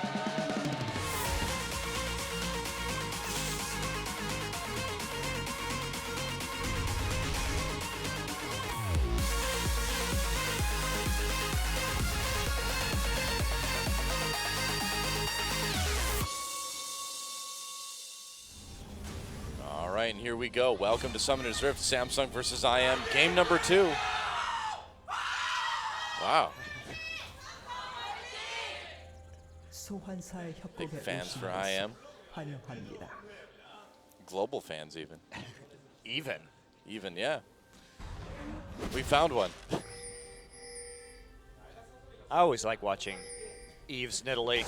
Yeah. It's disappointing that more players here in Korea haven't picked up on that champion. We've talked about it before. Most confusingly, Ambition has not. Yeah. We just chatted about that last night. Ambition just used to play a ton of Nidalee in mid lane, so why not jungle? It's the same champion, man.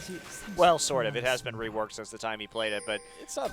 his skill shots certainly Yeah, the spears still fly the same way. They don't do quite as much crazy damage, but they changed the hitbox a little bit on those. But in any case, you'd think that that would be a prime example of a jungler to go for if you're Ambition, but we just haven't seen it.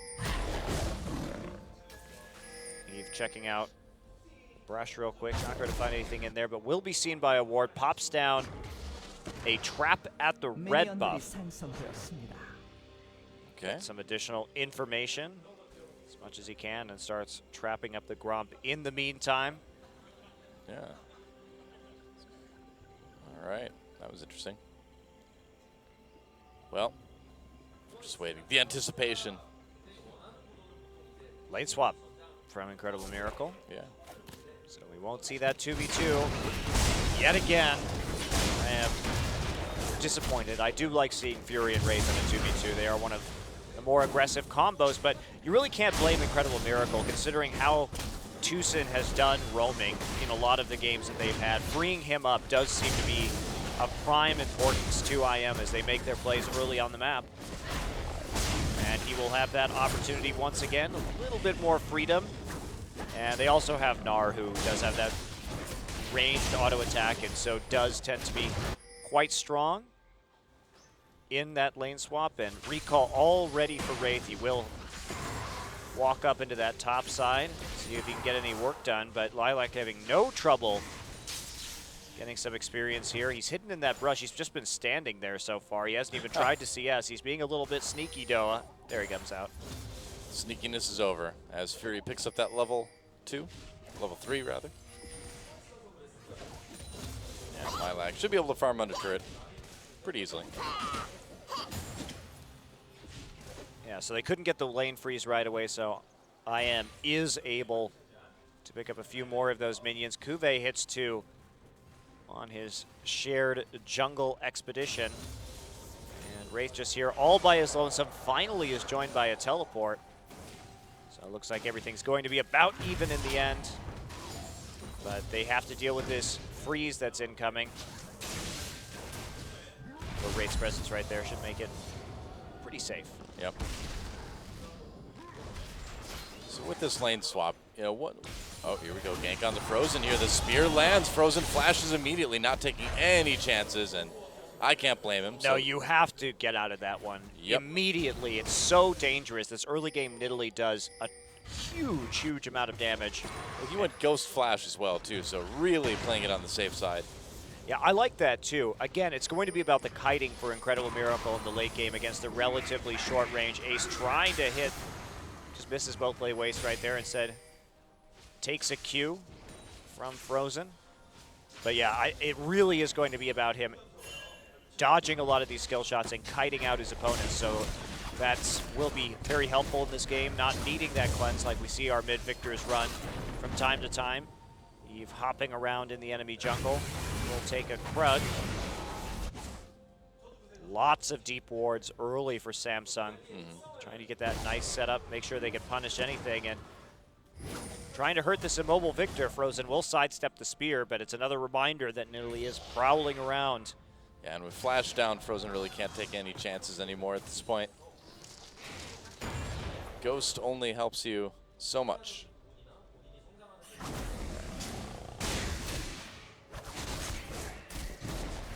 Yeah, so I'm just curious to see, you know, how IM is going to try to maneuver out of this one. Samsung already with a little bit of pressure. And if Eve can turn that into a couple kills, Samsung could get that lead that they were looking for in game number 1. Yeah, I'd just be really worried about the late game. For me, Samsung really needs to make some plays here early. And I have this feeling that Samsung just kind of messed up again. They really, I think, wanted the 2v2 and the 1v1 in both of these last games just so they would have that increased kill pressure. And without that ability to snowball off of the Karthus in the 2v2 and the 1v1, it's just, I just feel it's not optimal for them. Samsung had those winning lanes in the first game. In this game, they really have to make plays on the side lanes, but they really limit their opportunities. In a 1v1 or a 2v2, you have two choices between what you can make, but Samsung simply really isn't going to be able to find an edge to gank the top side, so that limits them to Frozen, who at least has his flash down. But there's no hard CC from the Karthus, so Samsung is going to try here. They do see the support in top, so they want to make a play on the Dragon. Early Dragon for Samsung. Lilac there to harass a little bit. Tucson coming down. Ace throws up that wall of pain, but now they're going to go in onto him. So Ace in a lot of trouble here. Flashes away. Will it be a kill anyway? Yes, it will, and that goes to Frozen. First blood gold is going to be nice, and that shield should keep Tucson safe. It will. Oh, Lilac dodges that spear. That may have ended his life there. Yeah, Lilac not TPing for that one. Did lay down a bit of harassment of the Dragon, and ultimately Incredible Miracle will trade the first blood for that, but they're going to be pretty happy, I think, by making that trade, just because Frozen, with the first blood gold, is going to be able to turn that into some nice damage, already upgrading his Hex Core. Yep. Ace will have more than likely quite a few problems after that. Well, it's certainly the person you want to have kills on right now if you're IM. That Victor damage, as we've seen, is just crazy once the game gets going. Oops. Oh. That crafty Rift Sculler, man, he's so agile. Eve decides not to take it out in the end. Instead, wants to defend a little bit. Tucson's attempt to take out the pink ward does put in a trap in the tri-brush. Keeping some more eyes on Rek'Sai. Rek'Sai will walk through that brush to put a tunnel down into the river at times, so it's a helpful trap to have if Rek'Sai isn't paying attention. Frozen, I mean, Ace is getting tanky, but he really has very low damage right now. Sure enough, and a bit of action down the bot lane. Sunstar, oh, the Death Sentence just barely misses. There's a culling, and they do a decent amount. Sunstar is up in CS right now. But no kills still. Looks like they'll be able to successfully hand that blue buff over to Frozen. Stuns up that Golem just to help Ares a little bit with the sustain, and woo, that was close. Went down to 1 HP there. Yeah. Before he cleaned it up with the rest of his skills after All the part of Death the Ray, plan. and there we go, a little bit of an all-in. Fury and Wraith. Yeah, can they make something happen here? Wraith waiting, not a lot of mana. And still waiting for that Whirlwind cooldown. They use the Exhaust to end the Summoner heal. Oh, here we go, Eve. Maybe coming in. A spear goes through, and nice dodge from Tucson. He was already moving that direction. A little bit lucky there. And Lilac having some trouble up against the Maokai in the top side. He has fallen behind in CS, going for the Hex Drinker first. That makes sense. Eve now attempting to push down this turret, capitalize on the low HP of Incredible Miracle. And that's one of the advantages of jungling Eve, or jungling Nidalee, though, is that that heal does give that extra attack speed. So if you're with your AD carry, you can siege down really quickly if you manage to chunk them out. Yep. With your spears or in some other fashion. Looks like Samsung's just interested in pushing this lane as hard as they can right now and taking the turrets. And after they were pushed around the map basically the entire game by IM last time, I'm not surprised at all. Fury got grabbed. He does. He gets pulled in there. Manages to get out with the flash, though. Ares is right there. That was a close call for Still Fury. a really unnecessary flash to have burned. Yep. 10 seconds up until Requiem, as our observer is showing us right now, so we're waiting for that ability to come up, or Eve can maybe finish off some of these kills. But Fury, no ult right now, so the burst may not be there. Eve coming around into the mid side, does have a pink ward, but was seen on the red in the river brush right there. And Frozen does have his flash up again now. So he's not quite as vulnerable as he was before, but Eve is still going to maybe make an attempt here. No, guess not. All right. Samsung going with the double catalyst. If Kuve goes for the Rod of Ages in this game, I'd be very worried about them. He has to get Righteous Glory with this composition due to the kite ability that IM has and the fact that they have to close with this Karthus and this Graves. So I imagine that's what we're going to see. If not, even if he, not only will it be bad in that fashion, but double Rod of Ages, Samsung just hasn't proven their ability to really play a long game. In the top lane, it can't count to Kuve is going to come in with the Twisted Advance. There's a flash. Nice death sentence from Tucson, and he's going to bring in Ares for the kill. That's 2 now for IM. Yeah, wrapping it up, and there's Tucson's roaming coming into full force right there, really turning around that lane, which Lilac was struggling in. However, that does cause them to lose their grip on the bottom side turret. Lilac. In onto Lilac. A little bit dangerous for the moment there. Whoa, nice dodge on the spear. Yeah, Lilac not even having to flash right there, so not too much of an issue. Does have that early Hex Drinker, helps him out a lot. Kuve did have to use his flash in that gank, and he ended up dying anyway. He's going Rod of Ages, Doa. Yes, he is. Well, see how it goes. I really just don't think that's what they need right now, because how is this Karthus going to engage? They're not going to build Talisman onto Janna more than likely. And so Incredible Miracle has the tools to kite pretty much all day. Yeah. You never know, though, Monty. I mean, Talisman is one of Janna's recommended items. So, you know, maybe Wraith will see that and he's like, yeah, good idea. Good idea, Riot. I will go Talisman. I will go Talisman this game, even though I didn't even start Coin. Yeah. Well, you can start Spell Thief's Edge and swap it over later on. That is how you don't do that a lot on Janna, though. Yeah, most Annie players do it these days. Yep, that's what I do. But in any case, the Rod of Ages not only not a Righteous Glory, which of course has its inherent problems, but it also just makes it so this Samsung team has a really long ramp. And Samsung has tried strategies in the past where they've wanted to run double tier and start playing and scaling into the late game, and it just hasn't worked for them. Yeah. Slow is just not something that Samsung does well. They certainly do best when they're getting in there, trying to be aggressive early on, get kills. They got the first dragon. Can they get the second one now? Looks like they're not trying it quite yet. Yeah, the lack of aggression by Samsung, the very slow ramp up for the items on these champions hasn't gone well for them in the past. They do have a very strong composition in the late game, though, but that... If they get there. If they get there, and also their composition is predicated on the fact that they can actually close that gap. And when we think about how much CC IM has and the ability to peel with Thresh's box, as well as Lucian dashing, and the speed gain from the Victor Q, as well as the... there's just too much CC to go through. There's a Gnar ult, there's a Rek'Sai knockup, there's a gravity field from Victor, there's the box, and the Flay. How are you going to get this Karthus within range of his abilities before he just gets melted by Victor. I'm not sure how that's going to work. As long as IM doesn't get flanked and they can just run straight backwards, I don't see good things in spite of Samsung's theoretical damage. I think practically without that Righteous Glory, they will be sunk. Well, we'll see. Samsung moving in onto this Dragon here, but there's a lot of wards. IM knows what's up, and will they collapse onto this Lilac? Good timing, Going actually. into Lilac just turning back into the Mini-Gnar right in the nick of time. They're going to TP anyway. They want this. Oh, they get the Dragon, and here comes the teleport. Lilac comes down, but meanwhile, Kube on the Sansar in the back lines. Kube just gets blown up. Yeah, not a lot of tankiness on him quite yet. Chaos Storm chasing Eve around to the river. Still, Samsung ends up with the 1-for-1 and the Dragon out of that. So Lilac and his IM friends really not able to put up much of a fight for the objective.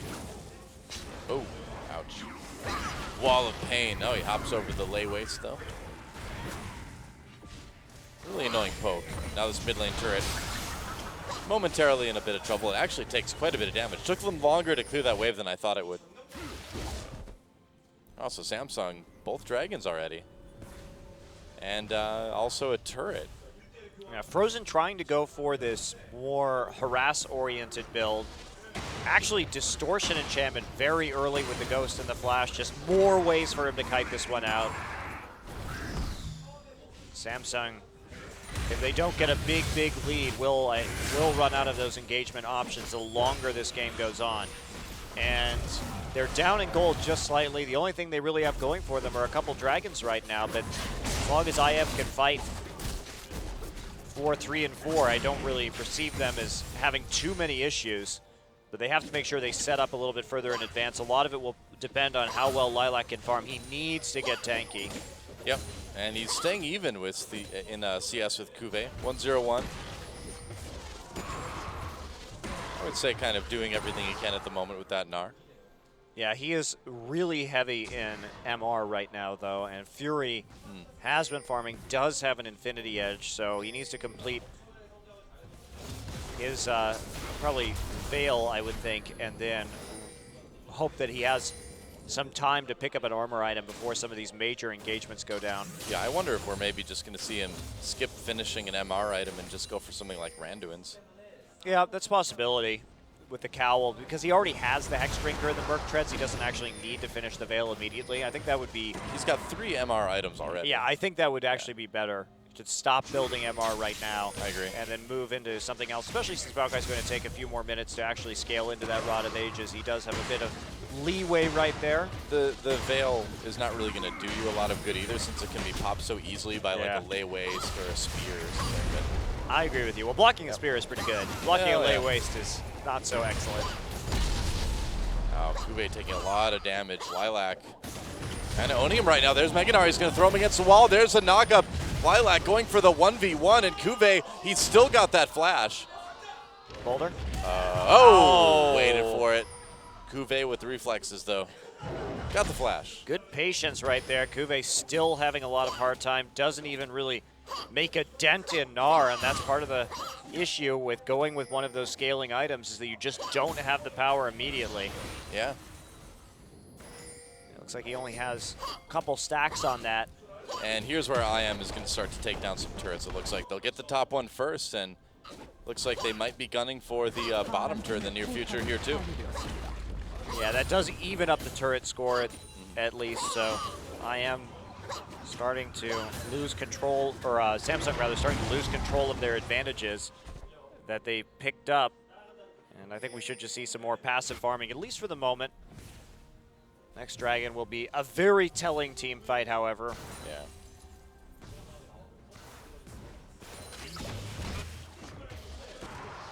Well, Ace still doing what he can to farm, and he's been farming pretty well. Frozen, though, keeping right up with him. Yeah, Frozen actually, I think it's a bit surprising that he hasn't been able to harass more.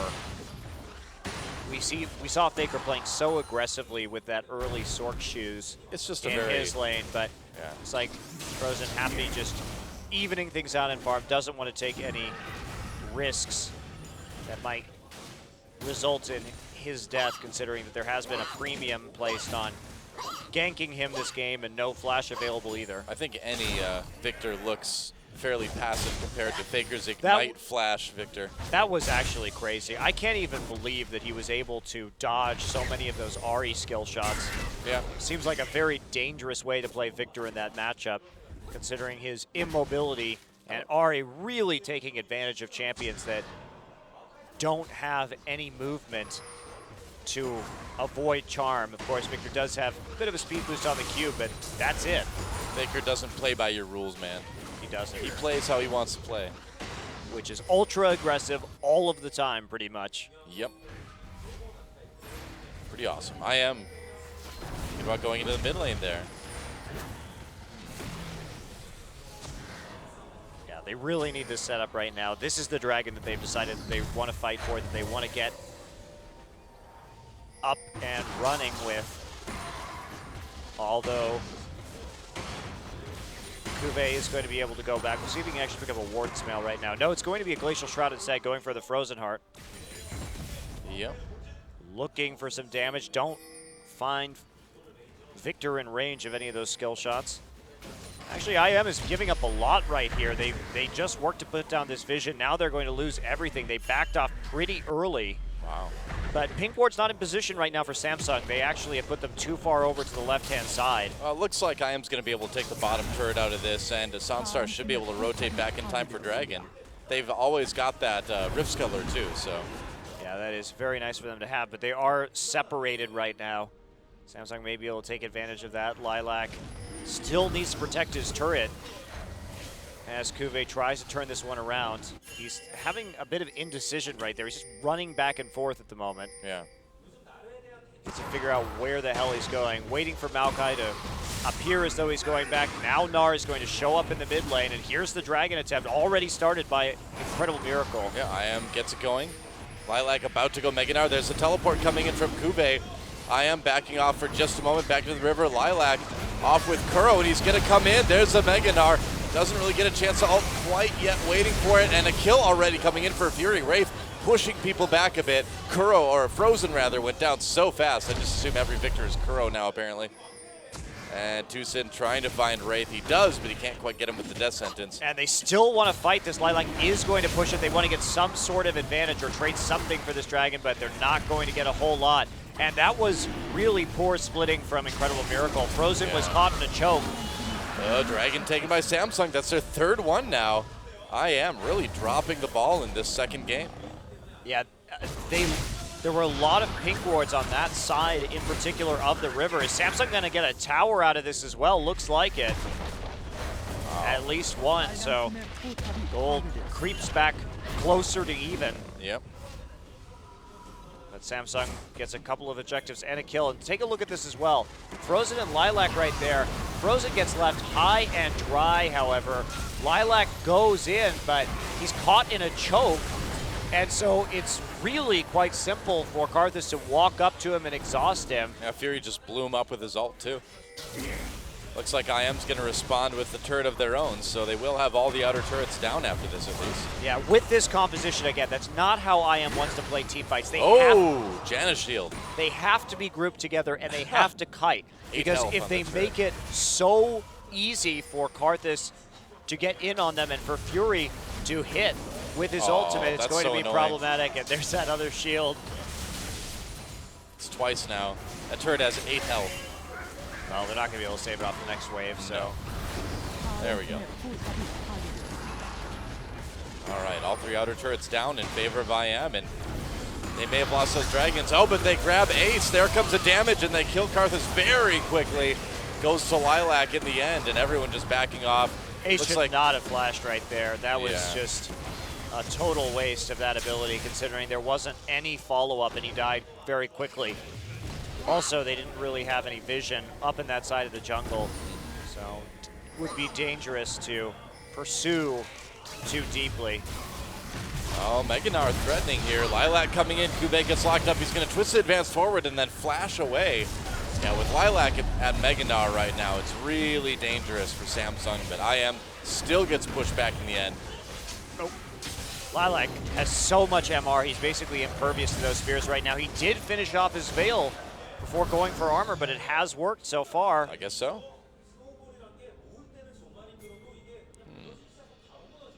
Well, I don't know what Ace is going to do at this point. He's going for a death cap. That is not going to increase his survivability. Oh, he's trying to get as much Eve damage took as he that. can.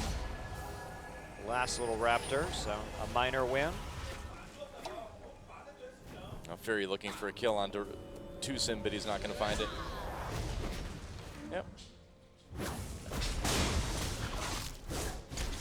Oh, I think this is going to be disappointing. If IM doesn't break up their formation and they can just stay grouped, they should have a very easy time closing this, but they already made that mistake around the last one. Yeah.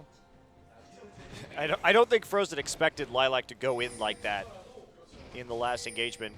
His buddy just kind of jumped right in and left him high and dry. It's exciting to be Meganar sometimes. You know, you feel like you have to use it immediately. Right away, Yep. without delay. You must Meganar immediately. Still, in spite of everything, Samsung is quite deadly in terms of how many dragons they've already stacked up. So they have a chance to win this if they can threaten the dragon enough times. That is going to be their key. If they don't maintain that vision control around the dragon, they will probably never get one again. And they also can't let Incredible Miracle get into the river because that's where they'll be able to kite. They need to clog a choke and make sure that they can never group efficiently. And that requires that vision control because they won't walk into river if they can't see what's going on. You'd hope so anyway. Well, if they do, they die anyway, so. Make that risk as great as possible. A dragon in 2 minutes now. And IM really needs to get this one. They can't let Samsung have that 4-dragon pressure. No, they cannot. So this is going to be a bit of the moment of truth for IM, as well as Samsung, because everyone is just 100% focused on that in this game. And Ace is just Rotted Age's death cap. Be much more helpful for him to have a flash and a Zhonya's, I think. Now you get the lesser amount of AP from those items. You just need as many ways to engage safely as you can.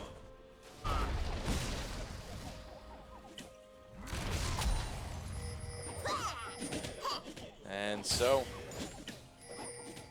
the waiting game continues. 1 minute until Dragon, and then it's going to get exciting. Yeah, certainly will. May actually get exciting before that. Yeah, we'll see. Just a ridiculous number of wards on the map right now. Yeah. From both teams. At the very least, Samsung is playing a nice defensive game. Their warding in the top side is letting them farm safely, at least, so they don't fall any further behind unnecessarily. Eve, too, laying down traps left and right, trying to catch somebody out, so Lilac will be returning right away for this dragon. But the Vision Edge for Incredible Miracle right now. That's right. Ares takes a spear, but will be able to heal up with his Rage on the Rek'Sai. And now it's a battle over that minion wave in the mid lane. Nice little sidestep right there. Now Frozen has to keep moving if he wants to dodge those spears. Actually, probably shouldn't have taken the Lantern right there, but ends up clearing out the ward in the end. Lilac gets his shield popped by a smoke screen, actually. Yep. Here we go. It's Dragon time. IM in position. Can Samsung stop this one? They've gotten 3 already this game. Well, Samsung didn't hold the river while they were in the choke. Ooh, they have a nice flank, though. They do. Kuve could come from the side too, and misses That's that death really sentence. helpful for them. Lilac's about to go Meganar, though. Oh, but he takes a lot of damage from Fury at the very last moment, and Samsung may be able to muscle out IM. We'll see. They're going to have to wait out the Meganar now. And that's IM's cue to just walk in. They know they've got the edge as long as Lilac has that, but it's about to go away. Yeah, it's just so much shorter now than it used to be. Yeah. Of course, that recovery time longer. This is the reason why we have seen Gnar fall out of favor, because Samsung will take control over the Dragon. Sonstar in bottom lane. This is great flanking from Kuve, though. He's preventing them from actually going for this Dragon 100%. Oh, that Dragon's taking some damage from Samsung. It's going back and regenerating a little bit of health here and there. And Here we go. Fury coming in. It's a fight over the dragon. Who gets it? It will be Nidalee. Samsung gets it. Meanwhile, the fight breaks out. I am backing away. Wraith use a nice ult for the disengage, and Samsung, can they get away free? Wraith in a little bit of trouble here. Ghost from Frozen, but I don't think he's actually going to be able to catch anybody. No, he's not. Doesn't look and like it. Smite not even used by Ares, I don't think, in that fight. Yeah, it wasn't. So wow, that's 4 miscalculation. So now Samsung finds a way to knock on the door, and that was really good positioning actually by Kube. IM couldn't kite based on his positioning, so they were very reluctant to commit fully to that dragon. It's bizarre to see IM get all the dragons really in the first game, and now in game 2 just can't seem to get a single one.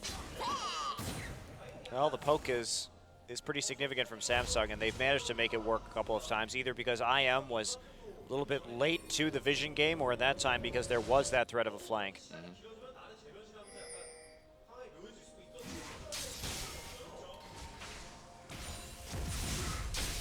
So IM, their hope right now is, I guess, sort of outscaling Frozen. Yeah. Well, Tucson has a pretty quick Aegis, and that's going to help a lot with the Requiem, with the Karthus damage, things like that. It's a really good buy. That's a great point. This has been actually a day of supports being very good about adapting their builds. I agree. That has been an interesting theme today, from the QSS to the Zeke's Herald. Zeke's Herald to now that earlier Aegis than we would normally see. Yeah. You've got Ares going for the Randuin, so you're going to have double that. Lilac has picked up his now. Just the Scepter for Frozen. Yeah, so IM, you know, they're giving up all these dragons, but it seems like they do have the capacity to team fight.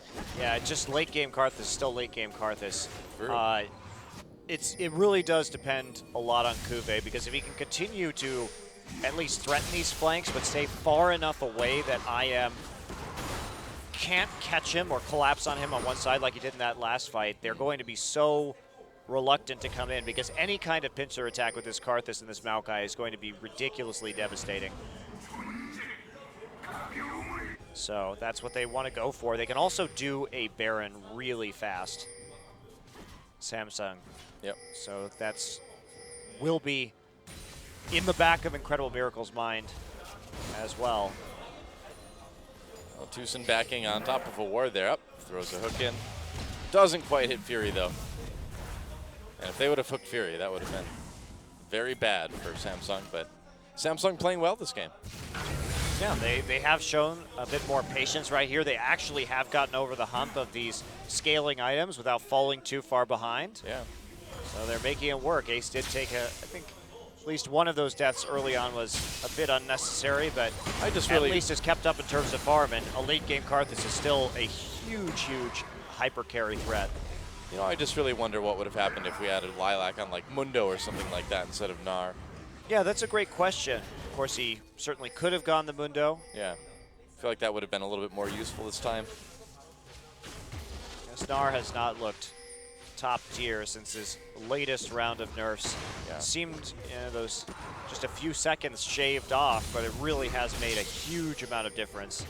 Yep, the coordination that Gnar takes is just a little bit rough. I am going for a very tricky Baron. Look at this. I don't know if they can actually do it. Wow, that is sneaky. Sansar getting a little bit low here. Man, and Lilac taking most of this damage. I don't think they can do this. Ares coming in now. They have the pressure for it, and it does. I think they're going to get it, Doa. Wow, they actually will. When Ares showed up, they'll be able to do it. Tucson coming in to help out. Yeah, now Samsung knows. They see Tucson there, and that's a very, very smart Baron for IM, and that may be exactly what they need to get back into this game. And Ace not going to ult right there, even though some of the members were quite low. If he had ulted during some parts of that Baron pit, that was a pretty big risk that Incredible Miracle took, because all that needed to happen was that a scrying orb had to go in there, or another ward had to be placed, and then a Karthus ult could have just devastated them while they were attempting to do that Baron. So risky play by IM, but it comes out in the end, and now they're just going to start pushing as hard as they can in these side lanes, breaking Samsung up. Yeah, makes sense. Got some strong pushes coming too. And it's interesting, if you look at the gold totals, it is 3K ahead for IM right now. They are a turret up, a few kills as well, but those dragons, really, I mean, the thing keeping Samsung in this game. Well, what a great timing from IM too, because Dragon up in 45, that Baron buff will still be there to help them out in any kind of engagement that happens. So it was great call from Incredible Miracle, bypassing those wards and playing pretty tricky. It might finally be time to fight one for IM. As long as Tusa doesn't take a huge chunk of damage from these spears. This is, Eve's build is so threatening. It just does an incredible amount of damage. Yeah, Lilac coming in. Almost Mega Gnar again. He has timed it fairly well in these last couple fights. It just doesn't last very long, you know?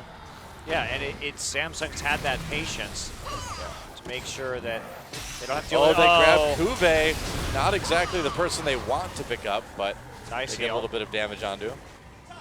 This is great to sustain with his AP, and IM has taken a lot of poke damage so far. Yeah, they are. Okay, here we go. They're going to try to go for the dragon. It's going down very, very quickly. Will it be taken? Yes, IM does get it. Meanwhile, Kube comes in, but it's a 1v5 as Samsung seems reluctant to engage. Frozen picks up that kill, sends the Chaos Storm out. That was a bit odd. Samsung just kind of watched Kube die there. Not to mention that Kube could have easily been flanking again over the course of that fight, which would have made IM a lot less confident to go off and make a play right there, but instead IM does secure their first dragon of the game. That's a huge buff. I feel like Kube just 35 got trolled minutes there. into this game. Samsung's like, yeah, go in. We'll be right behind you. It's like, okay. Then nothing. Wow, they're actually backing off this turret. Victor not there, neither is Gnar, but teleport could be used by Lilac at any point. However, they just lost a huge minion wave. This is the point, too, though, where that first dragon actually makes a big difference for IM. That actually was pretty massive. 35 minutes of the game, getting that AD and AP right now, especially since it's magnified by the Baron buff. Yep. Or the Baron buff is magnified by it, rather. To be completely accurate. Bot lane tier 2 taken now by IM. They're up 4-2 turrets, extending that gold lead, and Lilac has still not lost his tier 1 up in top. Wow. Yeah, not sure if that's going to be the best use of his time right now. IM did get a tier 2 down at the very least, but they have to keep putting on the pressure right now. Frozen with the blue buff will help with that, and Baron buff is gone. I believe. Couldn't quite see it on that one. It is. So only one tier 2, but they actually managed to fight back and prevent that 5th dragon stack. So at least delaying the game by a little bit and taking what they could. And that's the time perhaps IM needed to keep on scaling right now. Frozen is becoming very scary indeed. And Lilac, a few more completed items, I think, thanks a lot to that global gold. Well, he's got Thornmail now, too, which is really nice. And Sunstar. Yeah, everyone seems to be about even item-wise. Wow, a Thornmail on Ares, too. Yeah, that's going to be pretty bad. Although, going for the double Thornmail when you still don't have any magic resistance on Ares is a bit odd, considering that most of their composition is outputting magic damage. So I don't know about that. Probably a more efficient way to itemize in terms of a Banshee's Veil in this game with...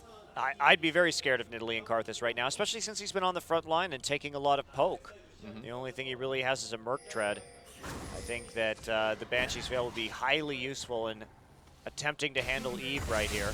Yeah, definitely. Eve more than likely going to get the Void Staff next as well, just to keep up with that penetration. 2 minutes left on this Baron. Would be pretty risky for IM to take, but maybe they could actually get a pick. Well, they've got all 3 lanes pushing in their favor right now, so just concentrating on getting as much pressure going across the map as they can. I wonder if it's like 2 feet under the ground is just solid bedrock, and that's why Rek'Sai can't burrow any deeper. I think she just is mal-evolved. You already said it was because it was sand, and so she can't burrow through anything harder. Could be. Which makes her very out of her environment for Summoner's Rift, here we go. Yep, they're trying to come in. Cuvée coming in with the home guard. Sunstar backing away. They're going to jump onto Frozen. He's going to zone these immediately, but Ace is right there. There's the exhaust, keeping Frozen locked up. He does drop the Chaos Storm, though. That's a double kill for Eve already. I am completely scattered here, and Lilac, Meganar, not going to help him too much at this point. He ults. He's going to go down. Eve with the triple overall that fight. Uh-oh. And this is why I like watching his Nidalee so much. He's great about finishing off people in these team fights on a very squishy champion. And what a great engage from Cuvée, too. I am not respecting the possibility of that teleport. They likely just did lose an inhibitor right here. 2-man defense against 5. Now, they're lucky they probably won't lose that last dragon for this, but maybe they will now. Sunstar just gets completely caught. What more can you say? It's going to be an inhibitor down. And I think they are going to end up giving up that 5th dragon. We'll see. Well, they're just going to keep pushing. Wow. Yeah, they have no to, AD carry for 43 seconds Wow, yet. this is so bold with Victor coming back up. I wouldn't push this any harder than they are right now. This is starting to look a little bit like ARAM here. Samsung needs to get out of there. Yeah, they still have Requiem, but there could be a really good opportunity to counter Baron. They know that the teleport is down. Requiem is up, but that's about it. Sunstar, though, they may not have the damage in order to do it, but that is playing with fire, I feel, a little bit. Yeah, let's watch that fight one more time. Try and back off, but they haven't cleared their wards for those flanks yet, and indeed Rek'Sai tries to void rush in, but he's just way too late right there, and Lilac not in position as well, so IM caught with their pants down, and I guess that's what happens. Yep. There's so much chase on this team, at least with the Nidalee. IM certainly needs to play it a bit more carefully. Dragon is going to be up in 20 seconds now. Baron is already up. IM does get the Rift Scuttler. And wow, Samsung's like, all right, yeah, sure, 2nd dragon, we'll just take Baron. I wonder if that's kind of the plan here. Okay. Oh, Yomu's activated. Dangerous play by Fury, dodges the death sentence. Yep. That Yomu's ghost Teleport play. coming Here's in the for TP. Lilac. He doesn't have Meganar right now. Ares goes in really deep onto Ace here. Tucson on the outside kind of zoning Cuvée a little bit. Kuro getting a lot of damage onto Eve in the meantime as well. Sunstar has to back off for the moment. Lilac in big trouble. Requiem comes down, takes a big chunk out of IM. They have to back off. This 5th dragon is going to Samsung. Well, maybe. The Void Rush is available. They're going to try and trade it.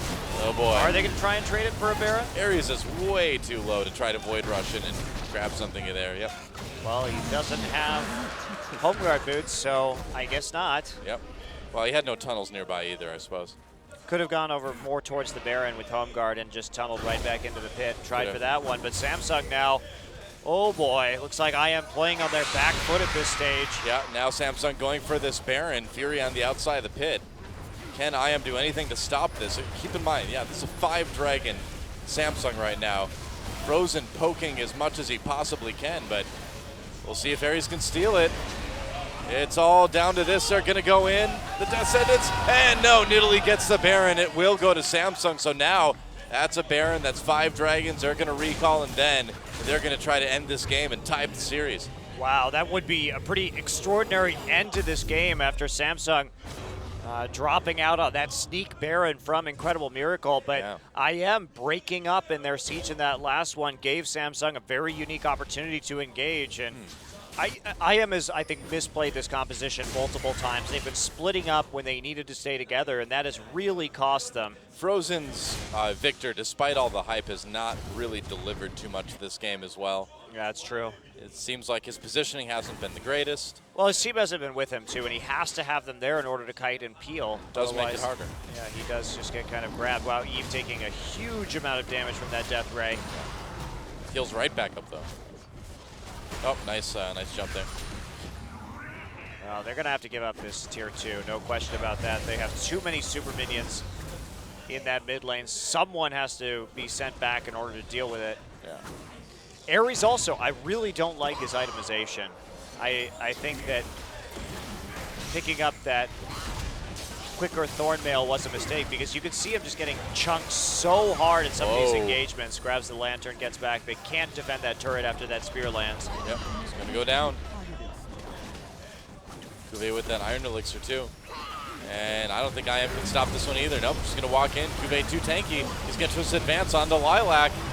Here comes Ace trying to get into the team. The Arcane Smash keeps people separated for a moment. Sansar turns on to Ace. There's the Zonias now.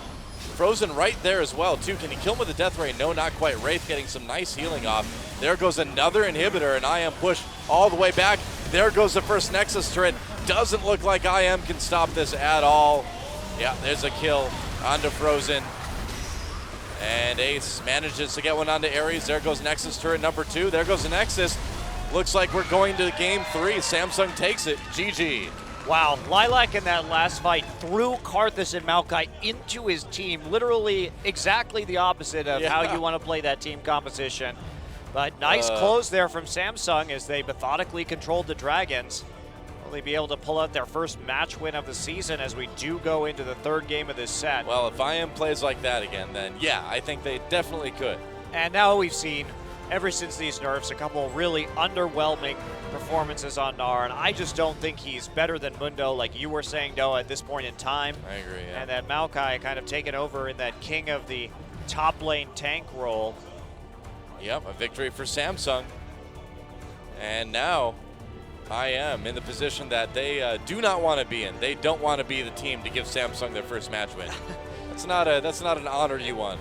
No, I think it would be surprising for Samsung to pick up a game given their performance so far this season, or they've taken one here and there, but kind of end up losing always in the end, and relatively convincingly. If they do win a game, they pretty much get trounced in game 3. Yeah, that is true. That's how it's been for Samsung. I think this is their best chance they've had yet. Well, it is, and they came in with some new picks tonight. I think the priority on the Maokai between these two teams is necessary. And so I'm doubting whether it's going to get through picks and bans in the next game, Doa. We'll find out when we come back, guys. It's going to be the final game of the night, the final game of OGN Champions before IEM. So don't go anywhere, guys, because you're going to have to wait a week before you see Champions Week again. and a half, in fact. Oh, yeah, a week and a half until the Wednesday after next. Sure. Just gaze lovingly. Was that Danny DeVito? I don't know. We'll be back.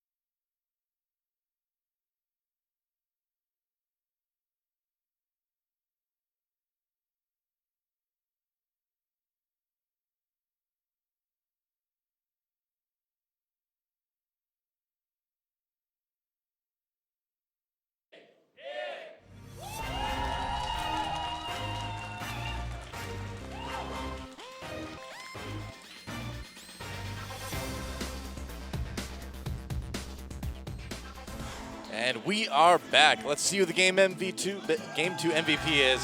It is Eve, Jungle Nidalee, 404.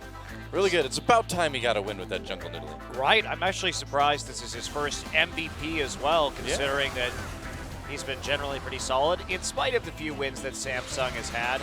And look at this team fight right here as well. There's the spear onto Tucson, leaping right over with the pounce.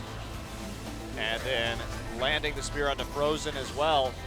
And just skirting the outside away from the Gnar, about to transform into that Mega Form. Another spear, does get stunned, but then following up with the pounce once again for the kill. Magic Shred on the wall helping out in terms of some additional damage, and he secures the Baron as well. Yep. True enough. And I really do wonder, we talked about this a little bit during the game too, but I think it's about time more junglers in Korea start to seriously look at this Nidalee. Yeah, and stop, I think, looking at that Gnar, as we saw in that last team fight. That's for sure. Lilac helpfully scooping Karthus and Maokai into his team. Not really sure that's what they wanted. I'm Gnar and I helped. Especially considering it doesn't matter if Karthus dies if you can't defend, because he's sitting there using his lay wastes while you're trying to stand next to your turrets. Yeah. Yeah, the Gnar was not the best choice ever. And so I am. It's just a lot of pressure on these guys now. It's just too easy to wait out the Mega Gnar right now. I think there was probably a middle ground to be gained, and perhaps he will receive some buffs to his ult at some point. Not to the extent that it was, but at least trying to make it a little bit longer in duration so that you can still more effectively play around objectives. Just yeah, we'll see what ends up happening with that. It's a cool champion, but right now it's just not working. There's the LeBlanc ban first by Samsung, as they have in all of our games so far today. We'll see what IM wants to ban first. Nidalee, okay. Yeah, I think that's not a bad ban at all. Just don't deal with it. It's not something that a lot of teams have a lot of experience about right now, so why not just take it out? And the Karthus ban too, okay. All right, so very targeted bans, pocket bans based on the last game. And Samsung doing the same thing. Are they going to remove the Corki as well? And no, it will be the Veigar. They don't want to first pick it. First time we've seen a blue side Veigar in this series so far. And IM, how will you respond? They have banned Rumble in both matches tonight. If they're worried about the Maokai first pick, they might just want to ban that too. Looks like Samsung will want to first pick Corki or Maokai here. I think you just ban the Maokai and force Kube on something else, but nope, Rumble. It's going to be Rumble. That's such a weird ban too, because again, Kube's just not the greatest Rumble player, but Ace is able to take the Xerath away from Frozen. Now, this does leave up, Maokai and Corki. And IM's going to take those quickly. Oops. Yeah, no surprise here with how the bans and picks have been going, that these would be the first selections. Ace did play one of his first games on Xerath and was fine, safely farming on that champion. No real problems there. I wonder now what IM plans on doing against this Xerath. They've got a lot of choices. I mean, we're back to that blind first pick Xerath again, which for most people who aren't named Frozen hasn't worked out terribly well. Yeah, GBM and Frozen, really the only players to be able to pull that off. Now Frozen, can he play an Ahri or something like that? He may play TF. Ooh, TF? Yeah, could certainly That's work. actually a good, not a bad pickup. Considering that if you get that faster Zhonya's Hourglass, you can engage into the back line onto Xerath. I would not like to see the Lulu here. Yes, you'll be safe in the laning phase, but this is a composition that really lacks damage, and we saw something very similar to this fail for the Jin Air Falcons earlier this evening. Lulu does pair well with Jarvan and Maokai, but if they're going to run the Lulu, I hope it ends up being Lulu's support. Yeah, still a possibility. Yeah. Definitely, and they may be worried about the Lulu Maokai matchup in top lane as well. Should Kube take that champion to that side of the map, and will they lock it in? Frozen has played a lot of mid lane Lulu. Okay, gonna switch it over to the Thresh. It looks like for now, just securing. Ah, there we go. The Ahri though. That's what I was wondering. Yep. There we Ahri. There we Ahri. You're so funny, Doa.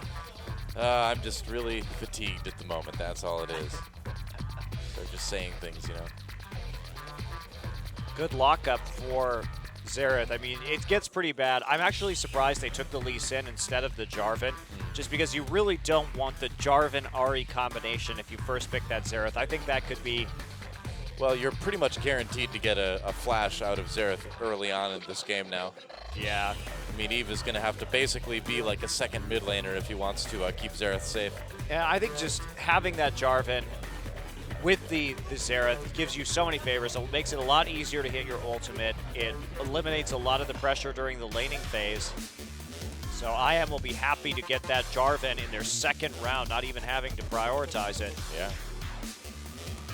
And we might see that Mundo from Cuvée. We talked a bit about how that might have been a better choice for Lilac last game. And it's still perfectly fine, I'd say, for Samsung here. And they will go ahead and lock that in along with the Graves. Popular counter pick to Corki right now. Tucson getting a bit of a massage from the coach as he decides what his support is going to be. I would imagine we're going to see a Thresh here.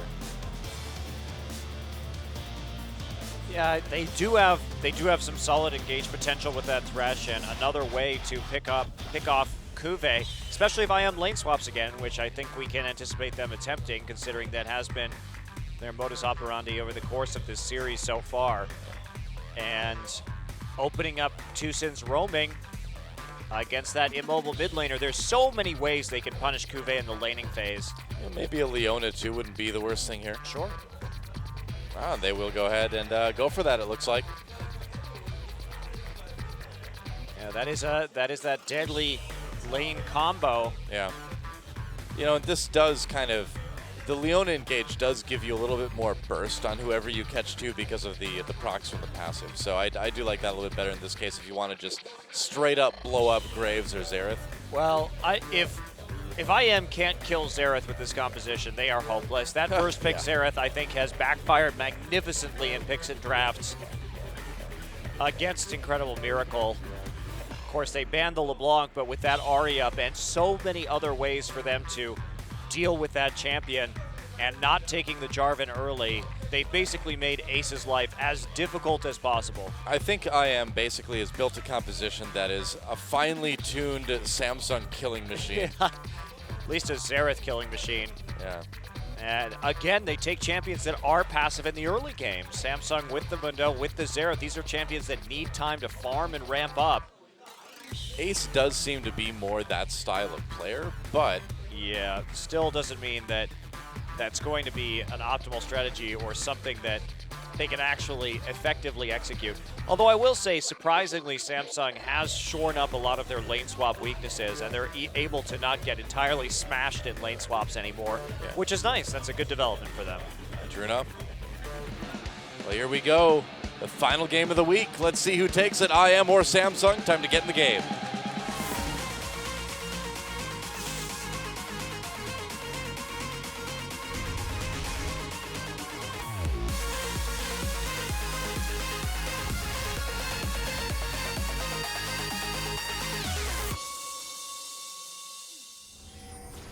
And here we are. Samsung versus IM. Game number 3. And we'll see who's able to take this one. Looking good for IM, but you know, we said it before.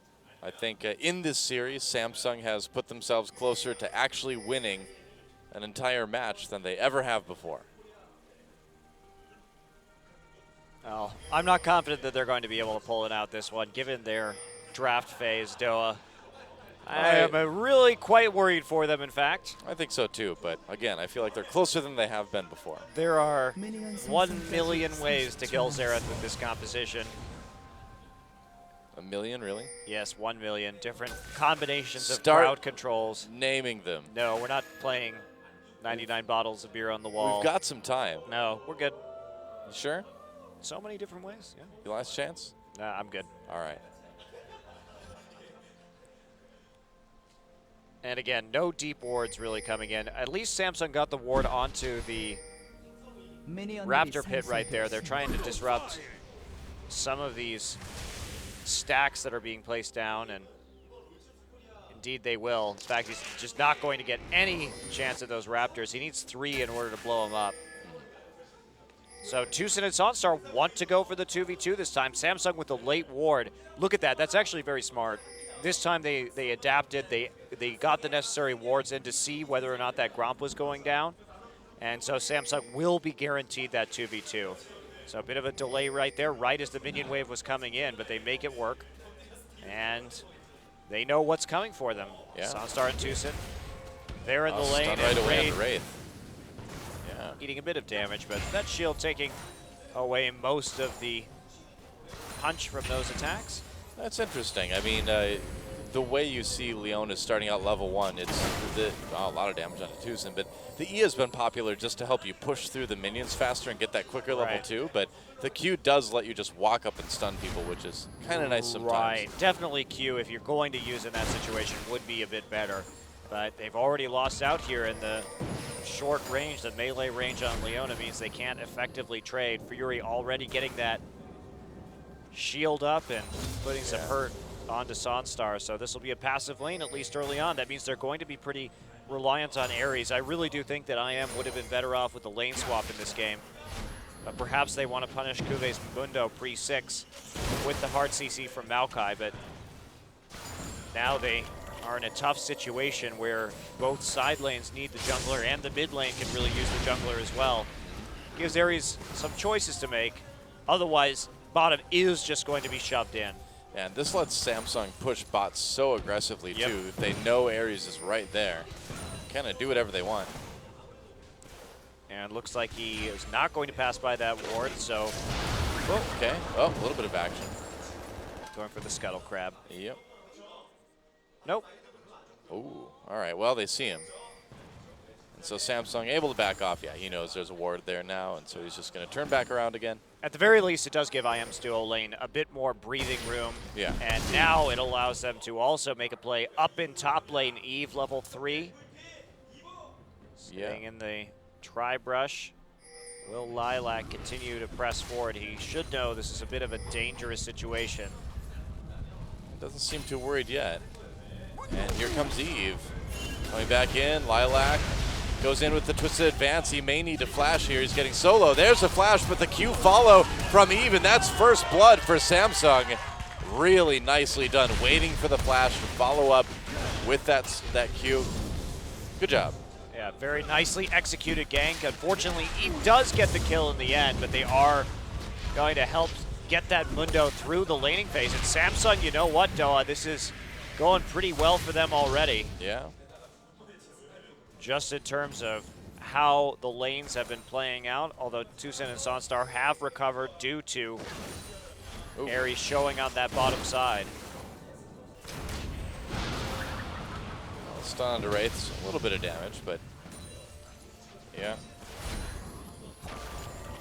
He's not going cheesy solo Q, 100% armor Leona, so he will take a bit more damage.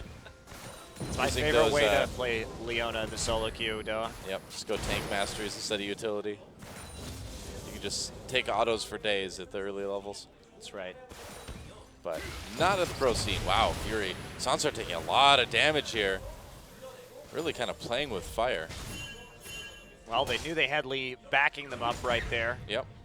And so Ares walking in. They really want to kill. They want to punish Kuve. They get the slow. Yep, that's right. Kuve could be in trouble. Nice knockup as well. Kuve with no flash. This should be a kill for IM. He's trying to get away. No level 6. Oh, dodging all the skill shots. Ares finally picks him off with the Q.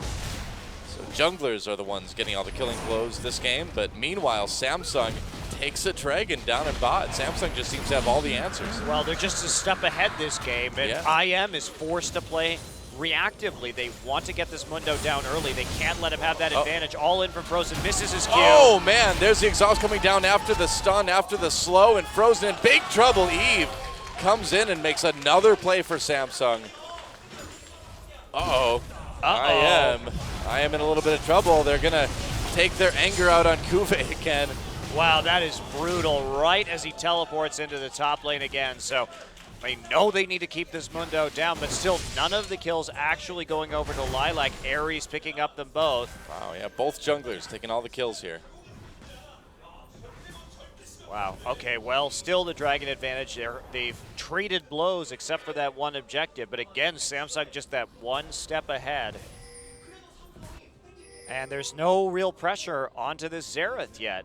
Of course, Ares not level 6, getting very close right now. And that may be the time in which he goes for this, but Ace didn't have to use his flash or his cleanse in order to get the kill onto Frozen. Meanwhile, flash on Frozen used. Bit of a confusing attempt right there by Frozen, considering he didn't have any vision on this bottom side. Yeah. To go all in, and then even then missing his skill shots, maybe not his most comfortable champion. And he's back in lane now. Ace looking pretty good early on that Xerath.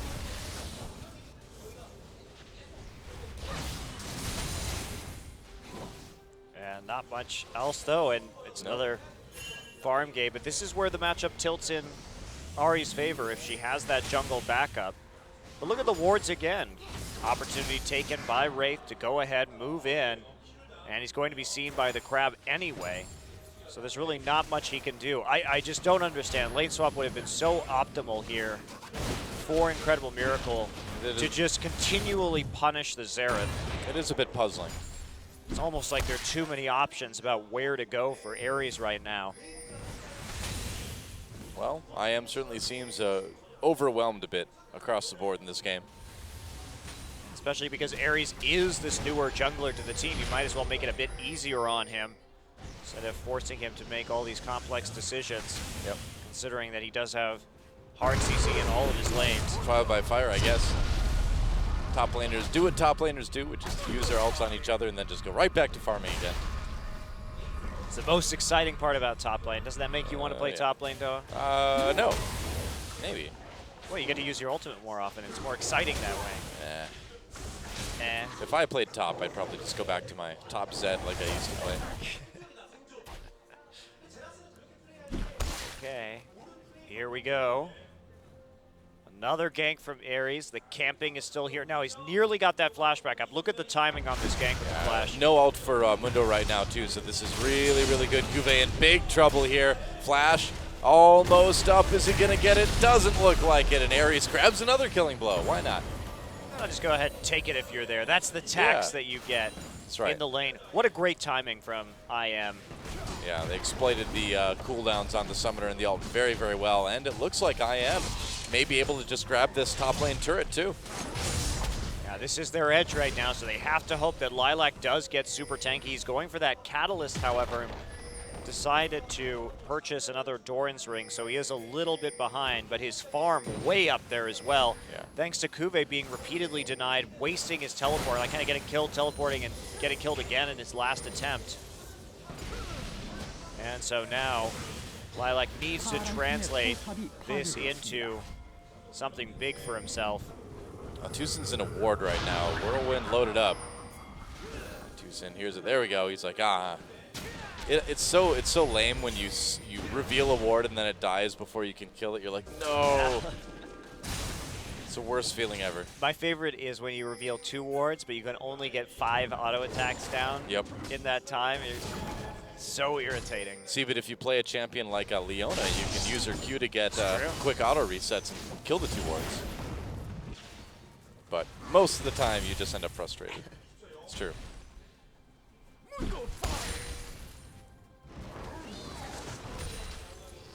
Well, a little bit of a lead for IM now as they take that first turret.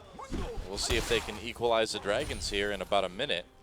And that was really kind of one of their major failings in the last game, is just not being able to fight Samsung for those Dragons at all. Well, but in game 1, they were totally dominant over that objective. Yeah. It's just whoever gets the first Dragon in these games seems to get the rest of, run the table on them for the rest of the time. I mean, there just hasn't been a lot of competition.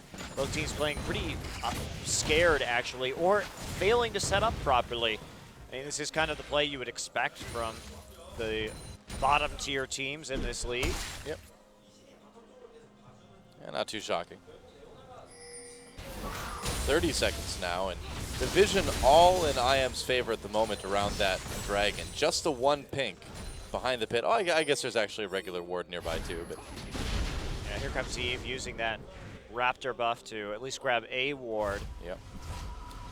But a pretty late recall, actually, from late. Incredible Miracle. Are they going to be able to hold on to this dragon? Because there is going to be a pretty good timing window to go for this one.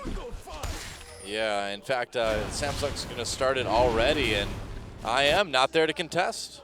What was that recall? Just terrible from Incredible Miracle. That was really bad. I'm not sure what you'd be. I'm not sure why you'd do that. You know, did they have the timer on that? I don't think they did, actually. Because Samsung took that first one I mean, they pretty should early. have it within a few seconds, honestly. That's...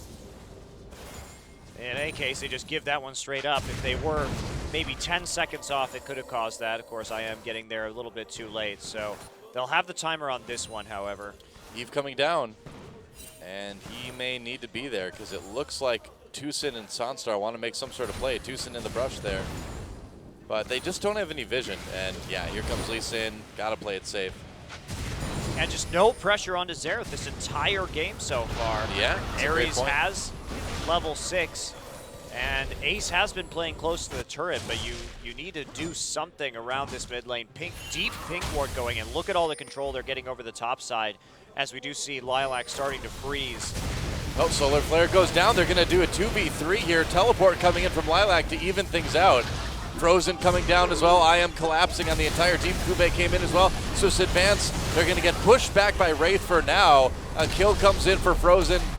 And I am's going to be happy with that one. They saved their turret. They got a kill onto their mid laner.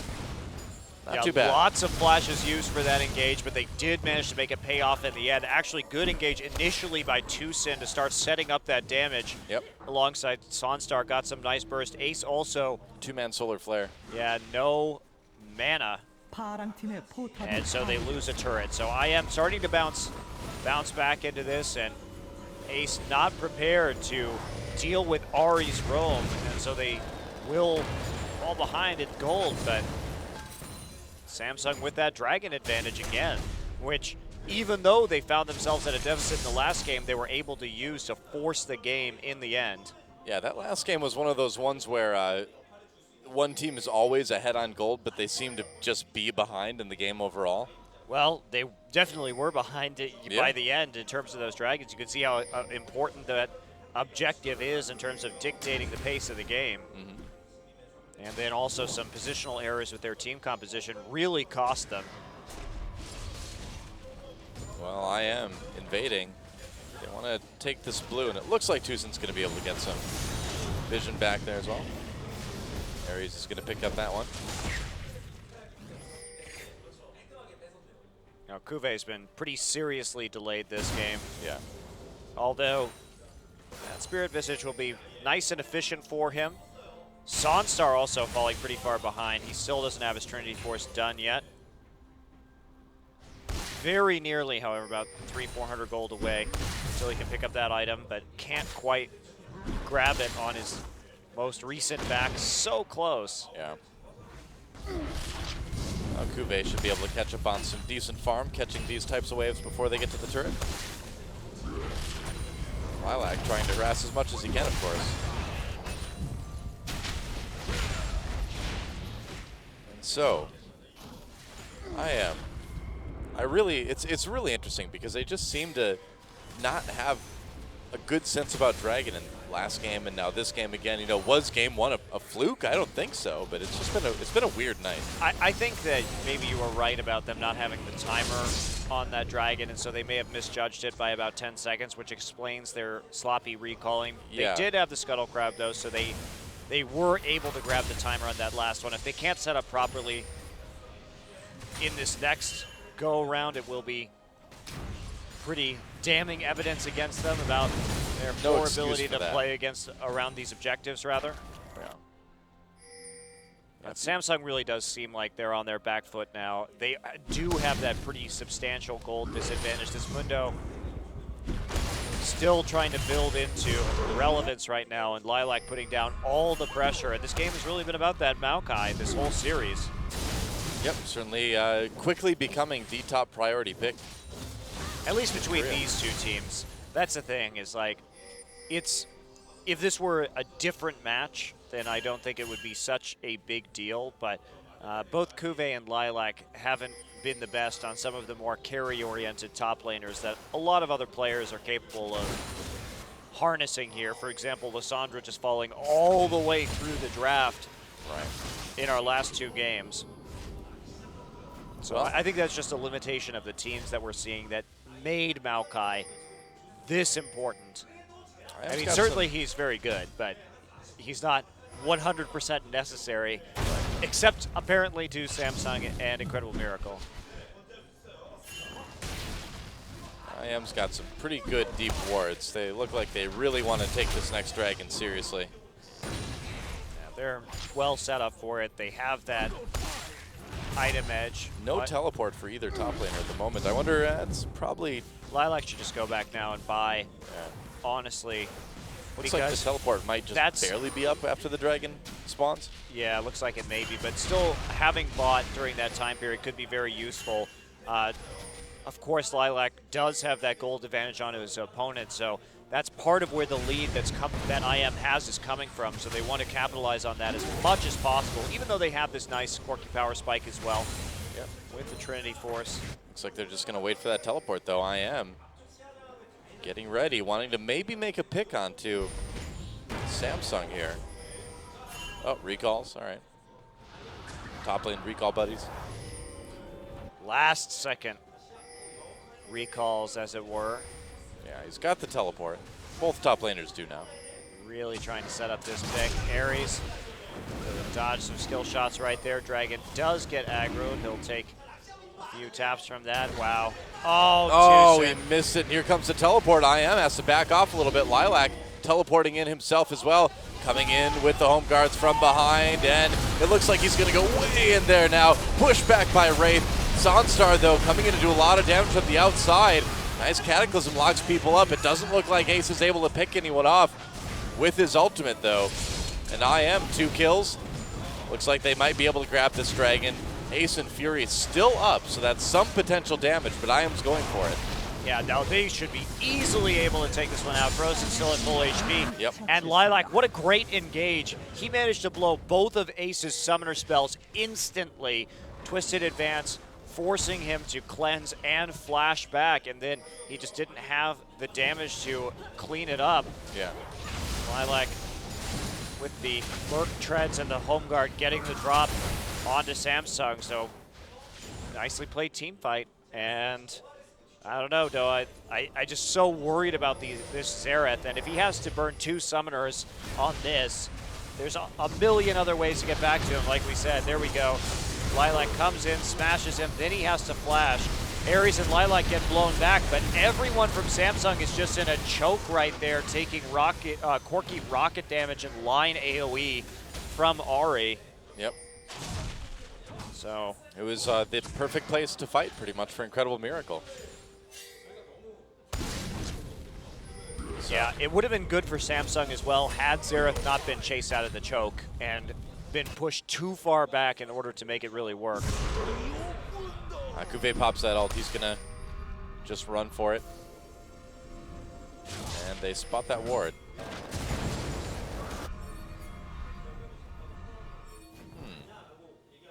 Well, apparently Tusa doesn't care if they know where he is. I guess not. Bit dangerous to walk in there by himself. They know Mundo is just backing off, but I suppose they see Ace in the mid lane and he's a brave guy. Become slightly less nervous. Ares not following him into the dark and dangerous jungle.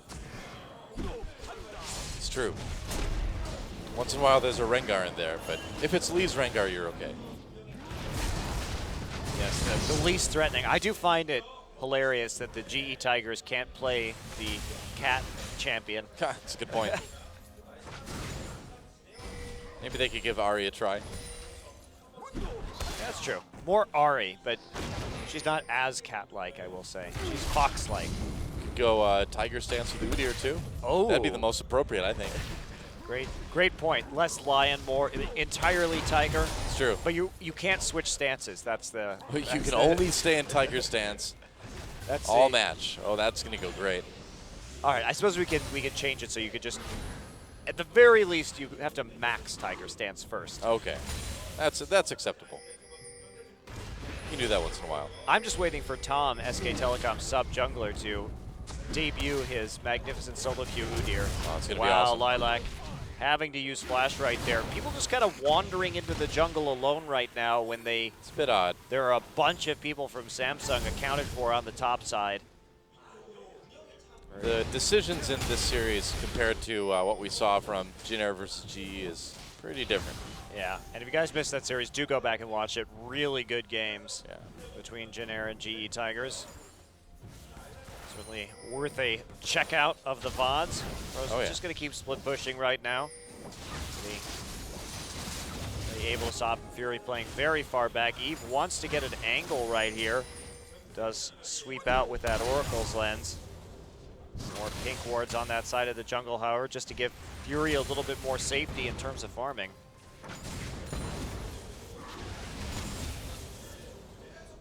And now, This is so unnecessary from Lilac. yeah, he's just, I don't know. He's like, oh, I better kill the Grump. Gotta do it. 68 gold worth.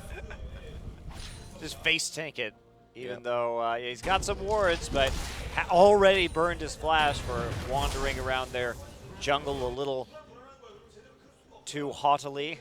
I mean, IM's just trying to put as much pressure as they possibly can on Samsung right now. It looks like they're ready to, they just want to end it, you know? Yeah, We're a I ways suppose off in that. the absence of anything else to do, they can't really siege versus the Xerath and the Graves. The wave clear Yep. simply too good, so best they can do is split push right now and keep Samsung on their toes and maybe potentially threaten an all-in with this Ahri. Yeah, if they can get Samsung to move around enough, they can start grabbing picks and then start taking a turret or two. Well, they are getting damage down onto turrets slowly, and they are moving in, but there you go. Huh. Almost feels like they're just kind of messing around with him right now. See, Tucson is failing, though, at the Leona taunting. You have to spam control 3, so you wildly wave your parasol in the air. That is the key with especially the Beach Party Leona skin. Wildly waving your sword isn't quite as intimidating. Still looks funny. If you're playing standard Leona, the best way to taunt is to repeatedly beat your shield because it makes that nice like metallic thump sound. It's true. Whereas that's the failing of the Pool Party Leona skin is that it makes this very disappointing wooden clumping sound because it's on the surfboard instead. It's weird because it kind of looks like one of those like boogie board things. So do you think it'd be more like kind of a foam sort of sound, you know? Yeah, whatever it is, it's way lamer than her pounding on her shield. Yeah, so just wave the parasol around. But that is the intricate analysis of the best way to taunt your opponents with Leona, depending on skin. There is nuance to it. Yeah, and it's important to learn this too, especially against like a Blitzcrank, because you just do that right outside of grab range and he'll try it, and then you can just spam laugh at him after he misses. Get him on tilt a little bit, easy pickings. Yep. Well, I suppose to IM's credit, they actually have been able to deal some damage to these turrets throughout their repeated endeavors, and at least they have everything pressed up for a very, very, very easy dragon. Yep. Slowly but surely, and that will tie up the dragons, it looks like.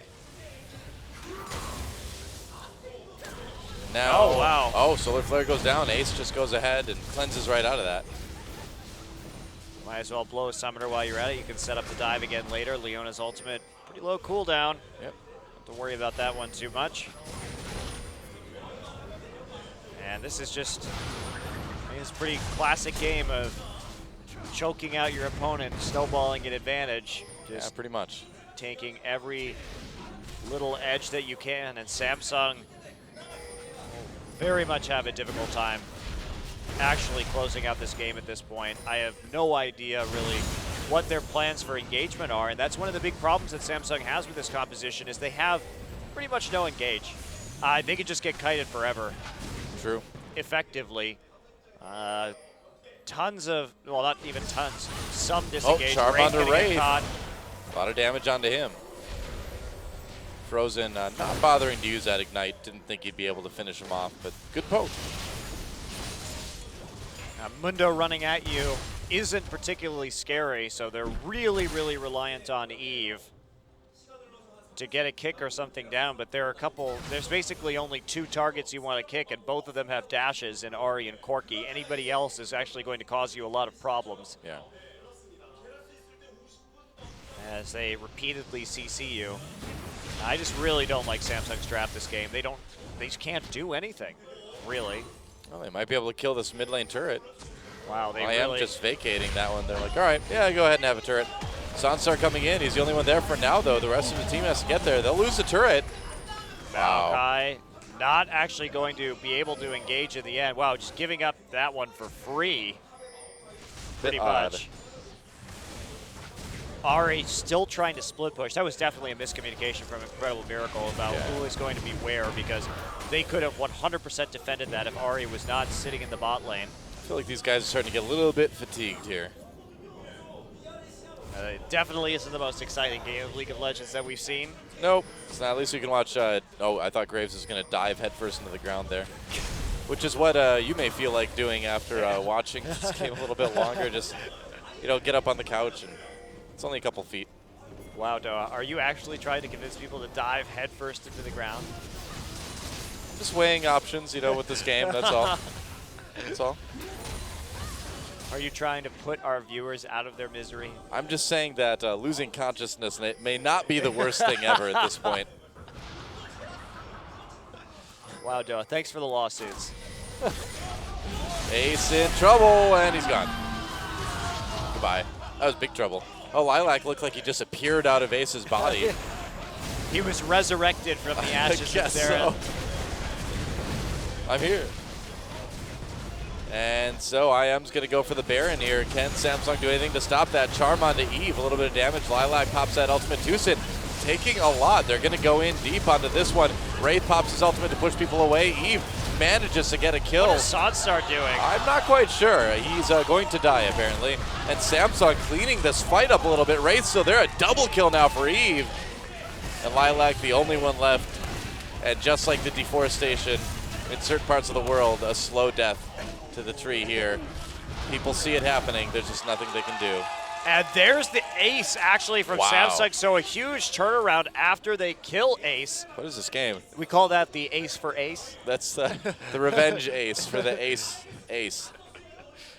Wow, well, that was a hugely misplayed team fight from Incredible Miracle. Tucson going in, but the rest of his team not on the same page and not turning immediately, actually. Yeah. And then Eve doing some amazing work in the back lines. Actually, I'm not even sure how Sanstar ended up next to Fury. That is not where you want to be if you were a Corki against a Graves. No. I like how Tucson kind of just walked up to the turret before it died at the end there. He's like, what do you guys do? Oh. All right, so Tucson flashes for this one, but there's a good tornado, so they lack follow-up. Lilac goes on to Fury. What is Sanstar? He Valks in. Whoa. No.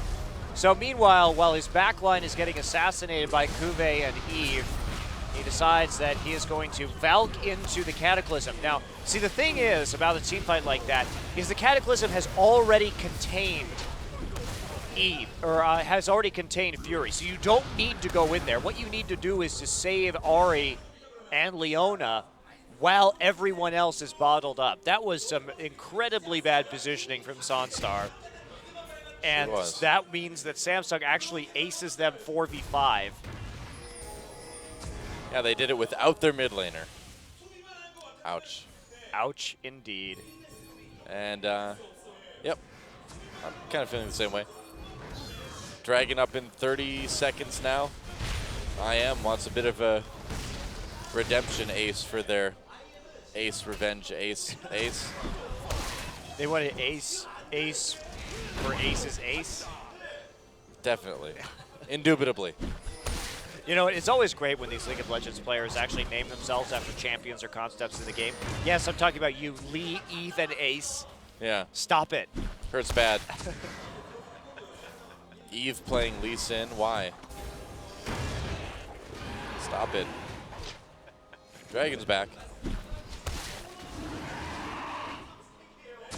Dragon's like, hey, yo, I'm here. You can feel free to come by. We'll hang out.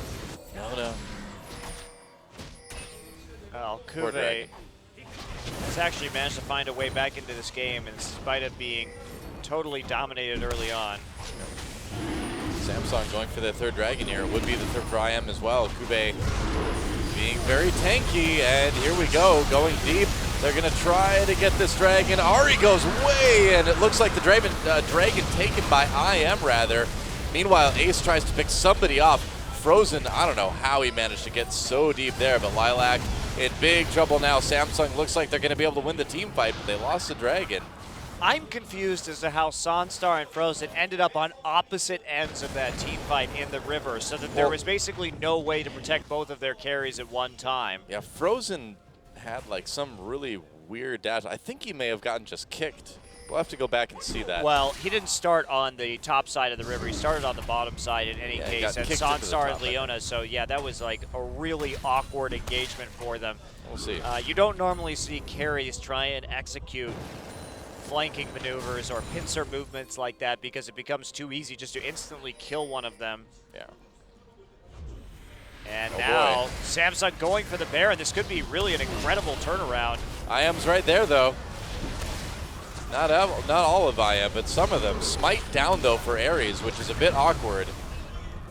And IM may need to give this one up. Let's see, Kube trying to zone. Samsung's gonna turn. There's a solo flare onto Tucson.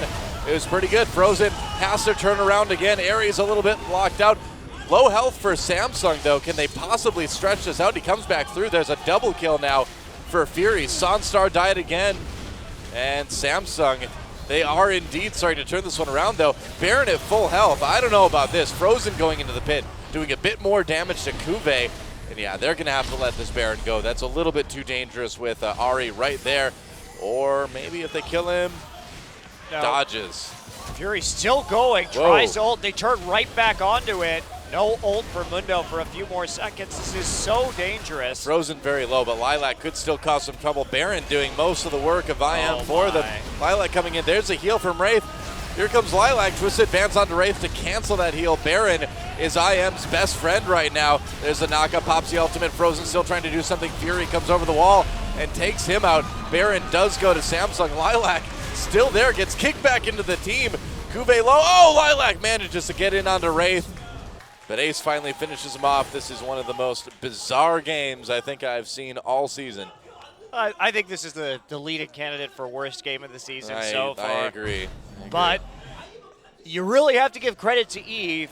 He has been such a force this game. He is the reason why Samsung has been able to come back and did so well in the last game also. Yeah. He's been threading the needle onto the carries of Incredible Miracle. Oh boy, Houston's at it again. They get the slow onto Ace. There's a nice double QE combo. Both carries taken out now.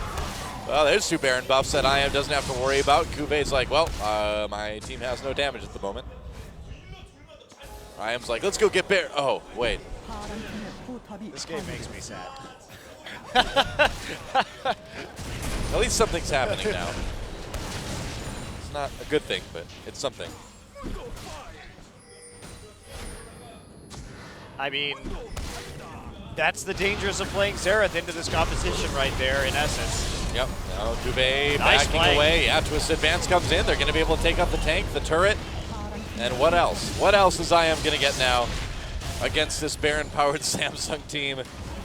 I know. They're going to get two turrets. Samsung just like wandered in one by one to defend that turret when they could have just let the outer go right there. This is happening. And regrouped while they had the Baron advantage. 2 and 3, a little bit of damage onto Ares. He took the collateral damage from Fury as well, too. So IM's going to back off for a moment. This is a real game of League of Legends, guys. I can't believe what I'm seeing. It's so even. Very close. Nail biter. It is, but in all the wrong ways. Yeah. Even the Korean casters are laughing it up. Yeah, this is not... I mean, that was... Why would you try and defend your Tier 1 at that price when you just got Baron and could push in afterwards? I don't know. It's just so not worth it. These teams are not going to be at IEM, by the way. I want to make that clear. Well, they were able to get one outer turret with that Baron. Nice job. Yeah, maybe they'll get another one too. They have... Maybe. They didn't lose any inhibitor turrets, so they've got that going for them, I suppose. Yeah. And they have managed to regroup a little bit. But they won't push a tier 2. Instead, they're just going to recall. Graves is ready to, okay, recall. Well, we're all even, Doa. We are This even has up. been a very wacky game. Yep, sure has. Corporate Windows working overtime now. He's gonna fire that bird. Raptor's not gonna work for him anymore. No birds. Yep. Yeah, that's probably against the law. You can't discriminate on your hiring practices like that. Well, maybe you're just not allowed to put birds to work against their will like that, you know? Well, 30 seconds until this dragon right now. Nobody really deeply threatening Yep. any kind of thorough dragon dominance yet. So then, the soccer ball ran out and exploded against a giant zombie corporate person. Is he a zombie? Isn't he more like Mr. Hyde? I suppose. Science experiment gone wrong. It's true. Or right, I guess, depending on who you are Quite and your the perspective. quite the corporate allegory there. Dr. Jekyll, Mr. Hyde, executive character, the family man, but ruthless businessman. Window fire, but won't miss his kid's baseball game. Tucson going in, and Fury cleanses right out of that one. Kube gonna turn it around. I am still there, pushed back by Wraith. A little bit of healing coming in. Frozen kicked over the wall. He manages to get back with Flash though. Pops that Ignite. Will it be enough damage? Kube getting low. Frozen will pick that one up. I am threatening Dragon up. Wow, right they now. actually managed to kill Kube right there. Dodge and 3. Oh, did hit Frozen on the last one. It did. But, you know, while Mundo died, all of those cooldowns used on one target, and the rest of Samsung isn't very low. This is going to be the 4th Dragon if IM can take it. Ace is going to try to do it, and it looks like Samsung does grab the Dragon. That's and right. He W's over as Very well. nice. Look at the spike that was put down in terms of damage. They coordinated the Tornado and the Xerath Q and Eve's Smite all at the same time, so it turned it into a bit of a 50-50, and that's number 3 for Samsung. It is. Ties it up, I believe, 3 dragons apiece, and we are nearly dead even in gold. Nearly dead even in turrets and kills as well. Certainly one of the most even games of League of Legends we've seen as well. Yes, many mistakes were made by both sides. That's right. In this game, and in spite of IM's incredibly dominant position, we've seen some pretty tremendous errors so far. Yeah. I think this is going to be the low point of our season, Noah. It's this certainly game. looking like it. Yeah. But will Samsung be able to break their losing streak? They do have yet to win a single match. Yeah. Oh wow, Kube steals it with the cleaver. Mundo steal. He could be indicted for that. It's dangerous. That's when the Runeterra police come and drag you away. That's right. Although they don't take you away for repeatedly murdering people on Summoner's Rift. That's true. Only white-collar crime is is prosecuted here on Summoner's Rift. Wow, it's like the Bizarro version of the real world. That's true. Make sure you pick up every one of those documents that falls out of Mundo's briefcase when he throws it. That's right. They're very valuable in the discovery phase of his trial. Yeah. Well, you know, I feel like when Mundo throws a briefcase at Maokai, it's just taunting him with the bodies of his relatives. Oh, Ace gets caught, gets over the wall with the exhaust, Frozen in a lot of trouble, gets low, that's a kill. Ace manages to pick it off with the ultimate, Eve very low as well too. Now Ares trying to equalize, kill for a kill, can they do it? Tucson a bit low, uh-oh, Samsung looks like they've got this fight on lockdown. Sonstar on the run, Fury jumps ahead for the kill onto Tucson, and now Lilac in a lot of trouble. He'll get taken out as well. And Baron is live. It is indeed. Twisted Advance coming in. Wow. Lilac is so tanky, but Ace finally picks it up. And everybody hide your face. Yep. I wouldn't want to be caught watching this game. Too bad, Doa. I caught you. That's right. I know you're here too. It's documented now. Oh, man. Wraith with the heals. And there goes the inhibitor. Are they just going to try to end it? They definitely should not try to end it. Which means they're going to try to end it. Look at that. Nice play by Eve, going in and immediately dying. I am like that one. It's ARAM, guys. We have entered the ARAM zone.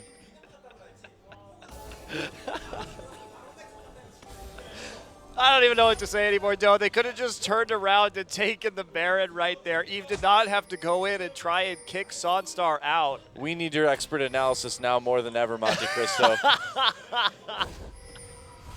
Fans need to know what the hell's going on in this game, because I don't think any of us do. This is killing my soul. Yeah, Baron's up. Looks like IM's going to get a chance at it. If only Samsung had a jungler right now in order to attempt to contest this. IM should just do the Baron. Yeah, they're thinking about it. There we go. Sunstar. Do the Baron. And it's going to go down quickly. And will IM survive the fight that's going to ensue immediately after this Baron dies, though? That's the question. Here we go. They're going to try to recall out of that. All right, so no fight. You know what I really wanted was this game to go on for another 10 minutes. I know, right? You know, you think about it right now, the GE Tigers are just tucked in, snug in their beds, getting a good night of sleep, and we're here watching IM versus Samsung. Their business class flights. I know, right?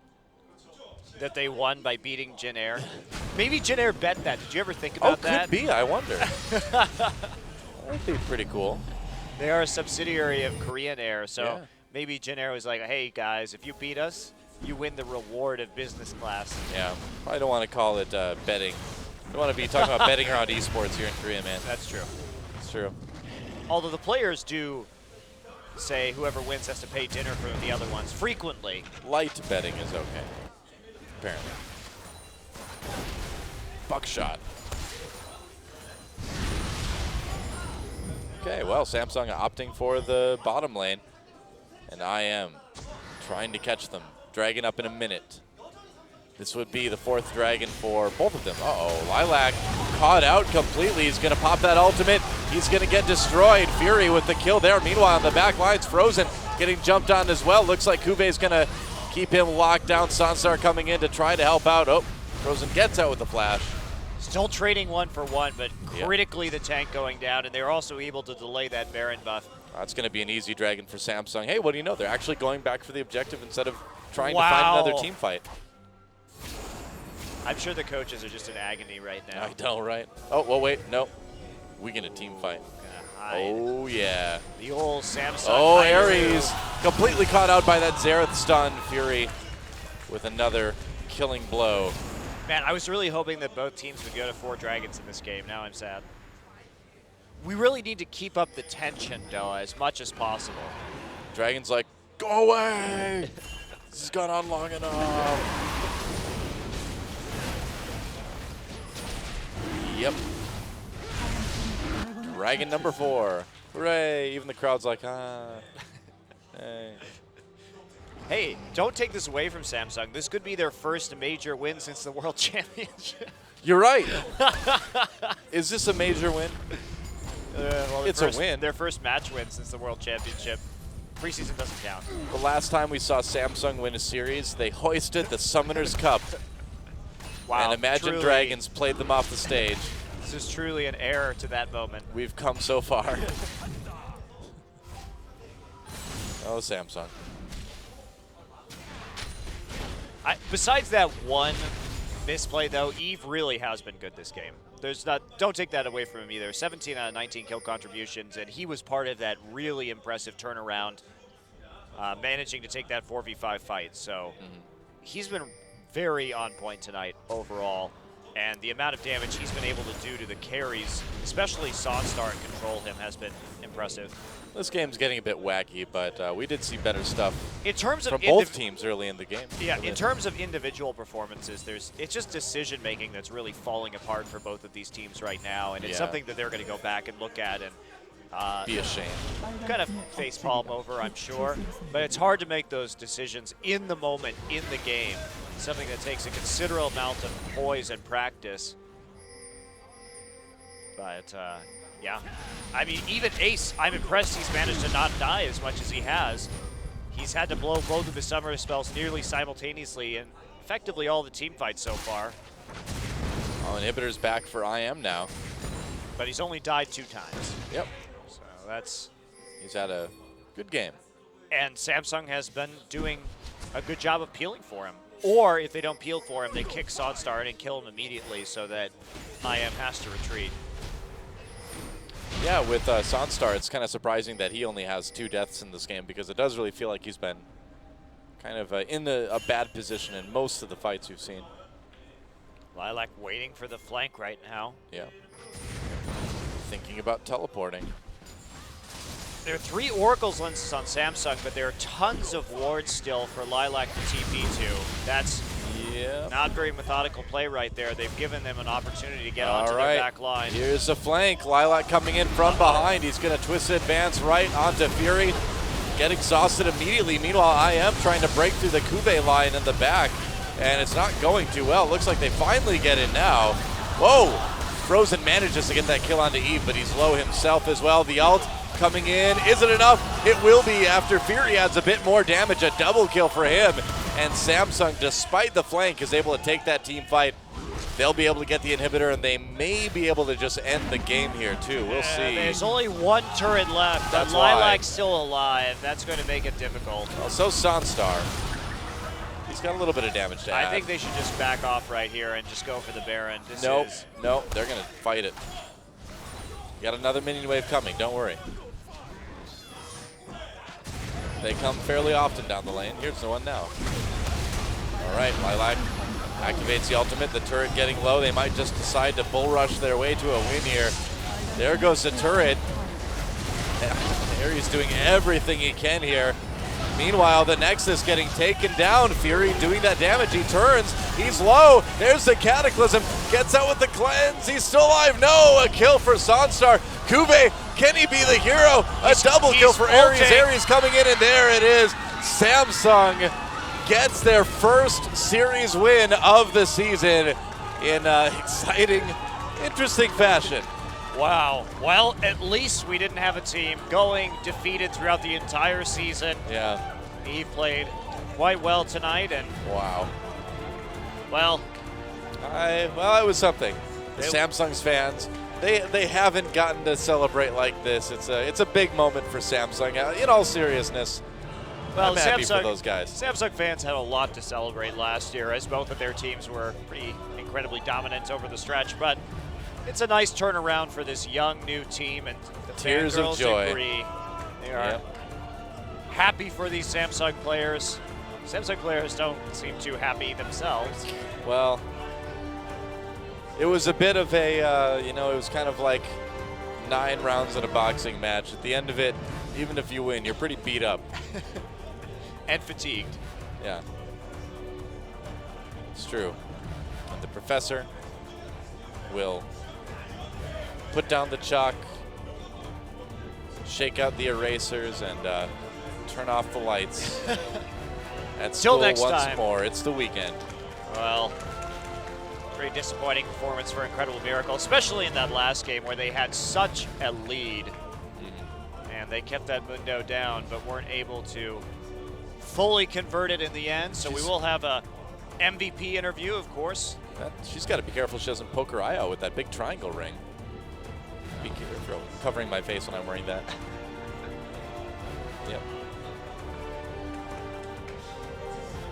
Well, I'm happy that we didn't have them go completely defeated this season. Yeah, me too. Me too. Eve looks psyched. Wasn't Fury's old ID Zet Engine? Yep. Yeah, that's what that sign was saying. So that was actually a sign for Fury using his old ID. Was that engine back when he was on Prime? Yep. And there's the win. Samsung Galaxy, their first match win since Samsung White's World Championship. That's and right. They take the best of 3 against Incredible Miracle. All we're missing now is Imagine Dragons to play us a song in celebration. Wow. That wasn't in the budget for champions this season, though. Nope, not this time. Maybe next week. Or we won't be here next week. Maybe week after next week. Who knows?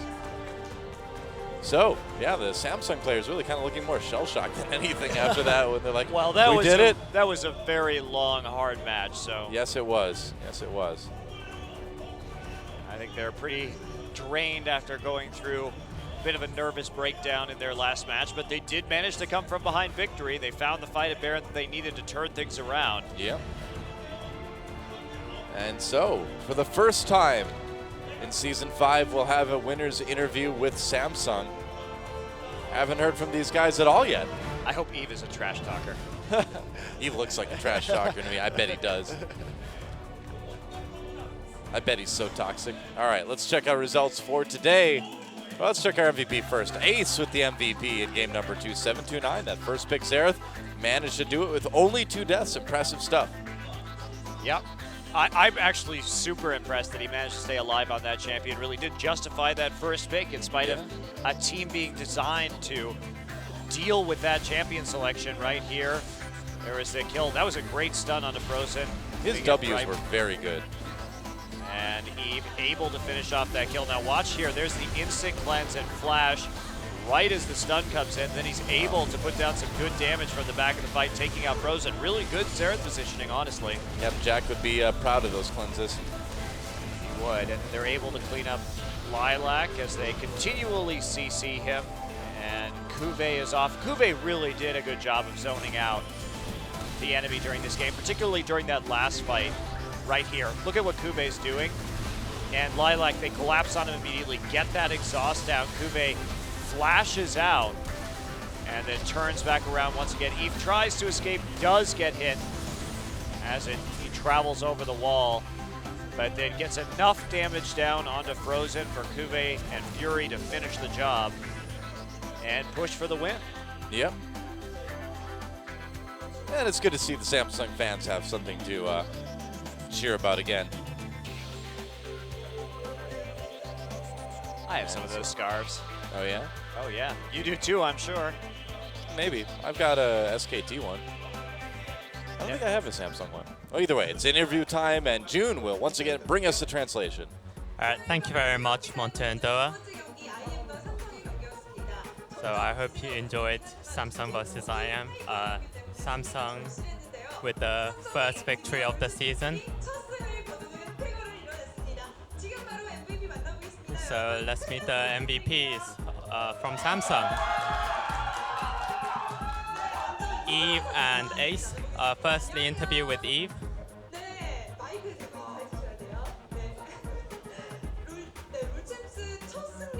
So it's your first victory in the regular season. So what are your feelings right now? I'm just speechless. I'm so happy, just speechless. I feel great. Just just be able to win after all these defeats.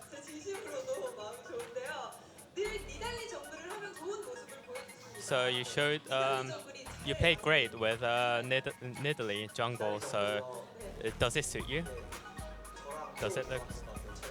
I think Nidalee suits me. I like Nidalee's skill set, and I think it suits my playstyle. And also in late game, I think playing Nidalee is pretty fun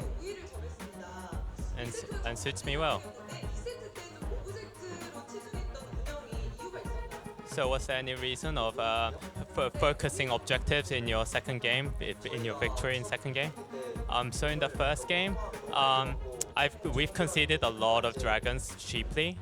So in the second game, we focused a lot on dragons. So it's your first interviews, or are you feeling nervous? Eve says yes, I'm very nervous. Does it look? Do you synergize well with your teammates? And Eve says, I think it's really good. I really like my teammates. So in the third game, you were able to steal the dragon. Did you feel excited? Eve says, I'm really good at stealing dragons. I get my dragon stolen a lot, so I think I'm good at stealing them also. So anything you want to say to your coach?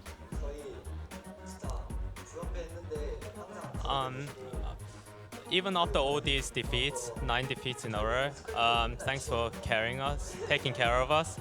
And also in scrims, we lose a lot.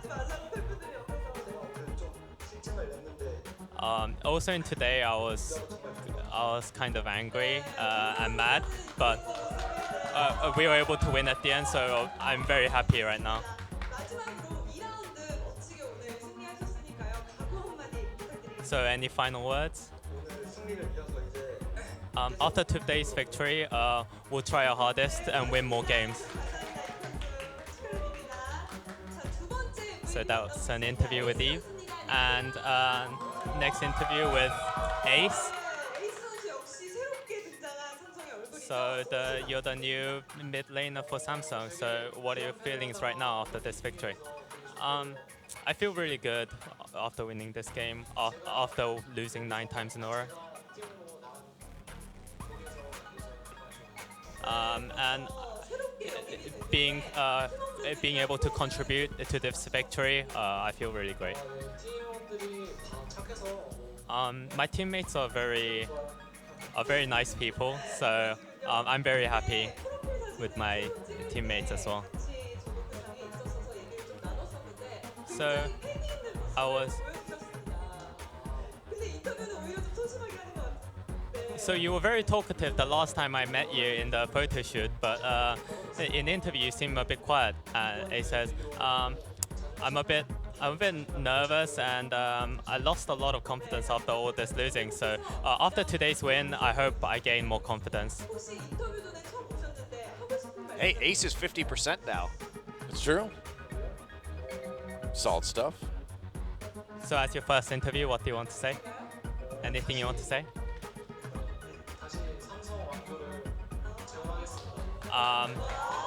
We'll restore Samsung to what it once was. 왔는데요.